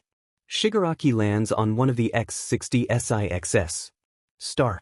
"Destroy my jet. Blast him to dust with the explosion. Don't worry about me." Star doesn't. She smiles. Shigaraki catches her. For a moment, it seems like he's won. Star and Stripe is decaying, even as she orders herself to stay together. New Order is in Shigaraki's hands. Still she smiles. "You know, All Might was my first inspiration. But another hero from Japan's story was fascinating too." Star and Stripe shouts, the power of her voice unfazed by her imminent demise. And then Shigaraki implodes. The readings go even madder than they did before, his flesh bursting apart. A truly gruesome display that has a few members of the UA staff wincing and turning away. Netsu seems to take pity on them, turning off the video. "I called for help personally." And now, Yagi sighs, lifting his head. His bright blue eyes look dull. "After this, I doubt other countries will be sending aid. If Shigaraki Tamura can take out Kathleen, they'll be protecting their own." Cementos finishes grimly. "They won't risk any of their heroes to save us. I just don't get it," Yamada says, shaking his head. How was she unable to use her quirk on him? This report says she tagged him and spoke his name, but Star and Stripe's quirk is powerful, but it has conditions. Izumi explains dully. If the person she's trying to impose a rule on doesn't see themselves as the identity she calls them by, it won't work. Like a dead name. Or Fey rules. Shigaraki is either having a major identity crisis, which wouldn't surprise me, or Sensei is possessing him in the same way he was influencing Shigaraki and I during the fight. She sighs, pushing her hand through her hair. Her fingers catch on her curls, tangling and pulling painfully. If I had been there, I could tell you with more surety. But for right now all we have is the reports. Izumi's gaze catches on one of the pilot's reports. A decoy. I should have been there, she breathes, hand trembling. I should have made the leap to her mind. As she was coming into Japan's airspace. If I had, I could have told her with more surety what would work. I could have pointed out the decoy. The Tiamat missiles would have ended it. The only reason she lost is because they went after the wrong target. If I had just been there to point her in the right direction. Izumi, Aizawa says firmly, reaching out to squeeze her shoulder. This isn't your fault. There's no way you could have known. Except there was a way. If Izumi had accepted Edshot's idea to use her as an informational hub, she might have been informed of Star and Stripe's approach. She would have been dispatched to brief her before entering Japan airspace. She would have been able to help. But instead, she's here, drinking hibiscus tea and playing with cats. She should have put herself out there. She should have been more proactive. Star and Stripe could have won that fight. The only reason she lost was a trick that Izumi could have easily seen through, if she had just been there, not even in person. Still, she managed to injure him badly with whatever she did in those final moments. Xles points out, from where he's been standing awkwardly in the back of the room. What was that exactly? She placed a rule upon her own quirk? Yagi says, shaking his head. What exactly it was, we are unsure, but it seems to have acted as a poison and destroyed several of the quirks stored in Shigaraki's body. Malware Trojan Horse. Power Loader mutters. Impressive. That's it. And the inspiration. A few eyes turn not so subtly to Izumi. She wonders if they remember she can read minds, and there's no point in not saying her name out loud. Shigaraki escaped pursuit of the X-60 SIXS, returning to the coastline. Yagi explains, the video playing once again, showing as Shigaraki vanishes. They lost track of him. All we found was a wake of destruction, and 2 victims escaped criminals. All for one. The quirk can bestow quirks and take them away, but it's impossible to simply discard one. I believe he attempted to pass on New Order, which is what happened to those 2. Star and Stripe fought to the end. Netsu says sadly, bowing his head. We cannot squander this time she's bought us by coming up with what-ifs. Recovery Girl, Dr. Blue, please do what you can with the information the X-66 pilots brought us. Dreamers, everyone else, continue to act on search and rescue. Anyone free shall be on the hunt for the League of Villains. There will be no better chance at victory. Izumi watches the heroes nod and get to their feet, fear and determination filling them in equal measure. She stays in her seat, watching Shigaraki fade from view on Satiki cameras, and feels Kumo vibrate with anxiety in her mind. She watches the dust fall. She listens to the shaky voices of the pilots, the people who lost their sister in arms, who watched her die. A death Izumi could have prevented. A death that stings the back of her eyes, threatens to come pouring out of her, but she takes a deep breath, forces it down. She will not cry. She has someone to talk to. The bubble sensei is trapped and hasn't moved. That isn't to say nothing's changed about it. Izumi watches in bemusement as one of the vestiges, the tall, well-dressed woman, paints another rude word on the surface with goop that she's controlling telekinetically as sensei watches in annoyance. There's 4 different languages. Well, Izumi thinks it's 4 different languages. She recognizes 3 different writing systems at the very least. Latin alphabet, Cyrillic, Chinese characters, and something flowy that she thinks is Middle Eastern but she can't identify further. Pardon me, ma'am. She greets, in English, because she doesn't see any kanji in her art. May I speak to him for a moment? I need information. I'll leave you to it after that. The woman tuts, flicking her perfect curls before sweeping away without a second look. She's cool. Ho decides. Very cool. Izumi agrees, before turning to Kumo. You ready? Of course. Kumo trembles in anticipation, clouds darkening to Kurogiri's shade. I will have answers. Izumi focuses on the bubble, pulling away the soundproofing of it. She leaves the woman's writing. Hello again, my dear. Sensei says, smiling up at her. Shall I thank you for chasing Svetlana off? I'd ask what you did to her, but considering she's here I have a pretty good idea. Izumi replies, glaring at him. A favor to a friend. Sensei waves off. Now, what is it you wanted to speak to me about? Where is Shigaraki Tamura? Kumo shrieks, darting forward. Izumi barely manages to catch him in time. You must know something. You have a connection dash. Izumi twitches her fingers, and Kumo falls silent. It's a fake-out, but hopefully Sensei won't be able to see through it. He seems curious watching Izumi struggle with the living cloud. Tamura. Why on earth would I tell you his location? He chuckles. That would be rather foolish of me, wouldn't it? I'm merely curious. Izumi says with a shrug. I want to know if you do have a strong enough connection to know what's happened to him. We lost him over Sendai Bay after his run-in with Star and Stripe. Sensei twitches. That's a fascinating twitch. I suppose I was just wondering if you could tell us whether or not he was at the bottom of the ocean. Star really did a number on him. Izumi says casually, inspecting her nails. She's landed on Japanese soil with a squadron of X-60 SIXS. Lovely woman. Her Japanese could use some work though. Sensei twitches again. His jaw tightens. And he feels nervous. Perfect. He hadn't called Izumi out on her lie. She put the bubble up before Shigaraki ran into Star and Stripe. This vestige of All for One isn't in contact with the main body, or the vestige within Shigaraki. Otherwise, he'd know Star was dead, and Shigaraki made it to shore and was well enough to have killed 2 people, likely preventing further damage from Star and Stripe's kamikaze of a final act. I suppose there isn't anything you can tell us? Izumi sighs, tapping at the bubble. This has cut you off. Well, we'll find out some other way. Svetlana, was it? The vestige floats back over with an imperious look. Izumi reaches out, twisting off a shard of glass within the bubble. He's all yours. Izumi says, making the bubble sound proof again with a wave of her hand. Try to avoid the bubble.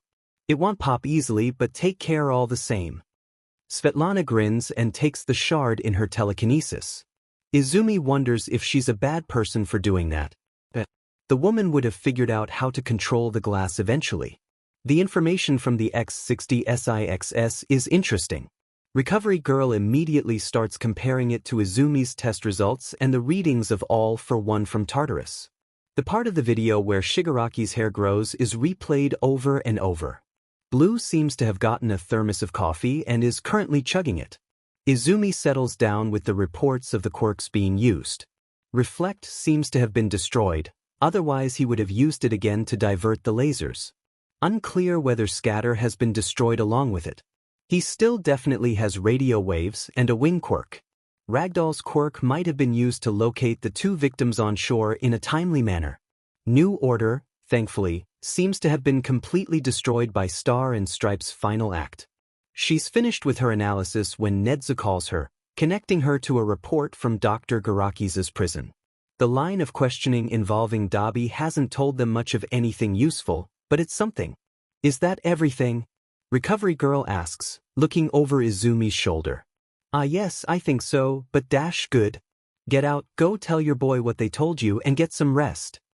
Izumi blanks awkwardly as she's shoved out of the room. For such a small old woman, Recovery Girl is pretty strong. She's also stubborn, and there's no way she's letting Izumi back in after banishing her from the research. So with a resigned sigh, Izumi decides to go visit Class 1A. She finds them training in the courtyard, with what look to be versions of their training from summer camp. Kirishima is shouting for people to attack him, Uraraka has dozens of rocks floating around her, and Shoji and Jiraiya seem to be working in a complicated competition on who can find Hagakure first, and tell her location to Aoyama, who shoots at her so Hagakure can catch it. Ida rushes forward, sliding to a stop before Izumi. Dreamer-senpai. So, hey Ida. Izumi greets, forcing a smile. You guys seem fired up. Of course. All Might just informed us of the incident with Star and Stripe. Ida says, brow creased. We will train to be ready. Todoroki and Shinso are taking a break inside. Shall I lead you to them? I won't interrupt. I can find them. Izumi promises. Ida nods sharply, performs a bow that's even sharper, and then takes off around the dorms again. It's quieter inside. Izumi spots a group of students on the couch, Ashido and Bakugo nursing their hands in some water that Shudo seems to be keeping cold while Yaoyorozu eats energy bars at a truly impressive pace for how neatly she's managing it. I just don't get why All Might thinks it's going to be an all-out war. Kaminari is saying. All for One is weak, and Shigaraki is injured pretty badly, right? Gigantomachia is out of the picture. We're in a good spot. This is why you're at the bottom of the class, dunce face. Bakugo grumbles. Hey, if you rubbed your two brain cells together enough to make more than a static spark, Bakugo continues, ignoring Kaminari's offense, you might realize they aren't going to fight UA on our terms. We've found their research facilities, their hideouts, but we've never actually been able to find All for One himself. He's always come to us. He's the king of hide-and-seek. He's got that gross vomit teleportation quirk, and Ragdoll's search quirk too. There's no way he shows himself before he's ready to fight on his own terms. Yaoyorozu coughs politely, covering her mouth to swallow the last bite of her meal. There's also the fact that Shigaraki was incomplete during the battle at the hospital. He's stronger now than he was then. Even if Star and Stripe managed to destroy some of his quirks, he is still a dangerous opponent. And after everyone we've lost, we only have half as many heroes as we did before, while after the escapes, there's nearly 3 times as many villains. Not to mention the rest of the league. Shudo adds. And the high-end Nomu. And who knows who exactly escaped those prison breakouts? Ashido grimaces. Do you want the list? Izumi asks, stepping further into the room. The group of students look up, surprised. Dreamer-senpai. Ashido grins. Do you have the list? I've been doing my best to track them when I have the time. Izumi admits. Moonfish and Kaneda have escaped, but I can't seem to find their minds. Same with Shigaraki and Sensei. I think they're hiding together, which means we'll probably need to fight them together. Stain is on the loose again, and the villains have started to leave major cities to start attacking countryside towns. Hitoshi grabs her hand, pulling her down to the couch tucked into his side. Do I need to give you a break again? Izumi's first reaction is to deny it. She needs to be fine. But she forces herself to think about it, to take stock of herself. I think, maybe later. I just got back from going over the information we have on Shigaraki and his quirks. He still has quite a few dangerous ones. And we can't forget that each one of his quirks makes him dangerous all on its own. She rubs at her eyes, letting out a long sigh. Shudo, I'm supposed to tell you. We've gotten some new information out of Dr. Garaki regarding what we learned last night. Oh. Shudo blinks, then frowns. So, is Tuya really? Izumi looks at the other people there. It's not exactly sensitive information. And if Shudo is asking, she should tell him. The nursery he mentioned was a group of spares in case Shigaraki didn't mature the way they wanted. Izumi explains. Or Nomu bases. Either or. We don't have any samples from Tuya's body, and there aren't any indicators on the DNA test he released, but Dr. Garaki confirmed he was given an experimental form of Nomu serum. They didn't think it worked, but he was also expected to die within a week of escaping with no specialized medical treatment, so the serum could be latent. Still, I'm not sure if we can prove Natsuo's theory either way. Shudo sighs, closing his eyes and looking away. Right? Wait, are you talking about Dabi? Kaminari interrupts, looking between them. What happened last night? Did you find his dream? What theory? I tried to let him talk to his family. Fused their dreams together. Izumi explains. It didn't go well. I barely got a word out. Shudo admits. Tuya is very angry. And I understand why. I'm angry about what happened to my family too. Natsuo thinks he might have been affected by Nomu's serum, like Izumi is, but he's still the one who decided to burn people. Shudo shakes his head, sighing. Still, I want to get to know him. He's my brother. I don't even know what he likes. Definitely udon. Bakugo huffs. Shudo smiles, clearly amused by the idea. Then I'll have to share a bowl with him when this is over.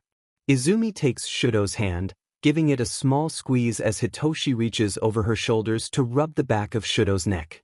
He leans into their hands, eyes closing like a cat being petted. Family drama aside, Kaminari says, ignoring Ishido smacking his arm. Dreamer, you've been doing all that. Tracking villains, researching Shigaraki, sleuthing around for more information. I thought the point of bringing you back to UA was so you could get some rest. I am resting, Izumi says, offended. This is the longest I've gone without getting in a fight in weeks. Ishido blinks at her. Girl, you need a nap. I literally just woke up from one. Izumi complains. Why does everyone keep saying that? At least it was productive. I was able to prove that I cut off Sensei's vestige from his real body and Shigaraki. The door opens, Shoji, Jairu, Hagakure and Aoyama come in, making a beeline for the kitchen.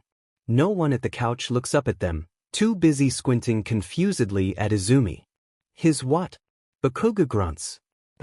Izumi blinks. They don't know about that. Izumi had only just figured it out and talked about it with all might. So, apparently. You know how All for One has the ability to take and give quirks?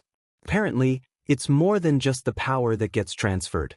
An imprint of the holder travels with the quirk. Think of it like cell memory. Transplanted kidneys can change the schedule of the new body. But instead, vestiges travel along with the quirks, and they can retain personality traits. Like the fragments? Hitoshi asks, eyes wide.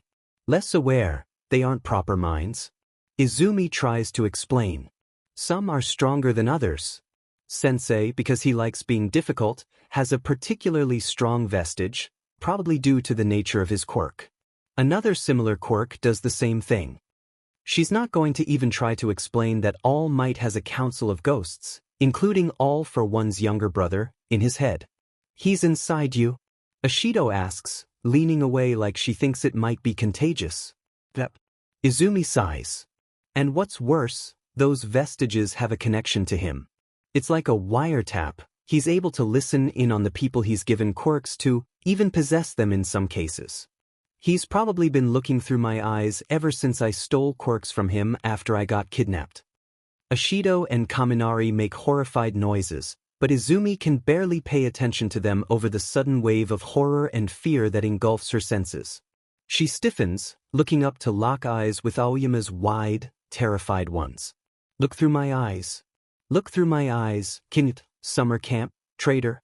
Excuse me, Aoyama gasps, turning on his heel and darting out of the room. Help me, help me, help me. That's so creepy. Ishido shrieks, grabbing Izumi's attention again. Is he like looking at us right now? Yaoyorosa gasps. Wait, you just went through a lot of information dash. No, it's okay. Izumi says quickly, waving her hands before her like she can wipe away their concerns. I trapped him a few days ago. He can't see anything from me, or send out any information. I was able to confirm it. Oh, that's good. Mina sighs, a hand over her heart and slumping into the couch. Still so weird. Yeah. There's a Russian lady in here too. Izumi says, distractedly tapping at her head. I've got to go to the bathroom. Excuse me. She extracts herself from Shuto and Hitoshi, ducking past the group in the kitchen and following Aoyama's panicking mind. She finds him outside, pressed with his back against the wall and hands wrapped around his stomach, trembling. Aoyama? Izumi asks, carefully closing the door behind her. The usually sparkling boy is radiating fear, helplessness, horror. What could have set him off this badly? Was it something Izumi said? I didn't know. Aoyama whispers. He looks up at her, tears streaming down his face. Mon ami, please believe me, didn't know. Izumi frowns. Aoyama, what are you dash? I was born quirkless. And with that final piece of the puzzle, everything falls into place. born quirkless. Has a quirk, unsuited to his body. He got it from All for One. He's terrified because Izumi has just explained the concept of vestiges, something he was completely unaware of, which is why Izumi hadn't been able to sense. I'm the traitor. Aoyama whimpers. No. Izumi says quickly. Aoyama, no. You didn't betray anyone. You didn't know I got you kidnapped? Aoyama sobs. And Bakugu. Ragdoll lost her quirk because of me. The attack on the USJ was because of me. All Might had his confrontation with All for One and lost his ability to fight.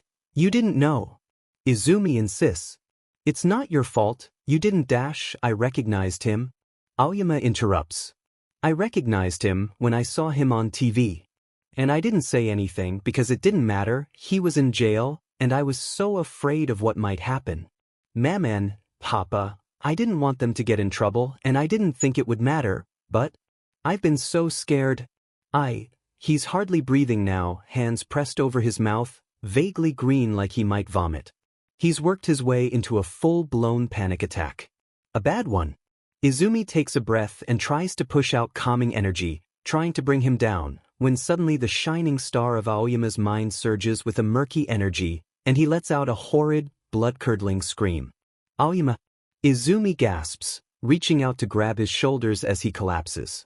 What happened? That looks like Sensei's mind light. Is this what it looks like when he takes over someone's body? She hadn't been able to see Lady Nagant's mind when it first happened to her, so BLD drips down Aoyama's nose. He jerks back and forth like he's having a seizure, something on his stomach swelling. Aoyama's navel laser goes off. Izumi is too close to dodge. Only Aoyama pushing her away keeps it from going through her heart. As it is, the beam of glittering energy rips through her side. Izumi. The other students. Izumi grimaces, clutching at the hole in her stomach, as Hitoshi lunges past her and punches Aoyama square in the jaw. Hitoshi, stop. Izumi gasps. This is all happening too fast. What the hell happened? He's not in control. Is he having a seizure? What's happening? Ashido shouts, panicking. Too many people. Too many things happening. Aoyama is still twitching, still bleeding, Sensei is still hurting him. Izumi curses under her breath, slumps to the ground, and closes her eyes. Aoyama's mind is a sea of shining glitter. It would be appealing, if not for the ugly wart standing in the center of it, holding Aoyama up by the throat, smiling that horrid smile and spilling cruel shadows over the expanse of light. Foolish child. Sensei hisses. You think the power I gave you was free? Aoyama whimpers. I didn't, idiot. A useful idiot, nonetheless. I wouldn't have been able to get so far without you. No. Let him go. Izumi shouts, banishing the shadows near her. They leave painful-looking gouges. Are they attacking Aoyama? Izumi. Welcome. The vestige smiles. You know, it was a gamble to send him to UA. I really wasn't sure if you'd be able to sense me at the beginning of the year. I'm glad that gamble paid off. You should be proud, boy. You were a useful tool. No. Aoyama gasps, struggling. I don't want to hurt them. I never wanted to. I wanted to be a hero, and instead, you became one of the villain's greatest assets. Fo croons. You never thought to bring up the time you lost. While everyone was panicking at Tamura's distraction, you were looking through the papers in the teacher's lounge. While your classmates fought at the USJ, you were monitoring Tamura's first foray into villainy for me. While Bakugu and Izumi here were kidnapped, you sat in a bush, wetting yourself in fear. Aoyama sobs, and Izumi has had just about enough of Sensei and his poisoned words. She shoves herself forward with all her might, ripping the vestige away from Aoyama like someone might pull off a tick. Sensei is ugly enough to be won. There's no glass here in Aoyama's mind to pierce him with, but that hardly matters when Izumi can vaporize him and trap him within the same bubble that worked for her.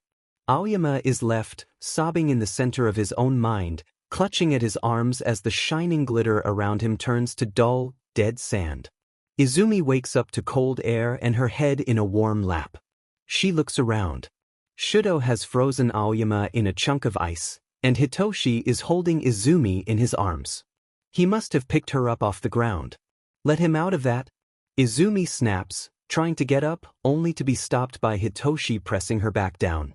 Izumi, you're hurt. I'm fine. Izumi grunts, waving him off. She's had worse than a laser go through her stomach. At least this is cauterized. Someone get my dad. I want Nedzu, All Might, and Recovery Girl. And Aoyama's parents. No. Aoyama's parents are in custody. Aoyama is locked in a room, being treated as a suicide watch.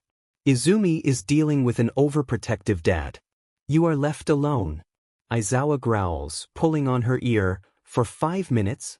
Technically it was more than that. Aizawa gives her a look. Izumi wisely shuts up. She focuses in on Aoyama's mind through the walls. He's still scared, still worried. But Sensei's vestige doesn't seem to be affecting him anymore. That's good. Lady Nagans hasn't been acting up either, so maybe Sensei is leaving them alone. More likely that possessing someone like that takes a lot of energy. I just can't believe his parents took their kid to get a quirk from some shady guy like that. Yamada says, flopping down on the couch. Like, he can't have been that old. His paperwork said his quirk came in at 6. It's basically back alley plastic surgery. I don't think it's exactly the same. Yagi says awkwardly. Probably because he did something similar as a child to get his quirk. Allowing someone to make changes to your body to get rid of something that society deems a flaw, but has no true effect to your health. Izumi says bluntly. It is similar. And the quirk is bad for his body. Yamada continues, waving his hands expressively. So, his parents brought him into sketchy back alley plastic surgery for a botched nose job. I might not agree with their actions, but I can understand them. Izumi admits, folding her hands together. The number of quirkless people I see in depressed or suicidal dreamers is statistically telling. Yamada makes a pained noise, but he doesn't seem to have a response to that. They sit in silence for a few moments longer. I just hope Aoyama doesn't get in trouble for this. Izumi admits. He asked for help almost immediately. He told me as soon as he could, even though he was having a panic attack. I mean, that vestige already caused him enough pain. Izumi freezes, staring at the wall, completely unseeing. A cat scratching her hand. Sensei holding Aoyama by the throat. Star and Stripe tearing Shigaraki apart from the inside out. Yamada pats at her shoulder. Little listener. Pain. Izumi says out loud.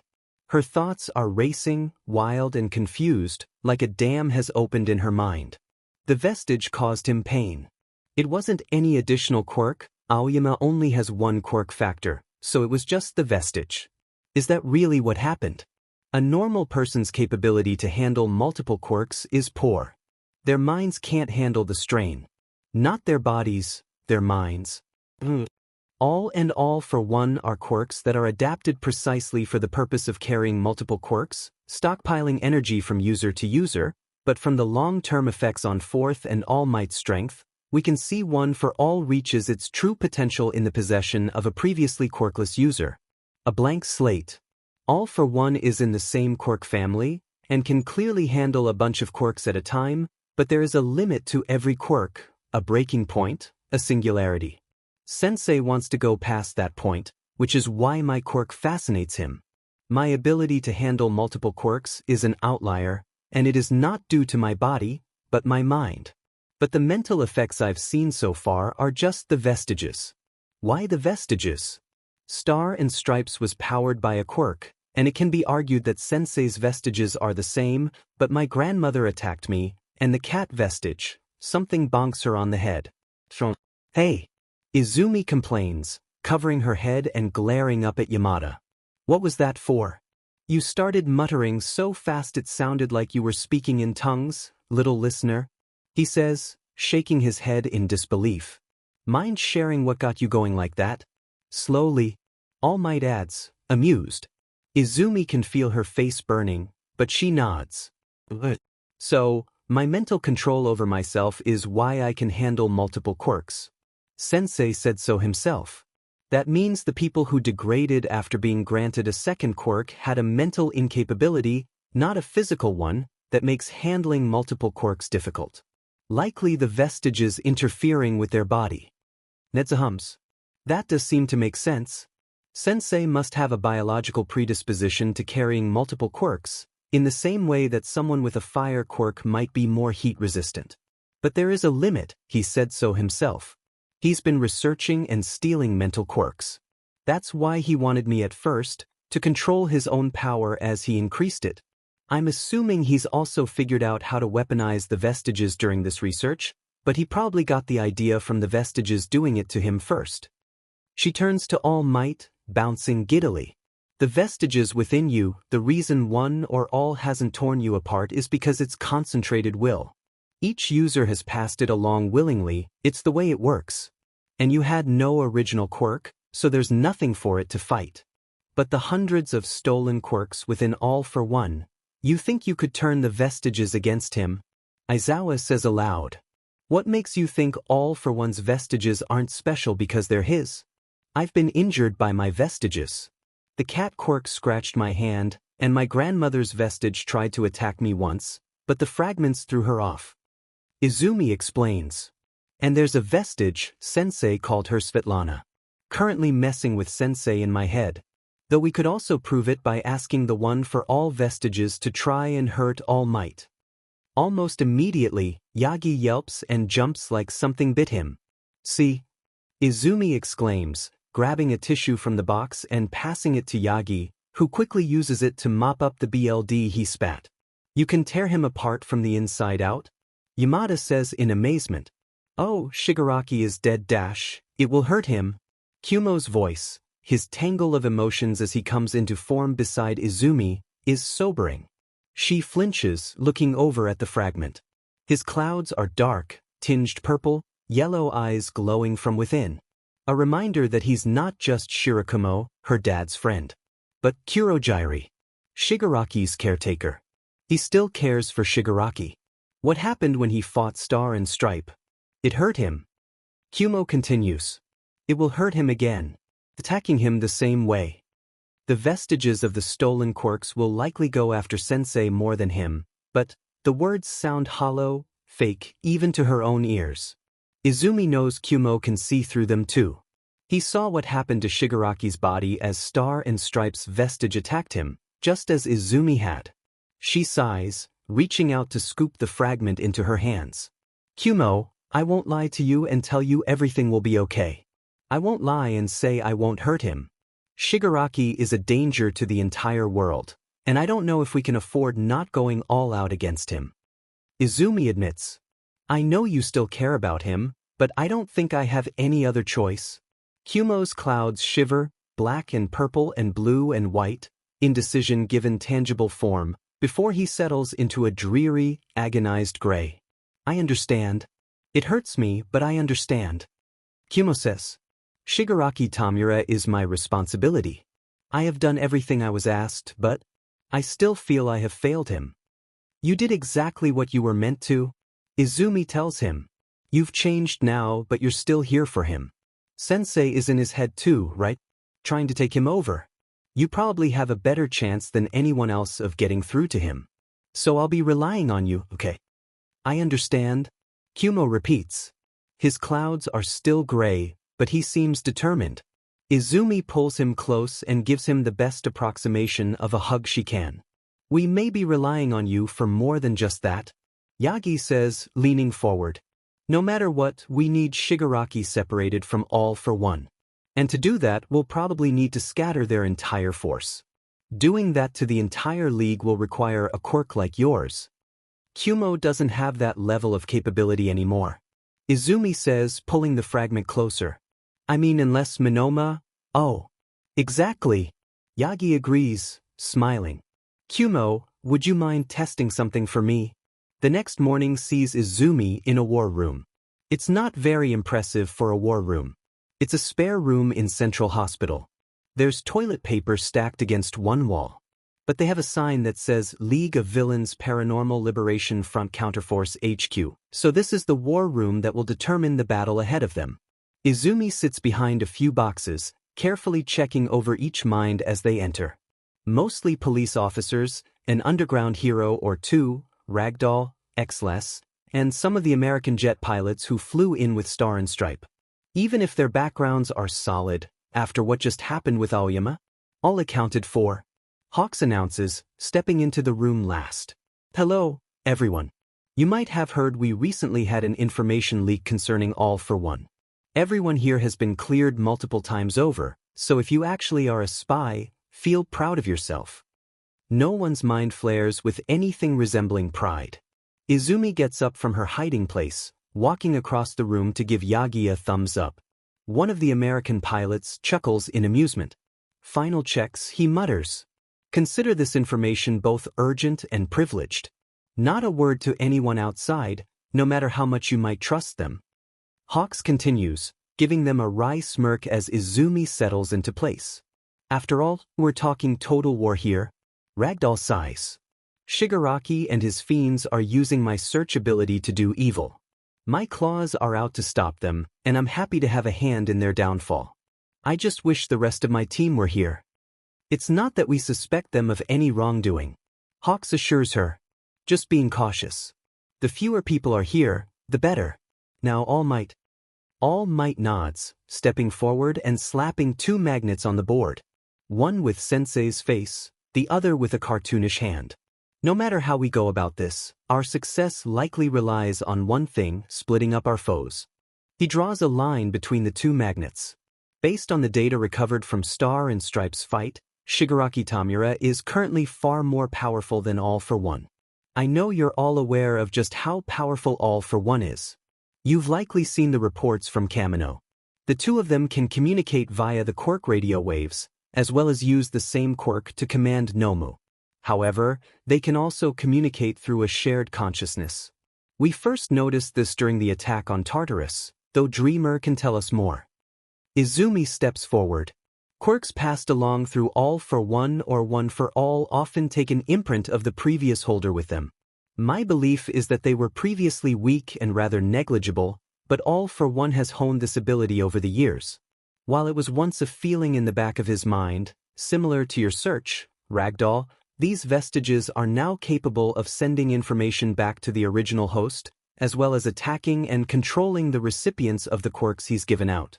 Lady Nagant, myself, and a student at Aoyama Yuga. I have my own vestige under control, but it took some time.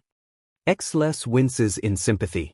Izumi nods at him, before turning to the American pilots.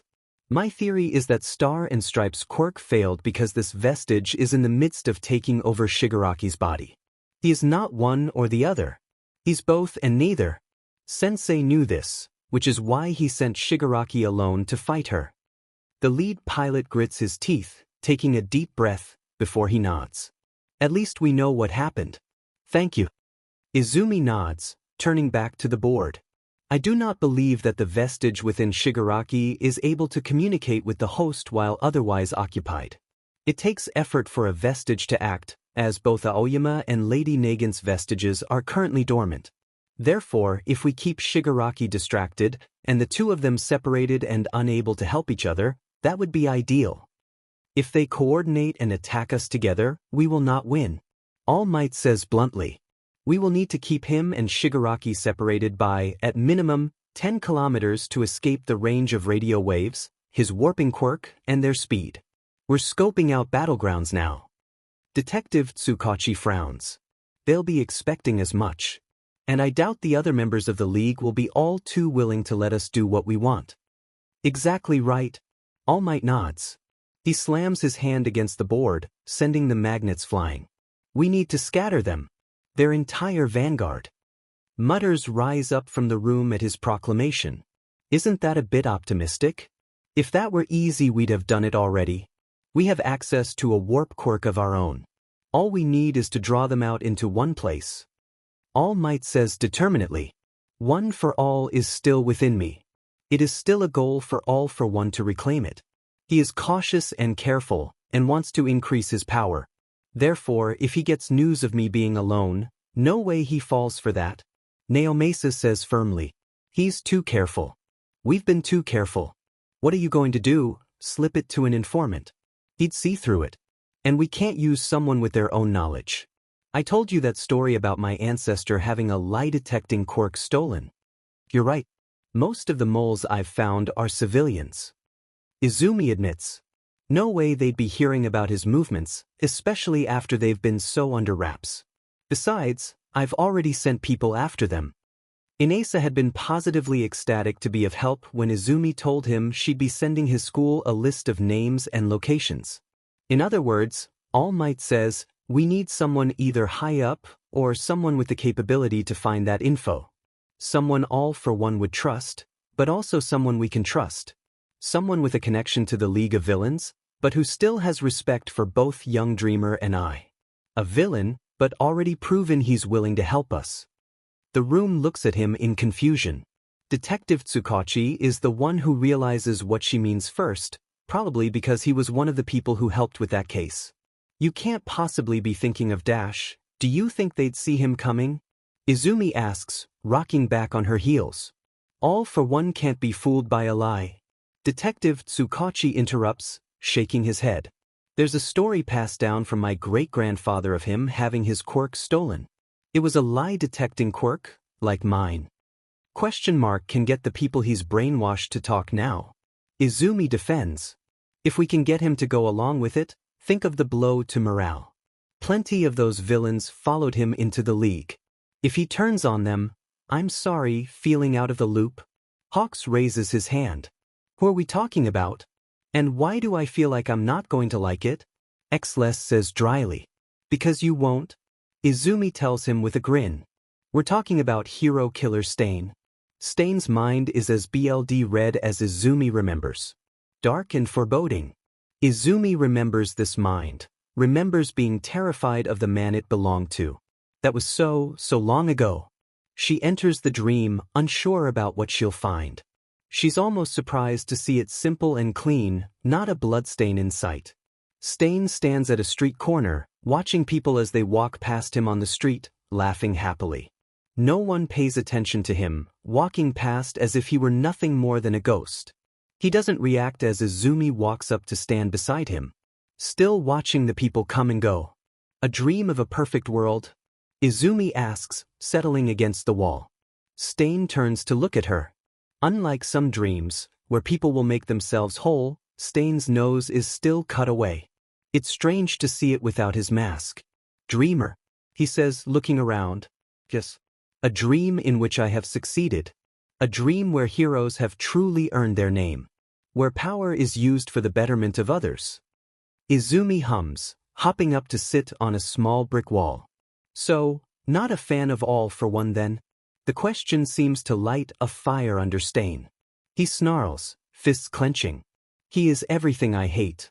Quirks and power should not be used for selfish purposes. The ability to help others must be used. He is everything I despised about false heroes, and he is unashamed about it to the core. Stain spits. He could do so much good by redistributing his quirks, removing them from those who abuse them, placing them in the hands of the worthy. Instead, he hoards power and plays with human beings like toys. The fact that he has used my name to grow his following disgusts me. Promising.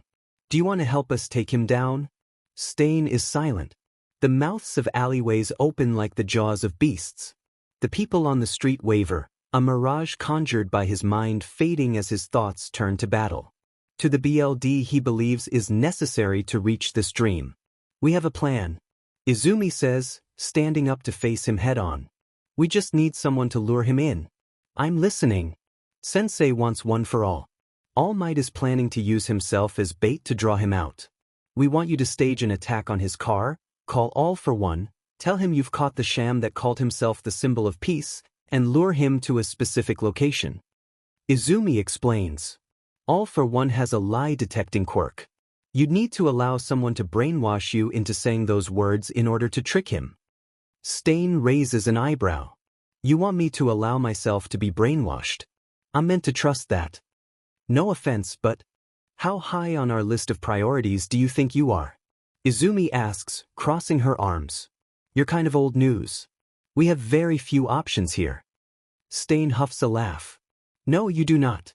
All for One is a powerful opponent. I act as bait, then what? All we need from you is to lure him in. Izumi says simply. After that, it's our turn. Stain agreed. Izumi reports the next day. Perfect.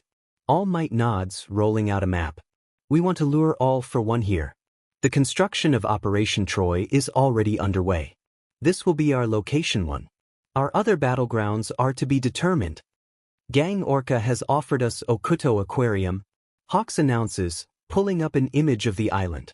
We'll be able to isolate a large group here. He's already removing boats and other modes of transportation to and from the island, in order to trap them. We'll want to avoid sending anyone with an aquatic or transportation quirk here. It's tempting to put Dabi there, but there's a decent amount of forest on the island, Detective Tsukachi says, looking at the image. Stating the obvious, that's a bad idea.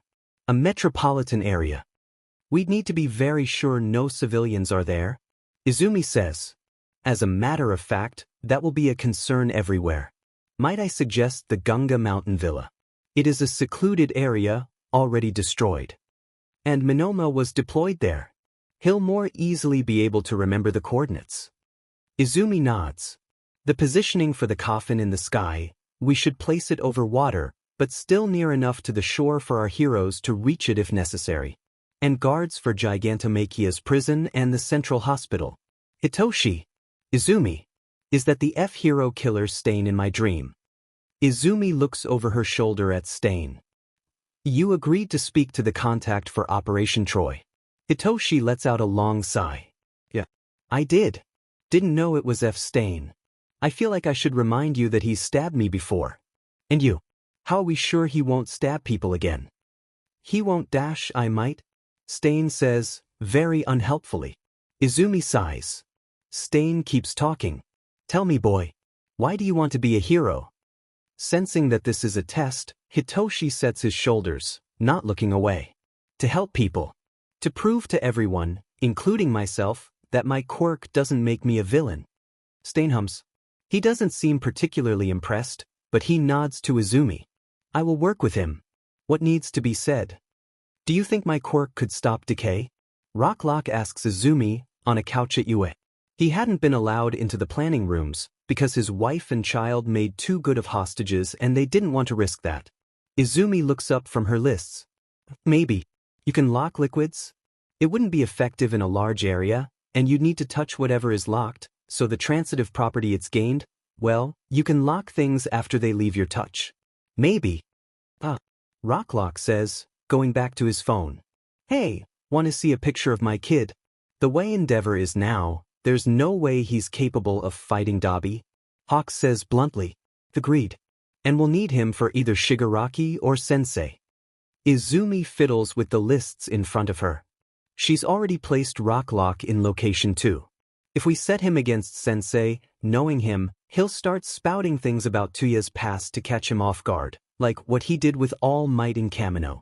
Endeavor and I fighting all for one is our best bet. Hit him with the smallest, strongest team. Hawk says firmly. And for Shigaraki, mobile, strong hitting powerhouses. People who can adapt, react quickly to whatever he pulls, and the openings you give them from inside. Why not set Dreamer against him in the physical world? One of the police officers asks, crossing his arms. She's already proven extremely capable of dash, Dreamer will be more effective in her element. Yagi says firmly. This is non-negotiable. Spreading her thin has been our failing in the past, and we will not make that mistake again. Recovery Girl has also vetoed her going out in the field again. Izumi ducks her head, quiet. It might be a good idea for her to fight Shigaraki head-on. She knows she can. She knows she might even survive decay. But if she loses control, well, she needs to make sure that her attack from within is worth it. Izumi floats in her dream room. Before her are the vestiges she's managed to corral, floating in the bubble away from the goop she's created. It's gotten bigger out of necessity.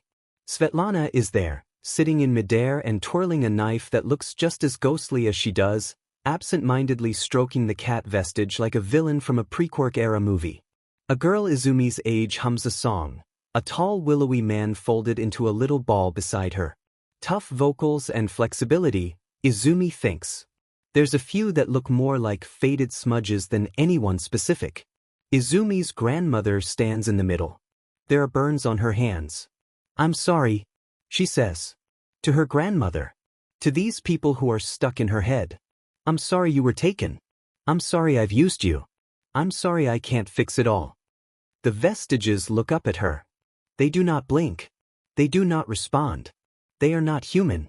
Just imprints holders who has part of them ripped away. I want to fight all for one. She tells them. I want to wake up his vestiges. I want to have them turn against him. Will you help me? Can you fight back against the man who stole from you? They aren't as powerful as the vestiges of one for all and all for one's holders. But they are here. They are memories. They have anger and they are still themselves. And they're still angry. Svetlana smiles and raises her hand in a silent cheer. The cat hisses and arches its back. The young girl screams wordlessly at the sky, and Izumi's grandmother sheds a tear and clutches at her heart. Hisashi. Failure. Izumi is terrified of it. The day of the plan looms like a tsunami ready to crash over her. Everything is in place. Every group has been decided. Monoma and Kumo can recite the coordinates without a second thought. Hitoshi has his script. The stage has been set. Izumi can't help but remember the last time she felt like this. Her plans coming to fruition. Bloody, broken body. Long black hair matted and trampled. Eyes unseeing. She had lost people. She had hurt people. She had been violated and betrayed. Nothing but dust. Was that going to happen again? They were stronger now. Shigaraki and Spinner. Dabi was willing to burn himself out. Toga was grieving.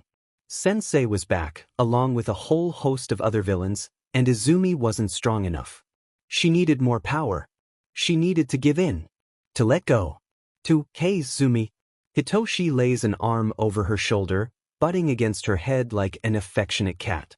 You doing all right? Izumi needs to breathe. She can't cry. She doesn't want to stain Hitoshi's bed sheets black. I'll be okay, she promises, smiling weakly. What about you? You'll be meeting up with Stain tomorrow. Are you sure you're ready? We have the whole thing rehearsed. Hitoshi nods. From losing faith in his hero after All for One revealed him, to the timing of you getting me out of there. The only thing I'd really be worried about is him resisting my brainwashing. He has the willpower for it. But if he's doing it willingly, I think we're all good. And after that, I'm moving to location 5. Gigantomachia. Izumi nods. She might have preferred Hitoshi stay in location 1. He could pretty easily trick the slippery villains that escaped the portals into containment cells. But he was so effective against Gigantomachia last time that it only makes sense to put him back with the giant. And what about you, Shudo? She asks, reaching down to poke his side. You'll be okay fighting Tuya? Yes. Shudo says determinedly. It's what I wanted. Endeavor will grumble about it, but he's needed elsewhere. I think it's part of his punishment to not be able to face him. Plus, he'd get in my way. Izumi raises her eyebrows. Shudo isn't boasting, he's saying that as a fact. Get in your way, huh? He's been working on another move while you were off heroing. Hitoshi says, dangling himself over her back. Show her show. Shudo smiles at her, pulling open his shirt. Izumi barely has the time to be surprised by this when a cross of blue and orange flames erupts from his eve, a glittering firework, except it doesn't fade. I'm going to use this to beat him. To be the hero I want to be. Shudo announces. It's appealing. Izumi mutters. It looks like flash fire. Endeavor's ultimate move. It is similar. Shudo admits. Check this out. Hitoshi says, reaching forward. Izumi barely has the time to blink before he shoves his whole hand into the glittering fire without a trace of fear. Or pain. It's not hot at all. Hitoshi says, grinning. Here, you do it too.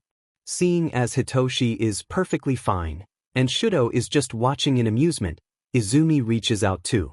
The glittering fire tickles at her hands, but it doesn't burn, doesn't bite. It's perfectly temperate, until Izumi reaches all the way through, and finds the warmth of Shudo's his heart beating under her palm. It's strong to maintain, so it goes away soon enough. Shudo admits. I took the idea of Flashfire Fist, but I manifest both sides of my quirk at once. Using my heart as the center, my hot BLD warms my cold half, and my cold BLD cools my hot half. Making cold flames. Izumi whispers, amazed. This can lower Tuya's heat. And keep you protected. As far as I can tell. Shudo says. The glittering flames fade, leaving Izumi and Hitoshi just kind of awkwardly touching his ichi. Shudo grabs their hands before they can pull back, squeezing them in his own. This is my power, he says firmly. And I will use it to be a hero that can protect people. I will use it to stop Tuya. So don't worry about me. We're gonna do that anyways. Hitoshi grumbles. Come back unroasted. Cold soba, Shudo. I will do my best. Shudo nods seriously. Izumi snorts. That's about us though. Shudo says, pulling on their hands and dragging himself over to them. What about you? Izumi forces the smile to stay on her face. She's sure it's not as bright, but the storm in her head. Just nervous. I mean, considering what happened with the last war I planned dash, the commission sabotaged you last time. Shudo states, with the air of someone correcting a false statement.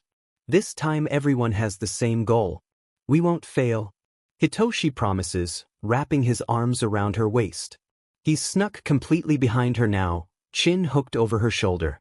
Shudo sits in front of them, still holding their hands. But we need to rest. Is it okay if I give you some rest time? Izumi lets herself melt into their touch. Steady. The goop shifts, showing their lights fading, their warmth cooling. The goop is a beach. Yes, please. Izumi responds, and lets the purple fuzz of Hitoshi's quirk wash over her. She can still feel them there, Shudo playing with her hands, Hitoshi humming a tune. Tomorrow. Tomorrow it's all over. Question mark has made contact with Stain. Phase 1 is a go. Contact with All for One made. Call is an action.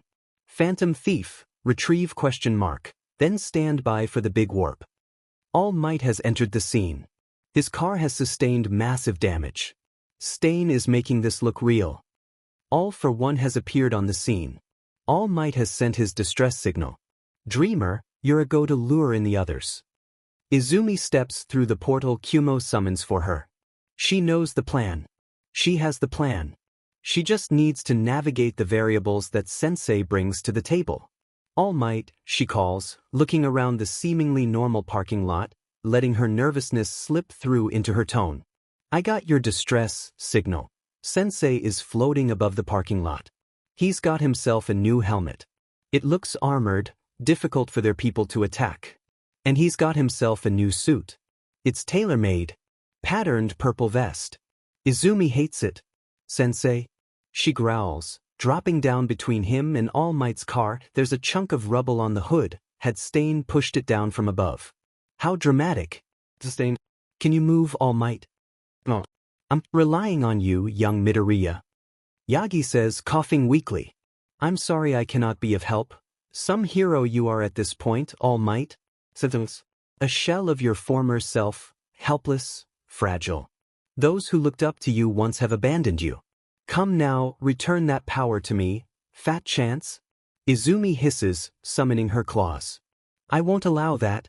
Your presence here is annoying, but no matter. All for One hums. One for All is here before me. Using search, I can easily tell that any backup is scattered across the nation. You might prove a dangerous opponent, Midoriya Izumi, however, gray sludge forms in the air. 1 point. 2 points. 3. Mines come forward. Pulverized glass. Dark purple. Red, blue, teal, yellow, green. One after another, like ants marching to war, an army emerges from All for One's warp quirk, all focused on Izumi. You are alone. All for One says. That pathetic fragment left of Kurogiri does not have the power to call for aid. No one is coming to save you dash, Sensei cuts himself off with a surprised grunt as Stain's sword flashes through the air.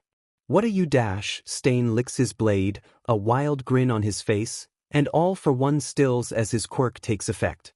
You taught me well, Sensei. Izumi calls out to the paralyzed villain, letting Kumo take her energy to help as Monoma starts growing portals behind her. It hurts to trust someone, doesn't it? Stain sneers at a frozen All for One, pointing his sword at him. I despise people such as you, villain, he calls, voice ringing out over the army of shocked villains he stands in the center of. No one moves to attack him, despite the blow he just landed against their leader. Those who use their powers for their own selfish needs, who do not help others with the gifts they have been given. Traitor. All for One seethes, twitching. Something in him shifts. You dash, I was never one of you. Stain shouts as heroes start pouring from Minoma's portals. You used my name. I believe in true heroes. Let those who have remained to fight when the world has fallen apart show you the world I wish to create. Let them throw their lives on the line to stop disgusting creatures like you. Shouts of rage and betrayal start to come from the gathered villains, rushing forward to attack in their anger. Dabi seems almost completely unaffected, laser-focused on one man and one man only. Father, activate Operation Troy. All Might shouts, and the pavement cracks open. Cages of metal burst from below, trapping groups of villains in their walls. Minoma, cackling, opens more portals, and the heroes begin to shove the cages through. Every move has been to make you overconfident, All for One. All Might says, almost to himself. Izumi is sure sensate. Can't hear him over all the chaos. You've fallen right into our trap. Izumi raises her own hands, pushing the cages through the portals with her telekinesis. She feels as if someone is helping her with Sensei's cage. Svetlana, most likely. The moment most of the cages are through, Izumi drops down beside All Might and quickly jumps through a portal of her own to their center of operations. The plan is in motion. Detective Tsukachi greets them, as a nurse shoves All Might into a chair and starts fussing over him. Operation Troy is underway. We may have failed before, and your body has paid that price, but today, we defeat that abomination. No doubt. All Might agrees, clenching his fist. We're clear. Someone shouts from the screens. All portals are closed. Fatgum, take down the leftovers. Izumi looks around the room. La Brava is enclosed in her own station, watched over by a police officer who seems positive she's up to something fishy. She doesn't seem to mind, her keyboard clacking in a frenzy as she hunts for Skeptic. She's going nearly twice as fast as the officers on the other monitors, their screens lighting up an entire wall. Each of the 8 locations is highlighted, statistics running across each one as they try to identify the villains sent to each spot. The villains have been separated according to plan. Phantom Thief, return to Eraserhead. Battles are commencing in all teleportation locations. An attack on Gigantomachia's prison has been intercepted. This is where the strong part starts. Detective Tsukachi grumbles, before turning to Izumi. Dreamer, we've got it under control. Your focus is Shigaraki. Izumi nods, forming another portal and hopping through it to her final destination. UA has been transformed, lifted from the ground and floating off the Hosoya coast. Electric Quirk users power the floating fortress, and Yaoyorozu is within its depths, helping Cementos create raw materials for the support course to use in repairing it. Hatsum was quite proud of her baby. Its name was the Coffin in the Sky. Even now, Izumi can see the battle commencing. Within the fortress, Bakugu, Miruko, Best Jeanist, Rocklock, and Edge-Shot fight against Shigaraki. And Shigaraki. His mind is wild, confused, and yet calm at the same time. Ha! Minoma crows. I'm center stage. The villain having some trouble using his quirk. Aizawa doesn't look over at Izumi as she lands, but she can tell he notices her.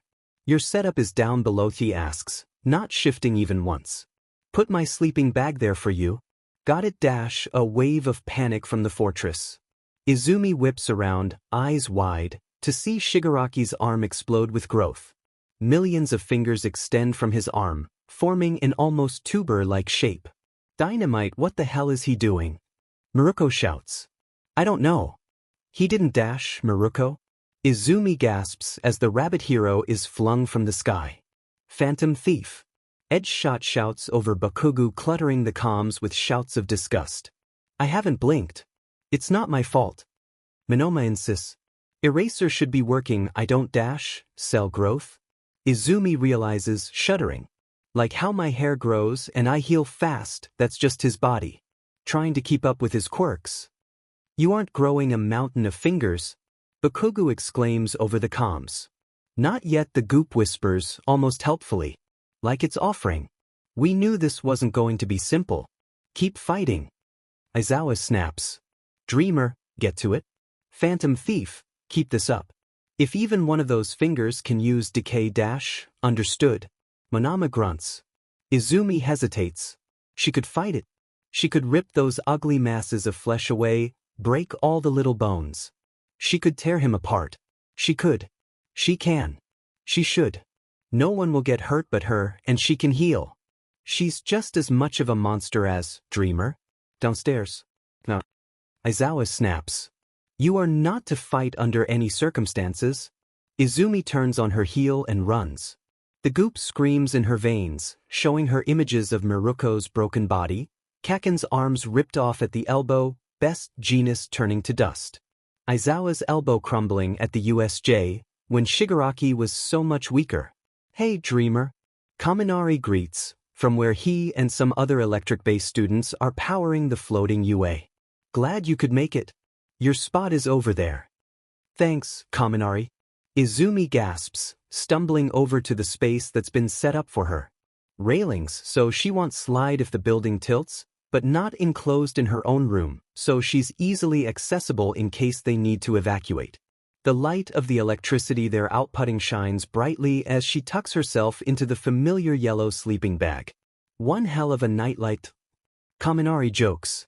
Stay focused, first year. Another student shouts. Let her do her job, and stay focused on yours. We can chat when this is over. When it's all over. Detective Tsukachi was right. The strong part is about to begin. Shigaraki's mind was one of the first ones Izumi had entered while awake.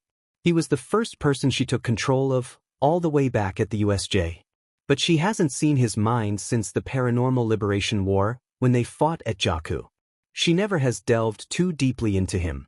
His mind always makes her pulverized glass scratches at Izumi's eyes and skin as she fuses their minds, pulling her vestiges along with her. It's dark within Shigaraki's mind. Red light streaks through the dust clouds, crackling like lightning and dripping thick clots of goop like rain. The ground is far below, but Izumi can't be bothered to look too closely at it, not when there's that thing. A great tumor of hands and fingers, like the monstrosity outside of his mind, rises from the darkness, like a great volcano. Fingers with too many knuckles rake at the air, palms with too many fingers twist and reach for something to hold on to, pulling faces that Izumi doesn't recognize back beneath the surface. It shifts, growing and decaying in tandem, in cycles, like breathing. The dust that crumbles away flows down the sides, along with rivers of blackened BL dynasty. Homutters. Where is Shigaraki Tamura? Kumo darts forward closer to the mass, looking around. Is he buried, like what happened to Izumi at Jakku? What if he's hurt? What has Ems done to Dash up there? Vo grumbles, jerking to the top of the mound of flesh and bone. There, at the mouth of the volcano, in a pool of black filth, are Shigaraki and Sensei. Not on 4 feet, but 2. It seems Izumi was right with her hypothesis. Sensei and Shigaraki are merging. It's grotesque. Sensei seems to be growing out of Shigaraki, like some hideous smiling tumor, or gummy bears melting together after being left in the sun. His fingers dig into Shigaraki's flesh like Play-Doh, pulling him into a perversion of a hug. One of Shigaraki's hands is pressed against Sensei, trying to shove him away, but the flesh moves around his fingers, like sticky gum that refuses to let go or break. The goop wraps around them, congealing and locking them into place, melting from the wounds in Shigaraki and Sensei's bodies. If Izumi was currently in possession of a stomach, she would vomit. As it is, she wants to leap forward and tear them apart. This is worse than what happened to Aoyama, to Nagant. Shigaraki Tamura, Kumo whispers, vibrating in agony. Thinks? No, this cannot be. Izumi swallows and turns away. She has a mission. If this is like what happened to her in Jakku, there's no reaching Shigaraki right now. He's too focused. Izumi needs to focus on finding the vestiges. If Shigaraki and Sensei are focused on Bakugo and the others, then it will only be easier for her. Izumi takes a deep breath, dropping away from the peak. She needs to go lower. She reaches out, digging her hands into Shigaraki's mind, reaching for the place All Might's vestiges were. For the screaming cacophony of chaos that she sees when dealing with All for One. Millions of colors.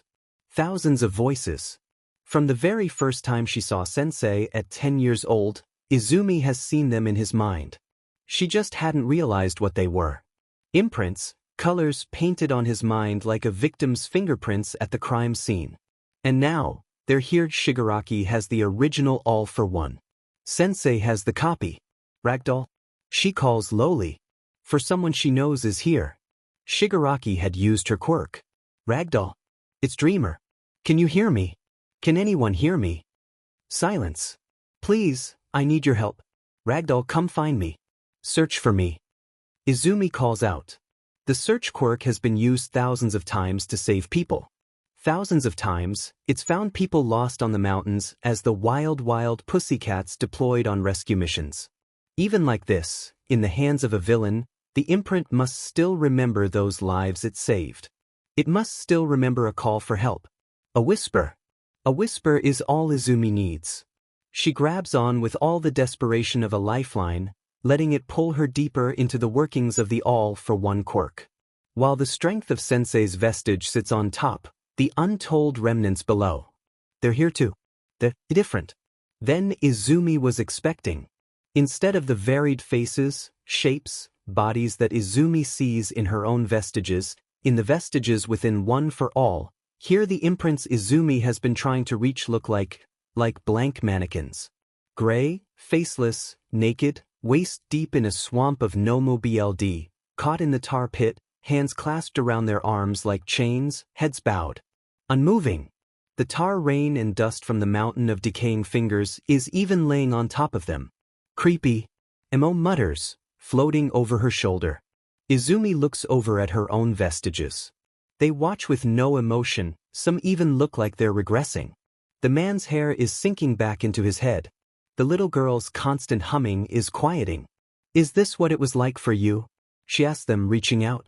She takes her grandmother's hand, watching the freckles on her skin fade into conformity. This is what he did. If for one. Her grandmother says. The words come haltingly, just as Meigo and Hizashi had. For him. I see. Izumi looks back to the vestiges. Stripped of all individuality, this must be how Sensei kept his sanity. By silencing these others. But they were still themselves. The vestiges in her body are individuals. Maybe that's because of the time they spent with her rather than All for One, slowly regaining themselves within her mental quirk. But she had heard Ragdoll, Search responded to her. She can't imagine that all of Ragdoll's persona has been stripped away. The wild pussycats were so bright and eccentric. That's it. Perfectly cute and cuddly. Izumi calls out. Appearing from nowhere. The vestiges don't react. Lock on with sparkling eyes. Izumi tries again. Come on, Ragdoll. You're part of the chant. A whisper, again. One of the vestiges twitches, turning around to face Izumi, a yellow skirt fading into view.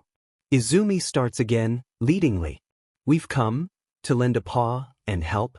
Ragdoll's vestige says, leaning forward. The hands around her wrists clamp down, but they crumble too.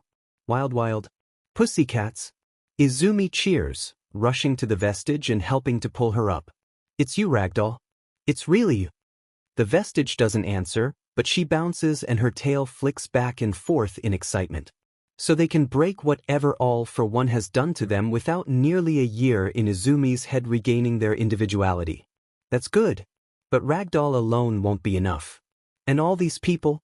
Izumi looks over the remainder of the vestiges. There's so many. Some are fused, some have cracked limbs, like Roman statues stripped of their paint and now nothing but cold, strong marble. Izumi doesn't know where to even start. Which vestige belongs to which quirk? And who were these people?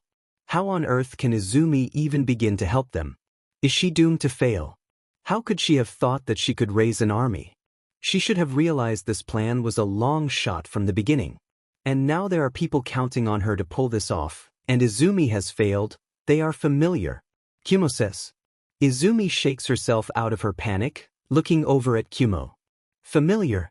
Blank slate. Kumo says, floating forward. That's what they are. Blank slates. I was a blank slate. Then I became Kurogiri. And now Kumo. They are no one. Blank slates. I was a blank slate. Emo agrees, spinning wildly. I was me, and then I was a blank slate, and then I was Mocha, and then I was Emo. They've forgotten who they were. Hoas. Like how I forgot Toshi Densetsu? That's right. Izumi nods. But I don't know how to help them. I don't know who they are, so I can't help them remember dash. You don't need to do that, silly. Izumi does need to do that, actually. How is she supposed to rally them to fight against this Quirk if they don't know their people, not empty tools for all for one to use? How is she going to help everyone out there? How is she going to beat Sensei? Ho keeps talking, bouncing back and forth. You didn't know who me and Mo were, when we remembered who we were. It just happened. You didn't remember our memories for us. You can't do that. We have to remember ourselves. You didn't even know these vestiges were in your head. Vo adds judgily, making a quick loop around Izumi's Quirk vestiges. You didn't make them remember either. That's their job. But you had triggers. Izumi tries to explain.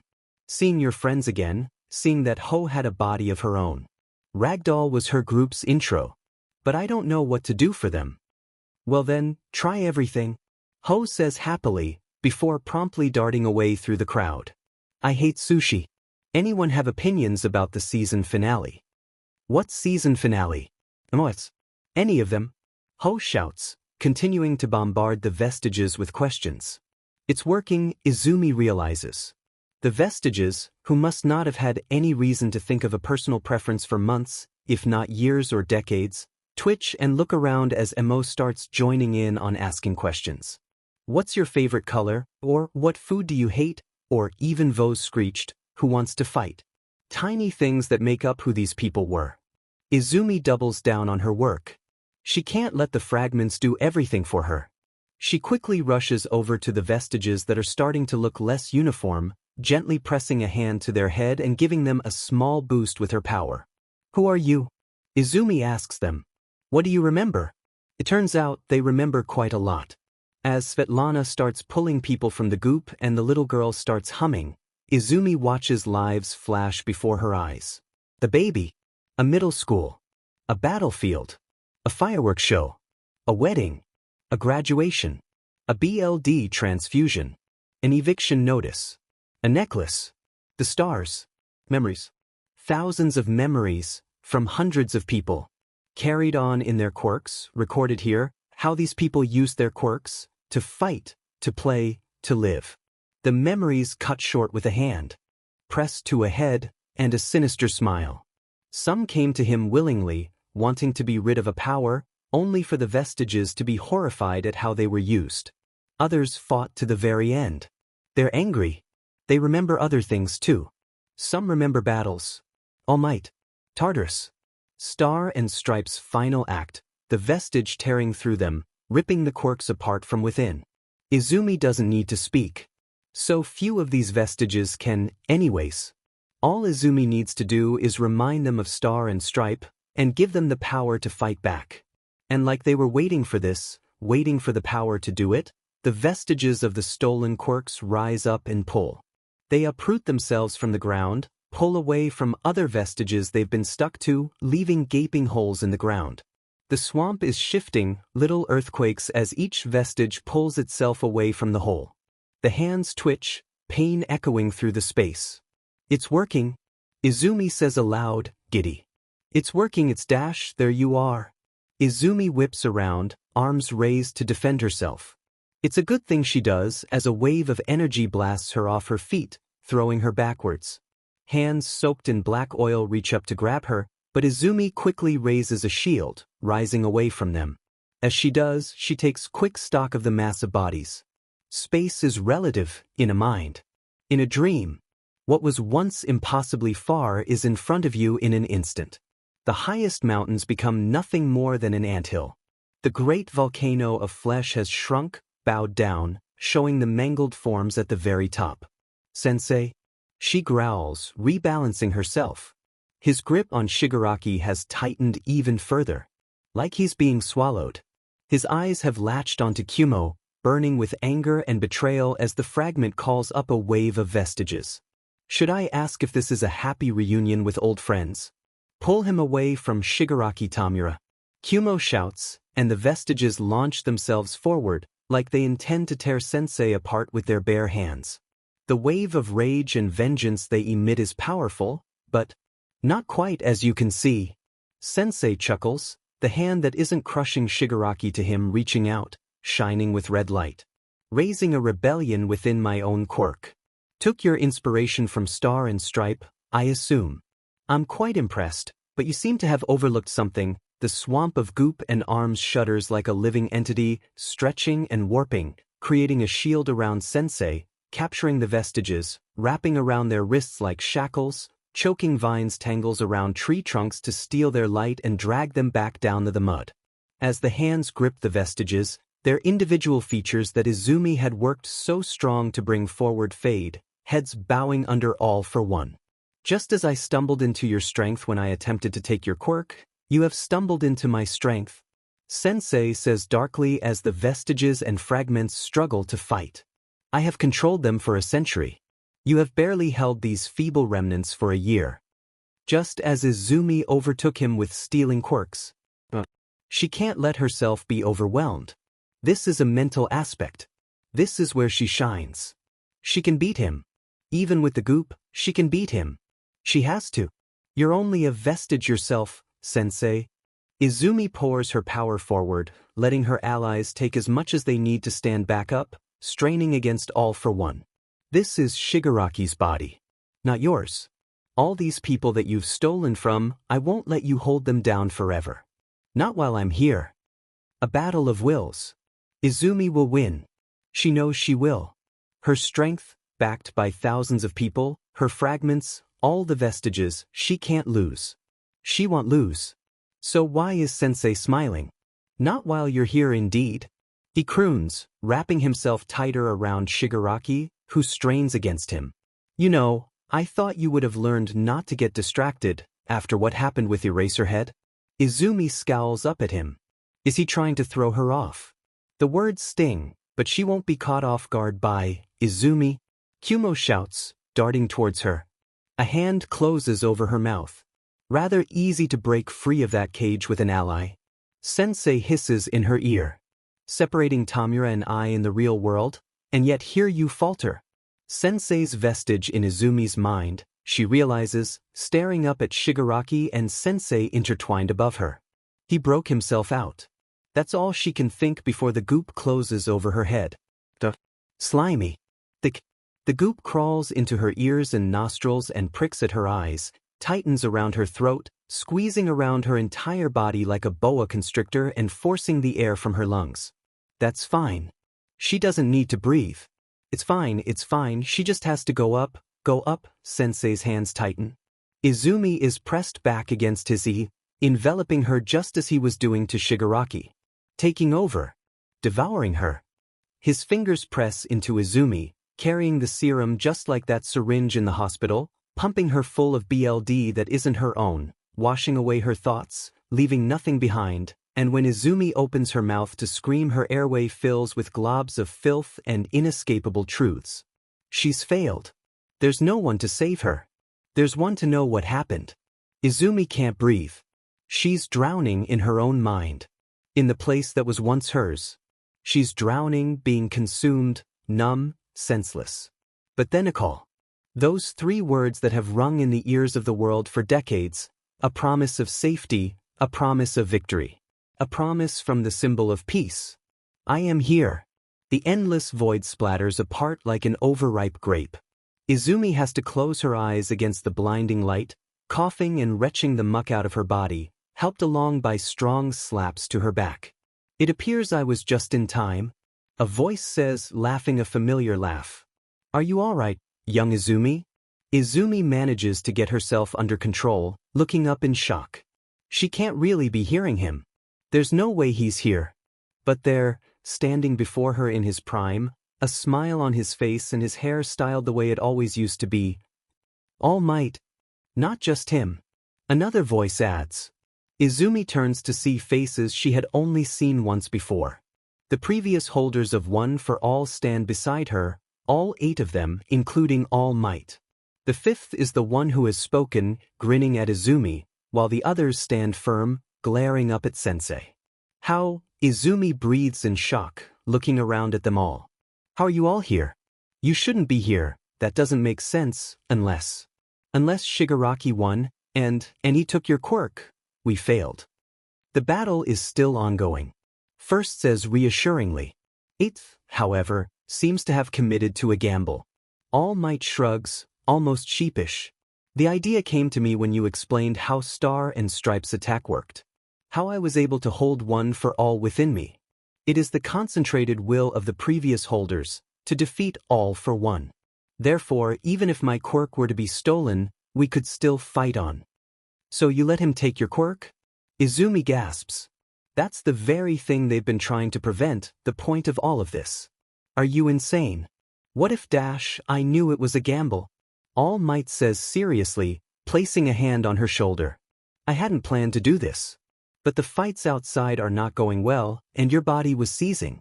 I knew no one could help you in here, no one but the vestiges. So, I went to Lady Nagant and asked her to assist me in a little DLVOI. Her moldable bullets were able to carry some of my BLD. You gave me One for All. Sensei says from above them. His disbelief is audible, and his grip on Shigaraki even seems looser, one hand stretching out, reaching towards them. Brother, you've returned to me. I am not your plaything. First says, frowning. I'm not yours. None of us are, not me, not Dreamer, not the boy you have groomed to be your vessel. One for All is not yours. We stand against you as we always have. The near breathless shock on Sensei's face contorts into a sneer. Very well, foolish brother. You think your will is enough to save you. No matter what you do, I've won. One for All is in my hands. One for All is in the hands of my grandson. Shimura Nana corrects, glaring up at him.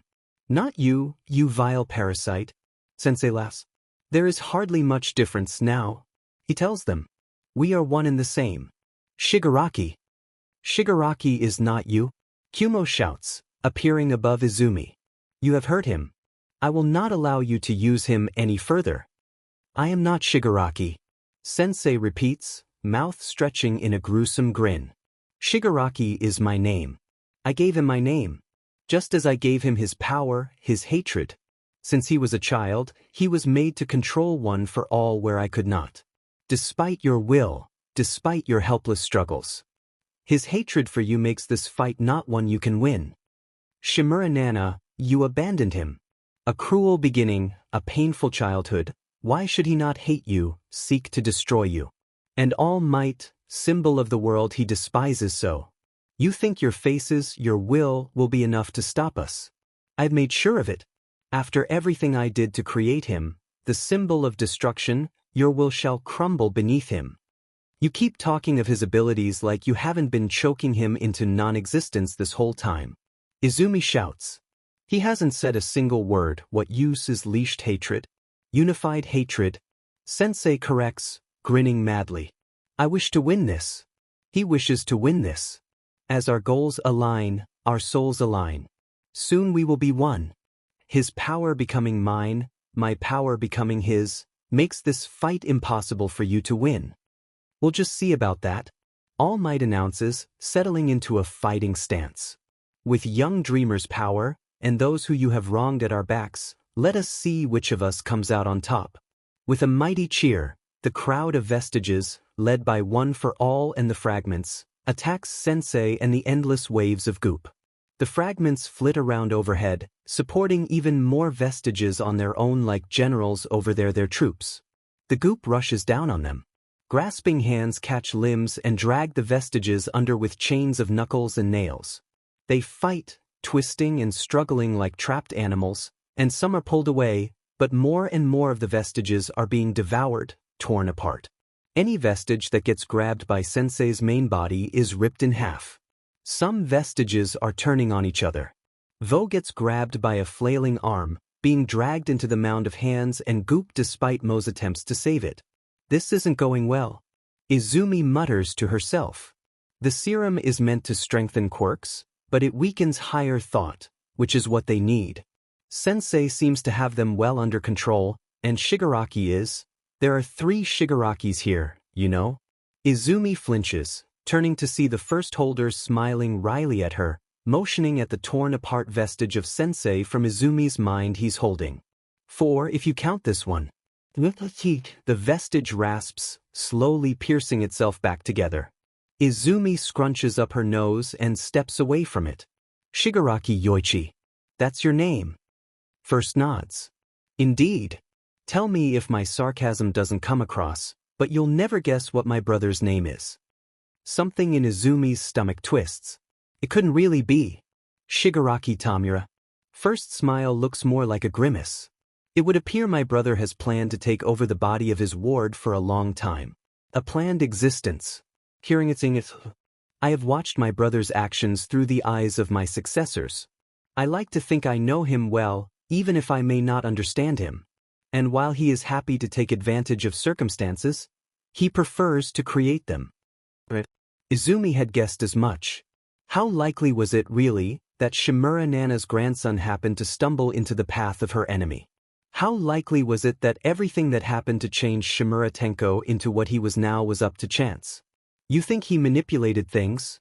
I am almost positive. First says, looking down at the vestige. If what my brother says is true, we will have a difficult fight ahead of us. Blind hatred is indeed a dangerous opponent. But if we were to show the truth of his past, he will not trust you. The vestige spits. You're mine. He's mine, mine. You always did have difficulty sharing your toys. First sighs, kneeling down. But brother, I am not a toy. Lives are not toys, no matter how much you like to play with them. Taking the memories from a vestige. It shouldn't be impossible. It's not a full mind, but Sensei certainly acts like himself here. If Izumi can drag up those memories. A hand grips hers, fragile and ghost-like. Izumi turns to see her grandmother standing beside her, looking determined. Together, the vestige insists. Together. Izumi and her grandmother's vestige reach out, pressing their hands against Sensei's head. He's not a true mind, but a remainder of a quirk, one with a connection to the main body. Her grandmother fuses herself with her own quirk, forcing Sensei to open up, just like how Sensei puppets Shigaraki above them. It's easy for Izumi to reach in and look around.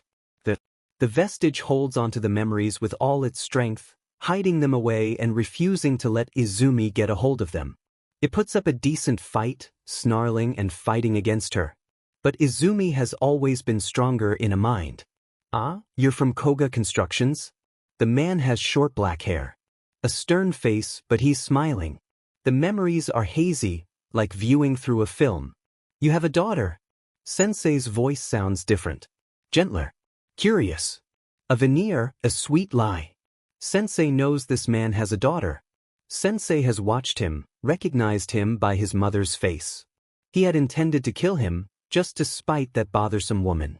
But well, he had anger. Fascinating anger. A descendant of one for all, and so easy to manipulate into cruelty. But his daughter is too even-tempered for what he has in mind. Nowadays, heroes won't come to help, especially when you need them the most. Careful words, leading words. We need a family that looks out for each other. A second child.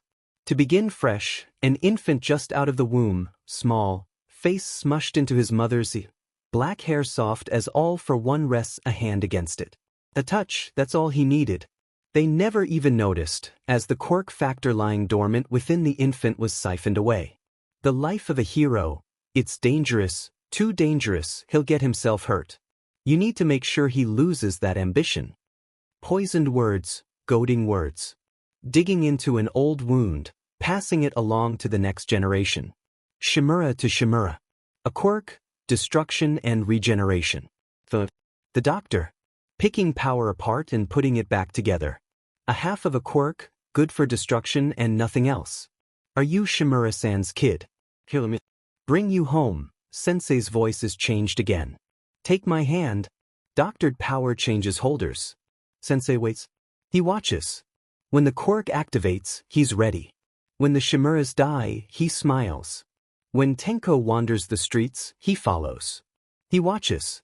And finally, when it seems the boy is ready to give up, when he has lost all hope, he offers a hand again. Not his, the hands of his family. How amusing it is to watch the child shudder and break. The mental quirks he had been researching give him a deeper insight. Just like his quirk. How well the boy has come to match it. Shall we modify him? The doctor asks. Quick to experiment as always. But he has something different in mind this time. These hands, they shall keep all emotions but negative ones repressed, he says. Perfect. The boy kills 2 more people. Their hands are collected as well. And he gives a name he hasn't heard in a long time. He's long discarded it for the name All for One. Shigaraki Tamura. My body. My will, made from my choices. The boy has none. You are Shigaraki Tamura. The memories are dragged out like a pearl from an oyster. Slimy and stubborn. Got it? Izumi grunts, forming the memories into something she can hold. Extracted from their host, they're easily moldable. Sensei's vestige makes a sound of protest, but her grandmother's vestige is still holding it down. They might not change his mind, but, at the very least, they'll knock him off balance. We just have to get him out of the goop. How's the fight going? Outside, or inside? Mo asks, popping up beside her. I checked outside. Fingers are falling like rain. It's really gross. There's BLD and goop everywhere and all the hands are freaking out. Dabi went down, but then he was back up again, and Toga made an army of 2s. And apparently All for One did drags and now he's younger. He what? Izumi whips around, horrified. Toga must have used some of twice BLD. She had no idea she saved some. And if Dabi went down and then got back up, is Shudo okay? Apparently he used a bullet that was once a part of Eri-chan and then they went backwards so that he could go backwards. But he's gonna go all the way backwards, so he's dying. In reverse. Eri's quirk. They only found out what happened to one of the quirk erasing bullets the League had stolen. The doctor must have done something to it. All for One reversing his body even if he would die makes sense too, if he's taking over Shigaraki fully. Oh, and that explodey boy isn't dead anymore. Mo says happily. Kaken was dead. Izumi squeaks, nearly dropping the ball of memories. First grabs her shoulder. Focus, dreamer. This fight here is ours. You cannot help them without overcoming this obstacle first. We have to get these memories to the 9th, right? Right? Izumi agrees, looking down at the memories. Shigaraki. Izumi isn't sure if that's the right name anymore. Getting him and Sensei to turn on each other is their best bet.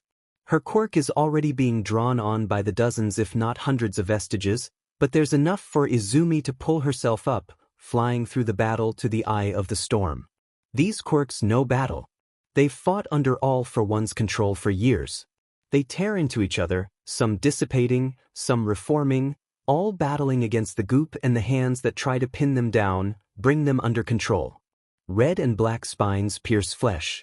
Waves of sound echo across their mind. Izumi spots her cat quirk yowling and scratching at anything that comes within reach. Black lightning strikes through the air, and Ragdoll's vestige seems to have teamed up with Ho, shouting commands and directing the battlefield. Izumi flies past all of them. She needs to get to the center. The peak of the mountain, where Shigaraki is buried, swallowed up by the goop and in a trance state, just like Izumi was when she fought him in Jaku. You look like you've got a target? Shimura Nana greets, appearing at her side. First, where are we headed? To the top. First says, nodding at Izumi. We believe we have some information your grandson will find fascinating. Seventh's face tightens in anger. Then I'll be sure to deliver it. We all will. Sixth appears at Izumi's other side. Together. Here we go. Banjo shouts, grappling past them with some sort of smoky black tendril. Let's finish this. One by one, the past holders of One for All appear by Izumi's side, cutting their path through the battle and leaving a mess of broken fingers in their wake. The very top of the volcano hasn't changed, the mouth filled with poisonous black tar, a body buried within, and Sensei rising from his back like a truly F-up tumor. "Little brother!" Sensei shrieks, his free hand twisting into a claw. The mass of flesh below him roars to life, focused on them. "Pull him up." Izumi orders. "We need to get these memories to him. Diverting attention from the fight in the waking world is our priority." "On it!" All Might exclaims, diving in with great enthusiasm, the other one for all holders right behind them. No matter their strength, Sensei doesn't make it easy. He attacks them with everything he has, forcing Izumi to shield them, and some of the vestiges to be caught up in defending the others. Even so, with a horrible, disgusting squelch, the villain Izumi recognizes emerges from the goop with a gasp of confusion. He looks around for barely a moment before snarling. "One. For all the dreamer? Do it now." Second shouts. He really does remind Izumi of Kaken. She rushes in, the memories in her outstretched hand. If she can just, there's a snap, the black tendrils coming from Banjo's fingers torn away, and a hand makes a wild snatch at the memories. Izumi can feel the power of it. Decay. If that hand touches, then black mist opens before Izumi can even finish the thought, let alone move. As Kumo pools into existence, Izumi flies back, only to be grabbed by another giant hand. It doesn't decay her, thank goodness, but its grip is tight. Shigaraki Shimura Tamura Tenko growls at the little ball of black mist. "You betrayed me. You betrayed me. You weren't supposed to leave me for the heroes. Seen the light, have you?" Shigaraki Tamura. Kumo says. He seems unsure, but his voice hardens. He grows into something more reminiscent of the towering figure he once had. "My charge. Kurojiri cared for you for many years." Kumo reaches back, taking the memories from Izumi. She lets them go, turning all her attention to the hand wrapped around her shield like she's a baseball. "I am not Kurojiri anymore." Kumo continues, getting closer. "But I have never once stopped caring for you." In a wave of gray and black, Kumo rushes forward. He's met with a snarl, a grasping hand that rakes through him, a hand that just barely manages to catch onto the sliver of glass that makes him up as he slams into the entangled bodies of his former charge and... "Kumo!" Izumi shouts, watching in horror as the mist fades away. "Diamenu?" Sensei shrieks, throwing away the third user. He reaches down, scrabbling at the place where the memories vanished, but they've already been swallowed up. Izumi watches as red eyes stare out into nothing. Into the replay of what she had seen. What she had dug up. Shock, horror, anger roll out from him in waves. He turns to Sensei, hands lowering. "Well, it seems little Izumi has caused more issues for me." Sensei huffs. "No matter. It was bound to happen as I devoured you as we became one. You did all that. To me. You made my father." Face twisting in fury, decaying hands dig into the merging of their bodies, shoving, tearing, destroying. "I am not. I made this choice. It's mine, your choice." Sensei laughs, even as he's shoved under the surface. The tar bubbles, the world throbs. The pit therein shifts. Great pillars form, white and yellow, bones on hinged jaws. Teeth that are closing around them, biting down, swallowing them up. "Stop him!" First shouts, and the holders of One for All rush to brace the teeth open to stop him from swallowing them. "Foolish vessel." Sensei mocks, his ability to speak apparently unhindered by the vestiges in his teeth. "To this day, you have never once made a single decision on your own." Izumi forces herself down into the dark. The goop rises, tentacles taking the place of the tongue, dragging that pale, shocked body down into nothingness. Dissolving. "Don't stop fighting." Izumi shouts, grabbing his hand. That pale, bony hand, that's destroyed so much. All it knows how to do is destroy. Izumi can feel the echo of the quirk digging into her skin, and with a grimace, she forces it back. A dream. A mind. His power can't affect her here. You stop fighting, he wins. Fight back. Fight back. My choice. All your tragedies, tribulations, everything rejected or accepted, It was all from me. Sensei's voice booms around them, swallowing them up just as the goop is. You are no more than a thin veneer. You dare bite the hand that raised you. Vanish from my body. My choice. The one for all holders groan with effort as they strain against all for one's bite. Despite their best efforts to be a stone in a nutcracker, they won't be able to hold it forever. They need to escape, and he is trying to follow Izumi. Holding on to her with everything he has, even as Sensei tries to erase him. He's dissolving bit by bit, betrayed and sucked dry of his strength, a nameless, empty shell. Don't vanish on me, Izumi demands, but her power is stretched thin. She can't support him like she needs to. She can't destroy. All for one. The jaws clamp shut. There is nothing but darkness. Nothing but the feeling of his wrist in Izumi's hands. Nothing. They've been swallowed, shoved to the back of the mind, where they are powerless. A figure falls to their side, glowing a gentle lilac, hands laying gently on his shoulders. The seventh holder. She smiles, sad and pained, but still smiling. Just as she always taught her student to do. I am sorry. Shimura Nana whispers to her grandson. I am so sorry. For everything. I thought I was doing the right thing, thought I was protecting you. But I failed. As a mother. As a hero. As a grandmother. I can never repay what I have done. Red eyes stare up at her, trembling. Cracks are racing across his face, just like fourths. Too much power. Not enough strength. He reaches out, gripping seventh in the same way he did the rest of his family. Hannah. Mother. Father. Grandfather and grandmother. His paternal grandmother still smiles at him. Destroy me if you want. Shimura Nana tells him. I'll have deserved it. Everything I hoped to spare my child, and you, has come to pass, worse than I ever could have imagined. I deserve your anger.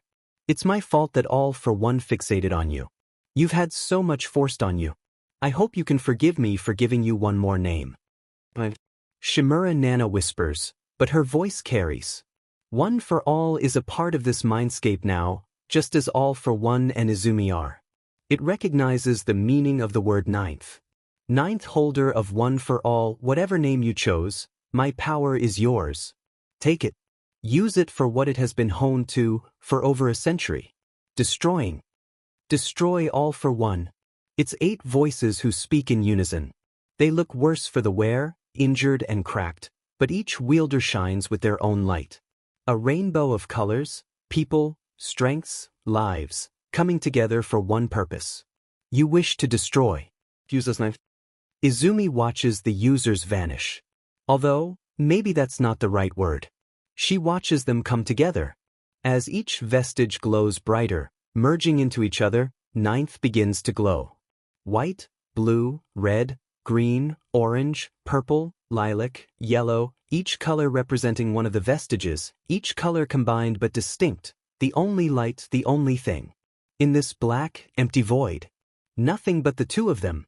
Floating in the emptiness. Ninth looks up at Izumi. His red eyes have changed. Now, they glow with the power he's containing, a prism of 9 lives, 9 souls, becoming one. But he's still him. 5. Izumi asks, because really, she still doesn't know what to call him. You've won. Have I? Ninth mutters, looking down at himself. I look like I lost a fight to a rainbow. Well, he does. A little bit. It looks like you ate a rainbow, actually. Or a power-up. In a video game. Probably the most apt description. Power-up. Ninth mutters, looking down at his hands. Izumi hears a little ditty off in the distance. This is Ninth's mind. He must be remembering something. What are you going to do with it, then? Izumi asks, a bit wary. Ninth looks back up at her, frowning. What? You're not going to make me do anything. I don't think I can anymore. It's difficult to admit. Izumi has always been strongest in a dream. But here, right now, with one for all and his own willpower. Honestly, the worst I could do to you is probably give you a splitting headache and maybe sing an annoying song in the back of your head. I don't doubt how annoying I could be, but, well. Izumi shrugs. In the grand scheme of things. But there is something you want me to do with it? Ninth points out. You want me to destroy all for one. In their heads. Like a worm. Digging, devouring, leaving dirt everywhere. You'd be destroying yourself in the process? Izumi tells him. He's a part of you. It would be like what Star and Stripe did to you, all over again. Ninth scoffs. He grits his teeth, looking around at the emptiness. That BSTRD thinks he's won, doesn't he? Oh yeah. Izumi can feel him. Distant, surface level while they've been buried below, but she can still feel him. I don't care. I want to destroy him. Ninth hisses. I want to tear him apart, make him hurt, make him feel everything he did to me. I want him to regret making me. I want it to be my choice, and I want him to know that he won't win. That sounds like a lovely dream. Izumi says. She holds out her hand. Ninth looks at it strangely, hesitating. It's probably been a long time since he's held someone's hand. He takes it. Izumi grips it tightly. She can feel the power thrumming under his skin. She can feel the familiar warmth of all might, the steady beat of One for All's vestiges. They're gone now. They gave themselves to Ninth. Trusted him to finish the job. Izumi will trust him too. They burst out of the darkness, back into the bloody swamp of goop and gross hands. The vestiges that remain look up at them, cheering, whooping. They take the same path Izumi had earlier. Across the battlefield, dodging geysers of goop that try to drag them down. Through the air, up the mountain. To the peak, the control. Sensei looms over them, a grinning titan knitted together by the curled and crushed hands of the Ninth's consciousness. The hands fade higher up, turning to inky black, a suit made of the Nomu serum that Sensei undermined them with. He's taken the time to craft suit buttons. He's made himself into a lovely target. Izumi grins, hooking her arms over the Ninth's shoulders. Strong to dodge when he's that massive? This is a dream. Shouldn't he be able to do things that don't make sense? Ninth asks. This is your dream. Izumi corrects. Whatever you say goes. He's never once beaten One for All. The only reason he beat you is because he's been undermining you from the start. If the power you have isn't enough, or he tries something, I'll be right here to support you. Ninth doesn't say anything else, but Izumi thinks she can hear a wry little cackle under his breath. Then they make contact. Bones snap beneath them with the force of impact, the gigantic body shuddering and listing to the side like some F-up Jenga tower of limbs. Sensei's body bows over them, snarling when he sees the glimmer of One for All's light. You just don't know when to give up. He roars, a great mudslide rushing down towards them, like they're fighting a real volcano. Izumi raises her shield again, redirecting the flow. Since when is this a surprise to you? She shouts back. This final boss has terrible voice lines. Ninth agrees, launching himself upwards, straight into Sensei's face. SHT writing. If he had a nose, it would be broken. As it is, he goes tumbling backwards like a felled tree, the roots of where he's dug himself into Ninth's mind tearing out and splattering goop everywhere. A clod of fingers flies past Izumi's face. I want him to feel small. Ninth's voice. A message only Izumi can hear. He's gotten the hang of dreaming. Izumi reaches out, twisting the form Sensei has taken. That monstrous form, larger than life, dressed to the nines, shudders and shrinks under her control. Ninth's image of Sensei helps immensely, and soon, they're facing down something that looks more normal. Still, Izumi can't control the vestige's actions itself. Sensei grins at them, spreading his arms, draped still in the inky black he injected into them. Now what? Going to bind me away like you tried in your mind, dreamer? What then? Are you going to duke it out yourselves? I'll escape. I always will. I'm a part of you now, just as I always have been. You can't be rid of me. Watch us. Ninth growls, reaching out, hands squelching into the goop as he touches Sensei's. Sensei's smile cracks. His face twitches in realization. You think this will work? I'm a part of you. Ninth presses further. Decay twists over Sensei's form. The world around them shudders, grays. Hands crumble to dust. Limbs shrivel and dry. The mountain shudders. If you do this, you'll destroy yourself. Sensei threatens, twisting. Waves of goop rise up behind him, like he's attempting to wash them away, but Izumi forces them back. Everything you've worked for, everything you've been made to be. I control the serum, the BLD. You'll self-destruct. The quirks will die with me. Destruction is my purpose. Ninth says simply, not letting up. I was made to hold one for all. I was made to destroy. This is my will. I'll take you with me. Destruction echoes through their minds. The goop explodes out of cracks in the foundation like seawalls failing, broken dams, shattered jars. Their defenses fall, all their power diverted to this one thing. A tsunami, a flood, a disaster they won't recover from. Torrents fall from the sky, the vestiges are swallowed. Nothing left. Only power. Only destruction. The culmination of a century of battling. One for all for one. Even as the goop swallows everything up, Izumi doesn't let go. She lets it come. Lets it devour everything but this, the three of them, trapped in the smallest bubble she can manage. With the remains of her power, she digs into Sensei. Follows him along the web he's woven. Aoyama, with the vestige that hurt him so terribly. She pulls it out. Nagant, who was used against her will by hers. Izumi can feel her relief as it goes. Spinner, who probably didn't even know it was there. Loyal to Ninth till the end. Izumi pulls that one for a bit longer than necessary. She doesn't quite hear the words Ninth says, but then again, she doesn't need to. Every single thread, every single vestige, every single piece of all for one is pruned, and it shrivels, dries up, and fades away. Ninth's hands come together. There's nothing left but dust between them. All for one is gone. One for all is gone. Their strength is used up. Izumi and the Ninth are swallowed by the darkness. Drip, drip, drip. There's goop in her eyelashes again. It hasn't dried. It's still flowing. Not from her eyes, but down her forehead. Rivulets of oil istingy down her face. Izumi tries to open her eyes, and has to blink a dark film away. Only one of her eyes opens fully, and for a moment she's not sure it works right. It's dark. But Izumi can see. Dreams don't need logic. Izumi can see the tumors, the goop, wrapped around her, pinning her in place. She can see the filth that fills her. She can feel it too. Wrapped around her limbs, her body, barely leaving her face and shoulders out. It's still. It must be dormant, with Sensei gone. Izumi isn't the only one here. Izumi can see the Ninth. The riot of one for all's color has faded, leaving him washed out. White, pale, made paler by the contrast of the goop dripping over him. He hangs by his arms, swallowed by the goop. For a moment Izumi thinks his legs have been swallowed too, until she sees it. A bit of his torso flakes away. Vanishes. He's disappearing. Decaying, just like every other victim of his quirk. What is this? A final cutscene. Ninth mutters under his breath. He sounds exhausted.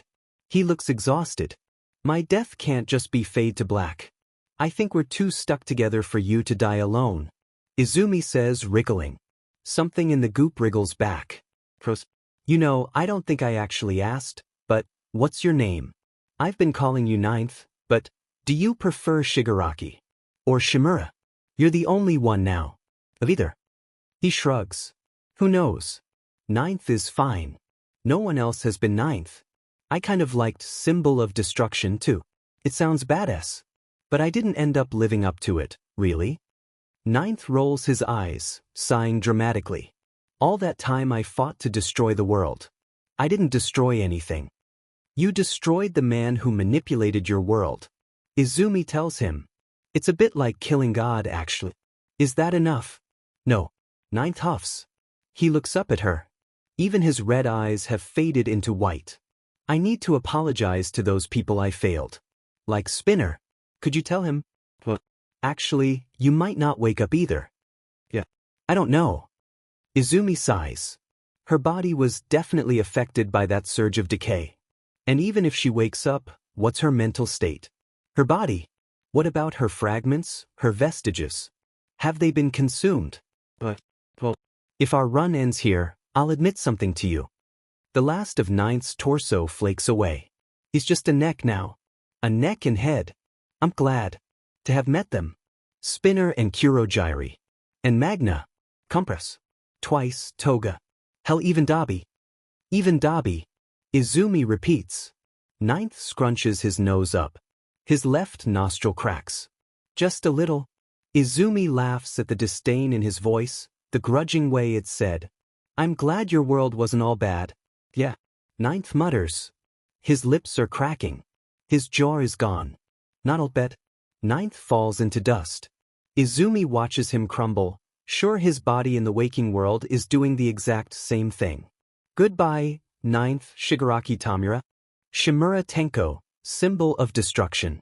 She says quietly, I hope you enjoyed your final dream. And she settles into the goop that she can't escape, the prison that her mind has become, and rests. Drip. Drip. Drip. Izumi must have heard 1,000 drips. 100,000. She hasn't been counting. Drip. Maybe, if she had, she'd have been able to tell how long she's been here. Drip. Like a ticking clock. Drip drip. Then again, it's not exactly consistent. And who knows if time passes differently here than it does outside. Drip. Are the fights over? Drip. Is everyone safe? Drip. Did they win? Drip. What happened? Drip. Drip. Drip. There's goop in her mouth. It tastes sour. She can't get rid of the slimy feeling, no matter how many times she spits. Drip. She wonders what happened to Ho. Mo vo Kumo had vanished. A cloud of smoke, a carrier for the memories. The reason they won. Drip. Had the other fragments been destroyed? They were so fragile, so small. Had they been consumed by the goop as well? The goop Izumi had saved them from, then brought them right back into it. And the vestiges, they had fought so strong, and they were gone. Izumi's fault. Drip. She had led them right to their destruction. Maybe she had done that outside too. Who knows what happened out there? All Might's vestige had said the fights weren't going well. What if her plans went wrong again? What if everyone is gone? What if it's all her fault? It is her fault. Maybe it's better for Izumi to sink beneath the surface. With everyone else. Drip. Drip. Drip. She's tired. She's so tired. Drip. Drip. Drip. A new sound. Izumi looks up. Her head is heavy. Only one of her eyes opens. The other has been crusted shut by the slow deposit of silt over her face. Her one working eye shoots open in surprise. Dead. Izumi. Aizawa breathes, relief palpable. There you are. How? Izumi trails off, looking over his shoulder, and her question is answered. Monoma is floating there, looking utterly disgusted by the state of her mind. Izumi might be offended if she wasn't disgusted either. The goop. Wait, Monoma took her quirk. Could he dash make a shield? Izumi orders him, straining against her bonds. Phantom thief, a shield, protect yourself? Wah, I only just figured out how to get in here.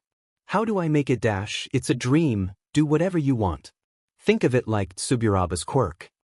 If the goop spread to Monoma, to her dad, Izumi would. Thankfully, Monoma seems to get the hang of it quickly enough, forming his shield and looking exceedingly grateful for the fact that he is now separate. Aizawa looks less pleased, pressing his hands against the barrier. Izumi, are you all right? It's been nearly a month. A month? It doesn't feel like it's been that long. It was longer. Shorter. Izumi doesn't know. It's good to see her dad. She missed him. And if he's here, he's not dead. But that doesn't mean anyone else is fine. Sensei is gone. Izumi reports. We killed him. Is everyone okay? Ho said Kaken was, and the fights weren't going well, and we're all okay. There were a few casualties, Stain being one of them, but Yamada and the rest of the teachers in Class 1A pulled through. And 1B. They might have a few new scars, but we're all alive. Aizawa reassures her. Right now, you're the one who won't wake up. I don't think I can. Izumi admits. But I can't move. I can't think. I'm so tired. What even is all of this? That Nomu serum stuff. Monoma asks, looking around. It's disgusting. Isn't it supposed to make your quirk stronger? What is it doing to you? It makes quirk stronger, but it also dulls your mind. making you more prone to zone out or get angry and use that power. Izumi explains. So Sensei could take over our bodies. Gross. Monoma mutters. But he's gone. Aizawa interrupts. Izumi, you have to wake up. We can get you out of there dash. Monoma couldn't even make a shield. Izumi points out. Getting the cat vestige out of the goop had been difficult. Pulling ninth up had taken all of one for all's holders. Like this, with the goop solidified around her body. Yeah, I don't know if I can get her out. Monoma agrees, though he looks annoyed at being underestimated. And time's almost up. Took me way too long to figure this out. Maybe it's better like this, anyways. Izumi mutters. She clearly didn't do it quietly enough, though, because Aizawa whips to glare at her. What was that? He hisses, angrier than Izumi has ever seen him. Maybe it would be better if I just stayed. Izumi repeats numbly. I can't look around. What will even happen? If I wake up and I lose control, and I hurt people? Izumi, you're talking nonsense? Aizawa huffs, reaching out. It's entirely illogical. You think we'd be better off if you weren't here. You've made so many lives better. But there were people I failed. Izumi can feel them, like weights tied to her heart. I should have been better, I should have. How do you expect to be better if you're here? Aizawa hisses. Izumi, you're coming back.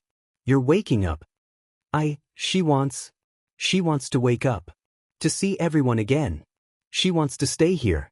Where she can fade into nothing with ninth and the vestiges. Eraserhead, we're running out of time. He's leaving. Her eyes itch. She closes them, breathing deep. No, she won't. I won't cry. I won't. Who said you couldn't cry? Izumi opens her eye. Aizawa is pressed against the barrier, crouching down to her level, just like he did when she was little, or waking up after collapsing on the floor. Come on. Aizawa murmurs. You can't bottle everything up, or you'll explode. Get the poison out of the bite. You're the one who told me that, remember? All the way back then. The shield Monoma set up shivers and vanishes, Aizawa and Monoma along with it. Izumi is alone again. The space feels emptier than ever. It feels smaller than ever. The words Aizawa had said, repeated, echo through the little clear area in Izumi's mind. You can't bottle everything up, or you'll explode. Izumi knows those words. It's been so long since she's heard them. Years and years. She was small when she said them, repeated them, small and scared, and the wound was fresh. They were her mother's words. It's okay, Aizu-chan. Let it all out. It's okay to cry. If you bottle everything up, you'll explode. Even if you think it's silly, you can cry. Look at me, sweetheart. I'm crying for you. Izumi remembers the way her mother's eyes glimmered with tears even as she comforted her. She remembers the bit of green hair, not as curly as Izumi's was, tickling her forehead. Mom? Izumi whispers. It echoes in the space. How long has it been, Izumi wonders. How long has it been since she's let herself think about her mother? Since the hospital after the fire. Was it really that long? 6 years, since she had thought about Midoriya Inko, the woman who was her whole world, before her whole world went down in flames. It's okay to cry. It's not the memory speaking. It's not the echo of Aizawa's words. It's Izumi, trying to convince herself. She should cry. It hurts. It hurts, and she's scared, and she should cry. That's what her name means, right? Fountain. The dragon found it so funny. Izumi has been holding it back for so long. Maybe Kaken was right. She ran from everything that was too much for her. She ran from memories. She ran from people. She ran from her own tears. And now she can't cry. She can't cry. Mom? She whimpers. I miss you. I'm sorry. I miss you. She has to cry. She has to cry, or she'll explode from everything she's been bottling up. Her mother, the sweet woman who held her while she cried herself in sympathy. Her mother, who made her katsudon and listened to her childish rants about heroes. Her mother, the first dream she ever touched, a golden paradise where it was just the two of them, happy, watching the frozen sunset. A dream Izumi had nearly forgotten. Something she'll never see again, something she, Izumi blinks, Her eyes are open. Both of them. The goop that had sealed the left one shut is gone. Izumi breathes out. She's crying. It feels good. How long has it been since she's cried?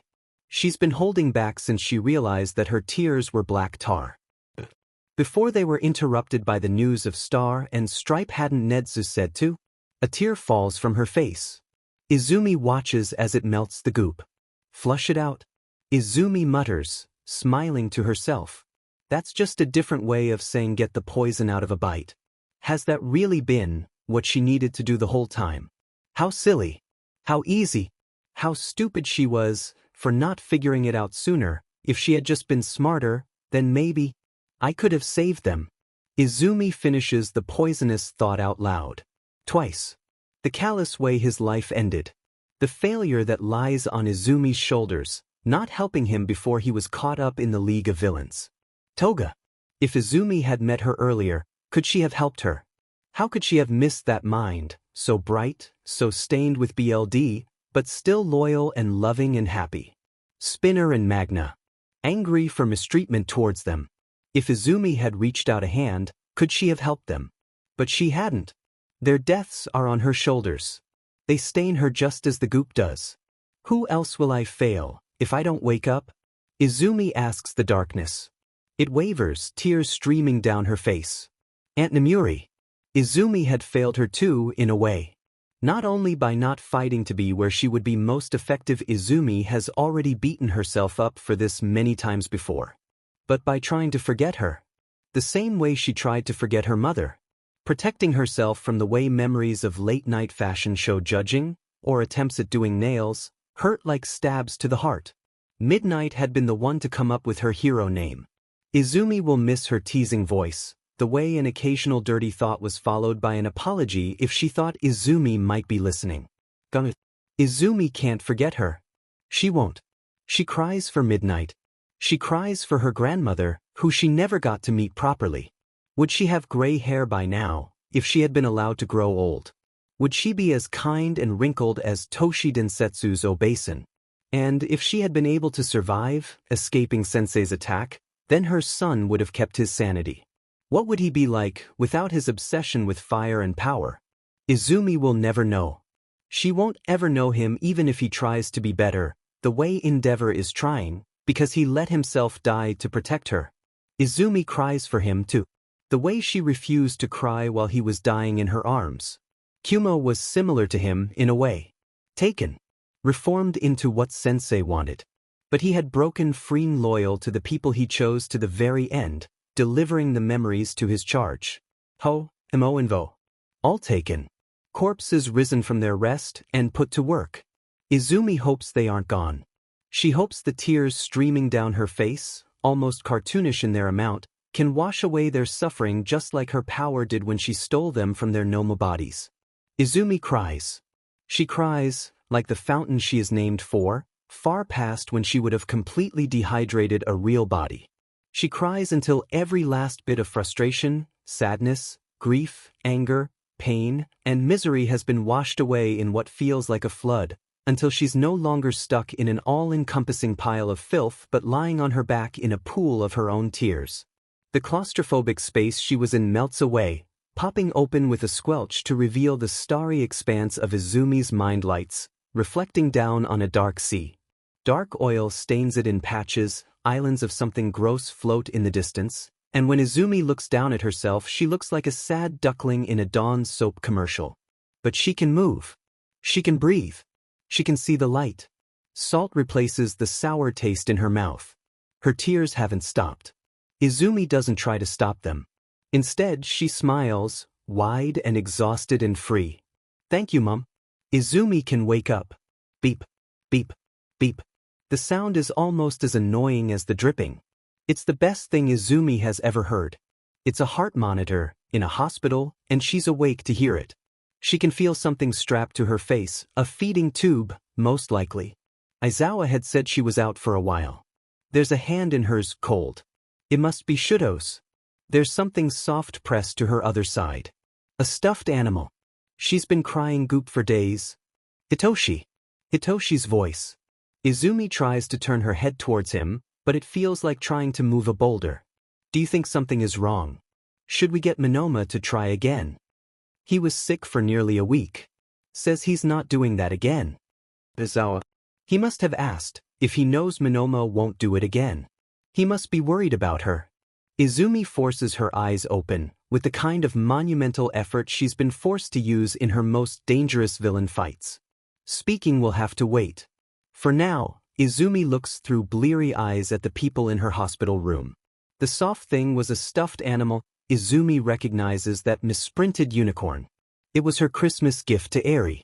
The girl herself sits in a chair behind the stuffed animal, quiet and sad. Aizawa stands behind her, a yellow light from Yamada sleeping uncomfortably on a chair in the back. Hitoshi and Shudo are on the other side of the bed, pressed together. She's been crying less. Shudo says, after a moment of tense silence. After you went in the first time, she cried so much goop that the nurse had to bring a bucket. But it's been less recently. Is that good? Eri reaches up to tuck her unicorn more snugly into Izumi's side. As she does, she looks up at Izumi's face. Aizawa sighs. We won't be able to tell until Aizen. Eri gasps, shoving herself onto the bed with all the strength in her body. Izumi isn't sure if her face is smiling. She wants to smile. Shudo's hand squeezes her tighter, Hitoshi grabs her arm, and Aizawa looks torn between collapsing in relief and the need to call a nurse. This is better than any dream, Izumi thinks to herself. Much, much better. Izumi is the last survivor to wake up. Apparently, it took her 2.5 months to do it. She's missed graduation. Everyone else is already taking off their bandages, revealing nasty scars, working on healing. Thankfully, her dad's got off with bumps and bruises, and the general soreness of Quirk overuse. Hitoshi has an indent on his side from where he got impaled with a bit of shrapnel, and he shows her a picture of the road rash Shudo got from fighting Tuya. Their fight melted a city block. And Shudo got road rash. Tuya himself is in a life support machine. Apparently, Endeavor had succeeded his little experiment on the first try. Tuya was able to copy Shudo's phosphor using his own ice and fire. He destroyed himself in the process. His family is with him. Shudo keeps moving between hospital floors to visit them both. Tuya likes soba too. He informs Izumi. This is important information. Toga didn't make it. She gave her BLD to Uraraka in an emergency BLD transfusion. Quite honestly, Izumi isn't sure Toga would have wanted to go out any other way. She hopes the girl was happy. Spinner was captured after going berserk. He had been attacking with the help of many mutant quirked people, though after seeing the chaos he was wreaking on innocents, they turned on him. Gigantomachia was dead. Hitoshi had led him against Sensei's real body. It seems his quirk wasn't the only pushing point, though Gigantomachia felt betrayed. He had attacked his own MSTR in anger at being left behind so many times. I was sad to see him go. Hitoshi admits. He just wanted to follow his MSTR. And he got left behind in the woods for years. And then in prison. Skeptic has been arrested. He had tried to take over the underground evacuation system and the coffin in the sky. Thankfully, La Brava was able to counter him and even got his location. She and Gentle now had complete pardons. Sensei's old body had been rewound to nothing. Not after causing damage. Gyre had lost an ear, Endeavor an arm. Bakugu, fresh from the open-heart field surgery that Edgeshot had been forced to perform to keep him alive, had taken him out. After All Might, fresh from delivering his quirk to aid Izumi, had stalled him for as long as he could with a battle suit. Idiots. They both lived. Kaken has sent her baby pictures of Sensei. Izumi wonders when that was compared to her own battle against the man. The buildings that had been so destroyed were already being rebuilt. Before Quirks, restoration on this scale might have taken years, but Izumi can hardly believe it's only been 2 months when she looks at the images. The support from overseas has finally arrived, giving much-needed rest to their overworked and heavily injured heroes. The jailbreakers are still around, after all, and Izumi can see a few names of villains she recognizes paired with heroes from various countries who caught them. Izumi reads the reports they give her and tells her own story. Ragdoll answering her call. The army of vestiges. How Sensei had tried to devour both her and Ninth, but she was saved by All Might. How One for All fought their final battle. The memories of Sensei manipulating the Shimura family, the way Kumo had delivered them. Of how Shigaraki became Ninth, and together they fought Sensei from within. How he died, regretful but accepting. Mike shows her some of the recordings made by the business course, making sure that this final effort was never forgotten. Izumi can see Ninth's body shimmer and glow with the power of One for All, watches her own image flicker into view across his back, embracing him as he fights back against the villain trying to take him over from within. Fascinating. Izumi's own body has injuries. Cracks similar to Fourth's, from holding too much power, across the left side of her neck and trailing down her cysti. She has black tear burns running across her temples, because she was lying down, and her lips and tongue now have a black tinge. Her hands are truly black now, not just stained around her nails. Apparently she had dissolved completely from her extremities, only to regrow with blue-black Noma skin, fading up her forearms, calves, and ears. Hitoshi says she looks cool. Shudo presses a embrace to ink black knuckles and presses them against his own scar. Eri has painted her fingernails pink while she was asleep. They're sloppy and lumpy and perfect. Izumi focuses on the pink color, the sequin stuck to them, as she carefully spoons up okayo from her bowl. There's something you aren't telling me, she says after swallowing the porridge. Immediately, everyone in the room tenses.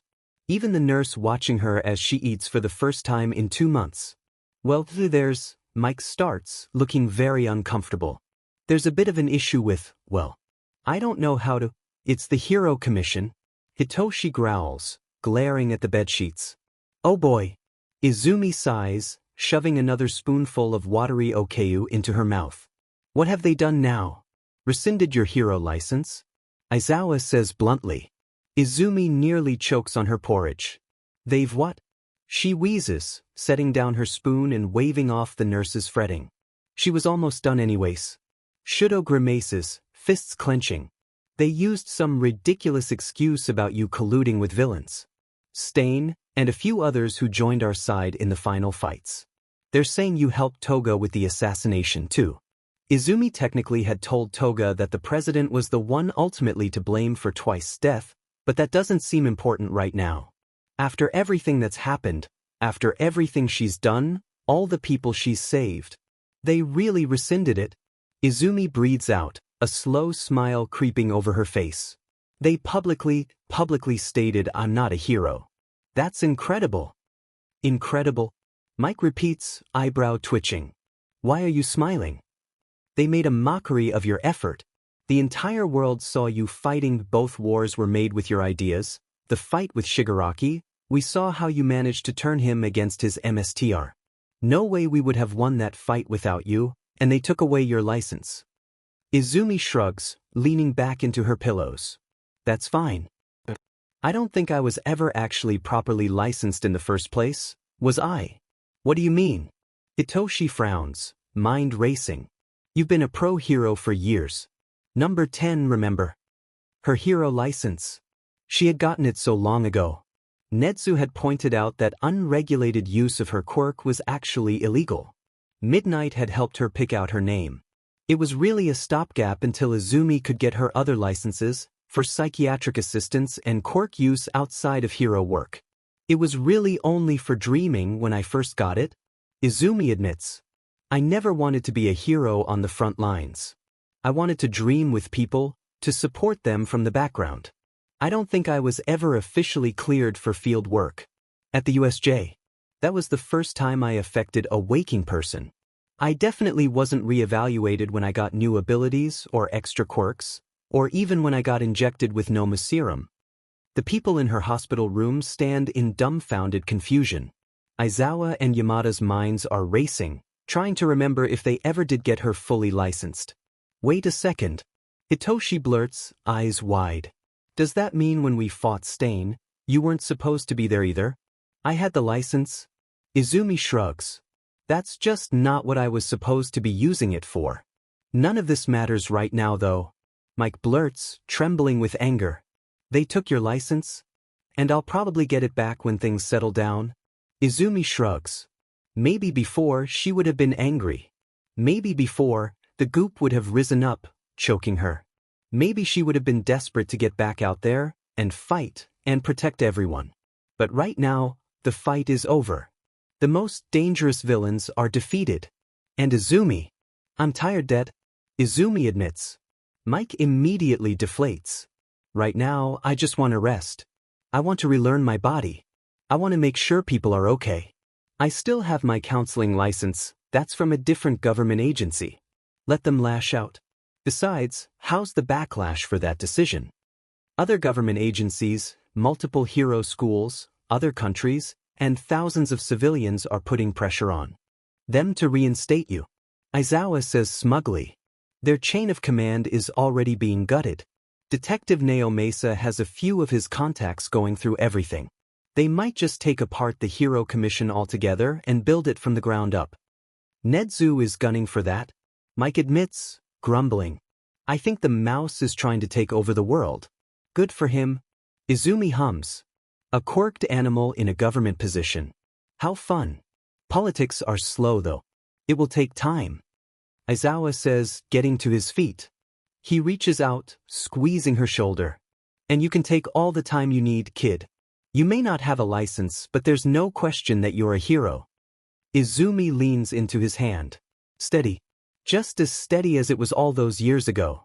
Class 1A, now 2A, greet her with tears, hugs, and flowers.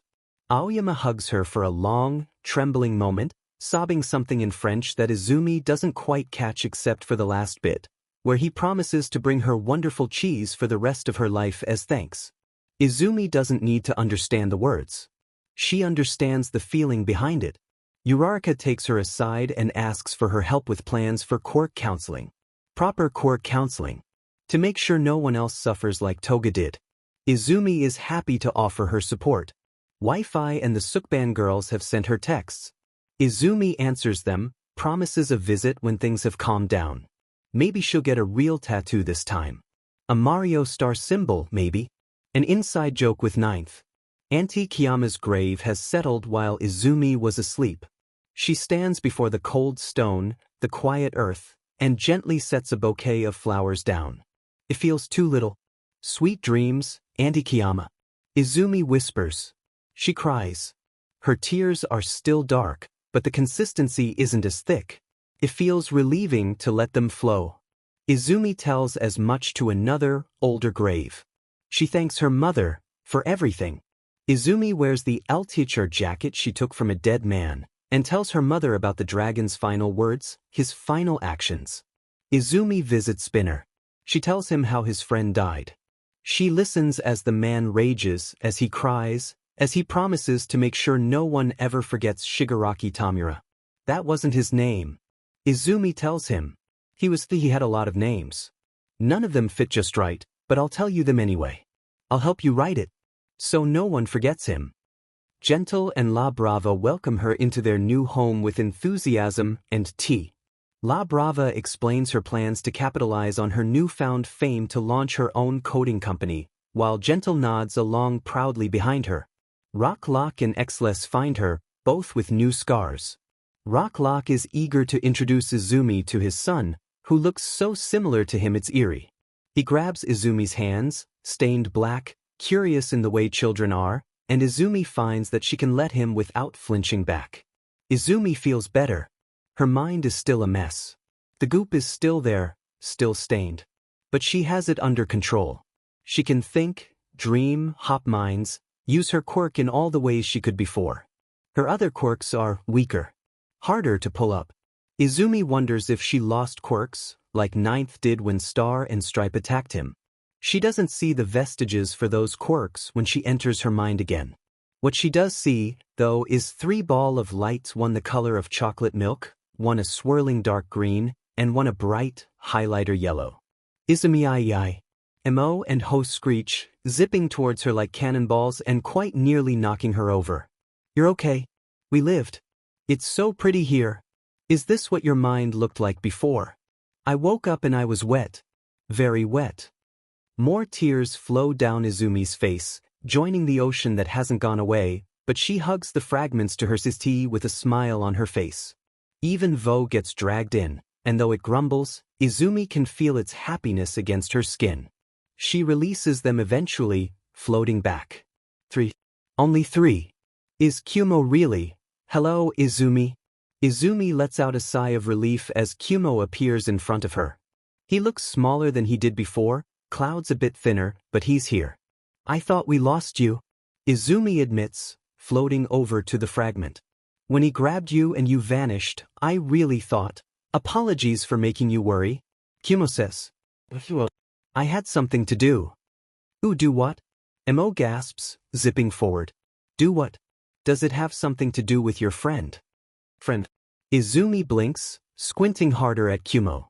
The fragment shivers, both in amusement and hesitancy, before he slowly moves away, the clouds that make up his form revealing a smaller, even less physical form. It's similar to Kumo, a cloud of gray, but it doesn't have a solid fragment to make it up. Instead, this fragment seems to be made up entirely of dust. Izumi whispers, shocked. Kumo, is that who I think it is? Yes. Kumo says, shivering until he almost has a form again, wrapping around the cloud like he's shielding it. But I will not name them. This time, they will tell us who they are themselves. The dust cloud shivers. It's a fragment, just like any of the others. Young and unsure, just like Mo and Ho and Vo were. Izumi can sense it exploring its new form, its new way of perceiving. Reborn into a new life. Izumi smiles, reaching out, carefully brushing the fragment. Kumo has done a good job, but supporting the fragment cloud with her own quirk seems to solidify it, as well as take some of the weight off Kumo himself. Then I look forward to meeting them,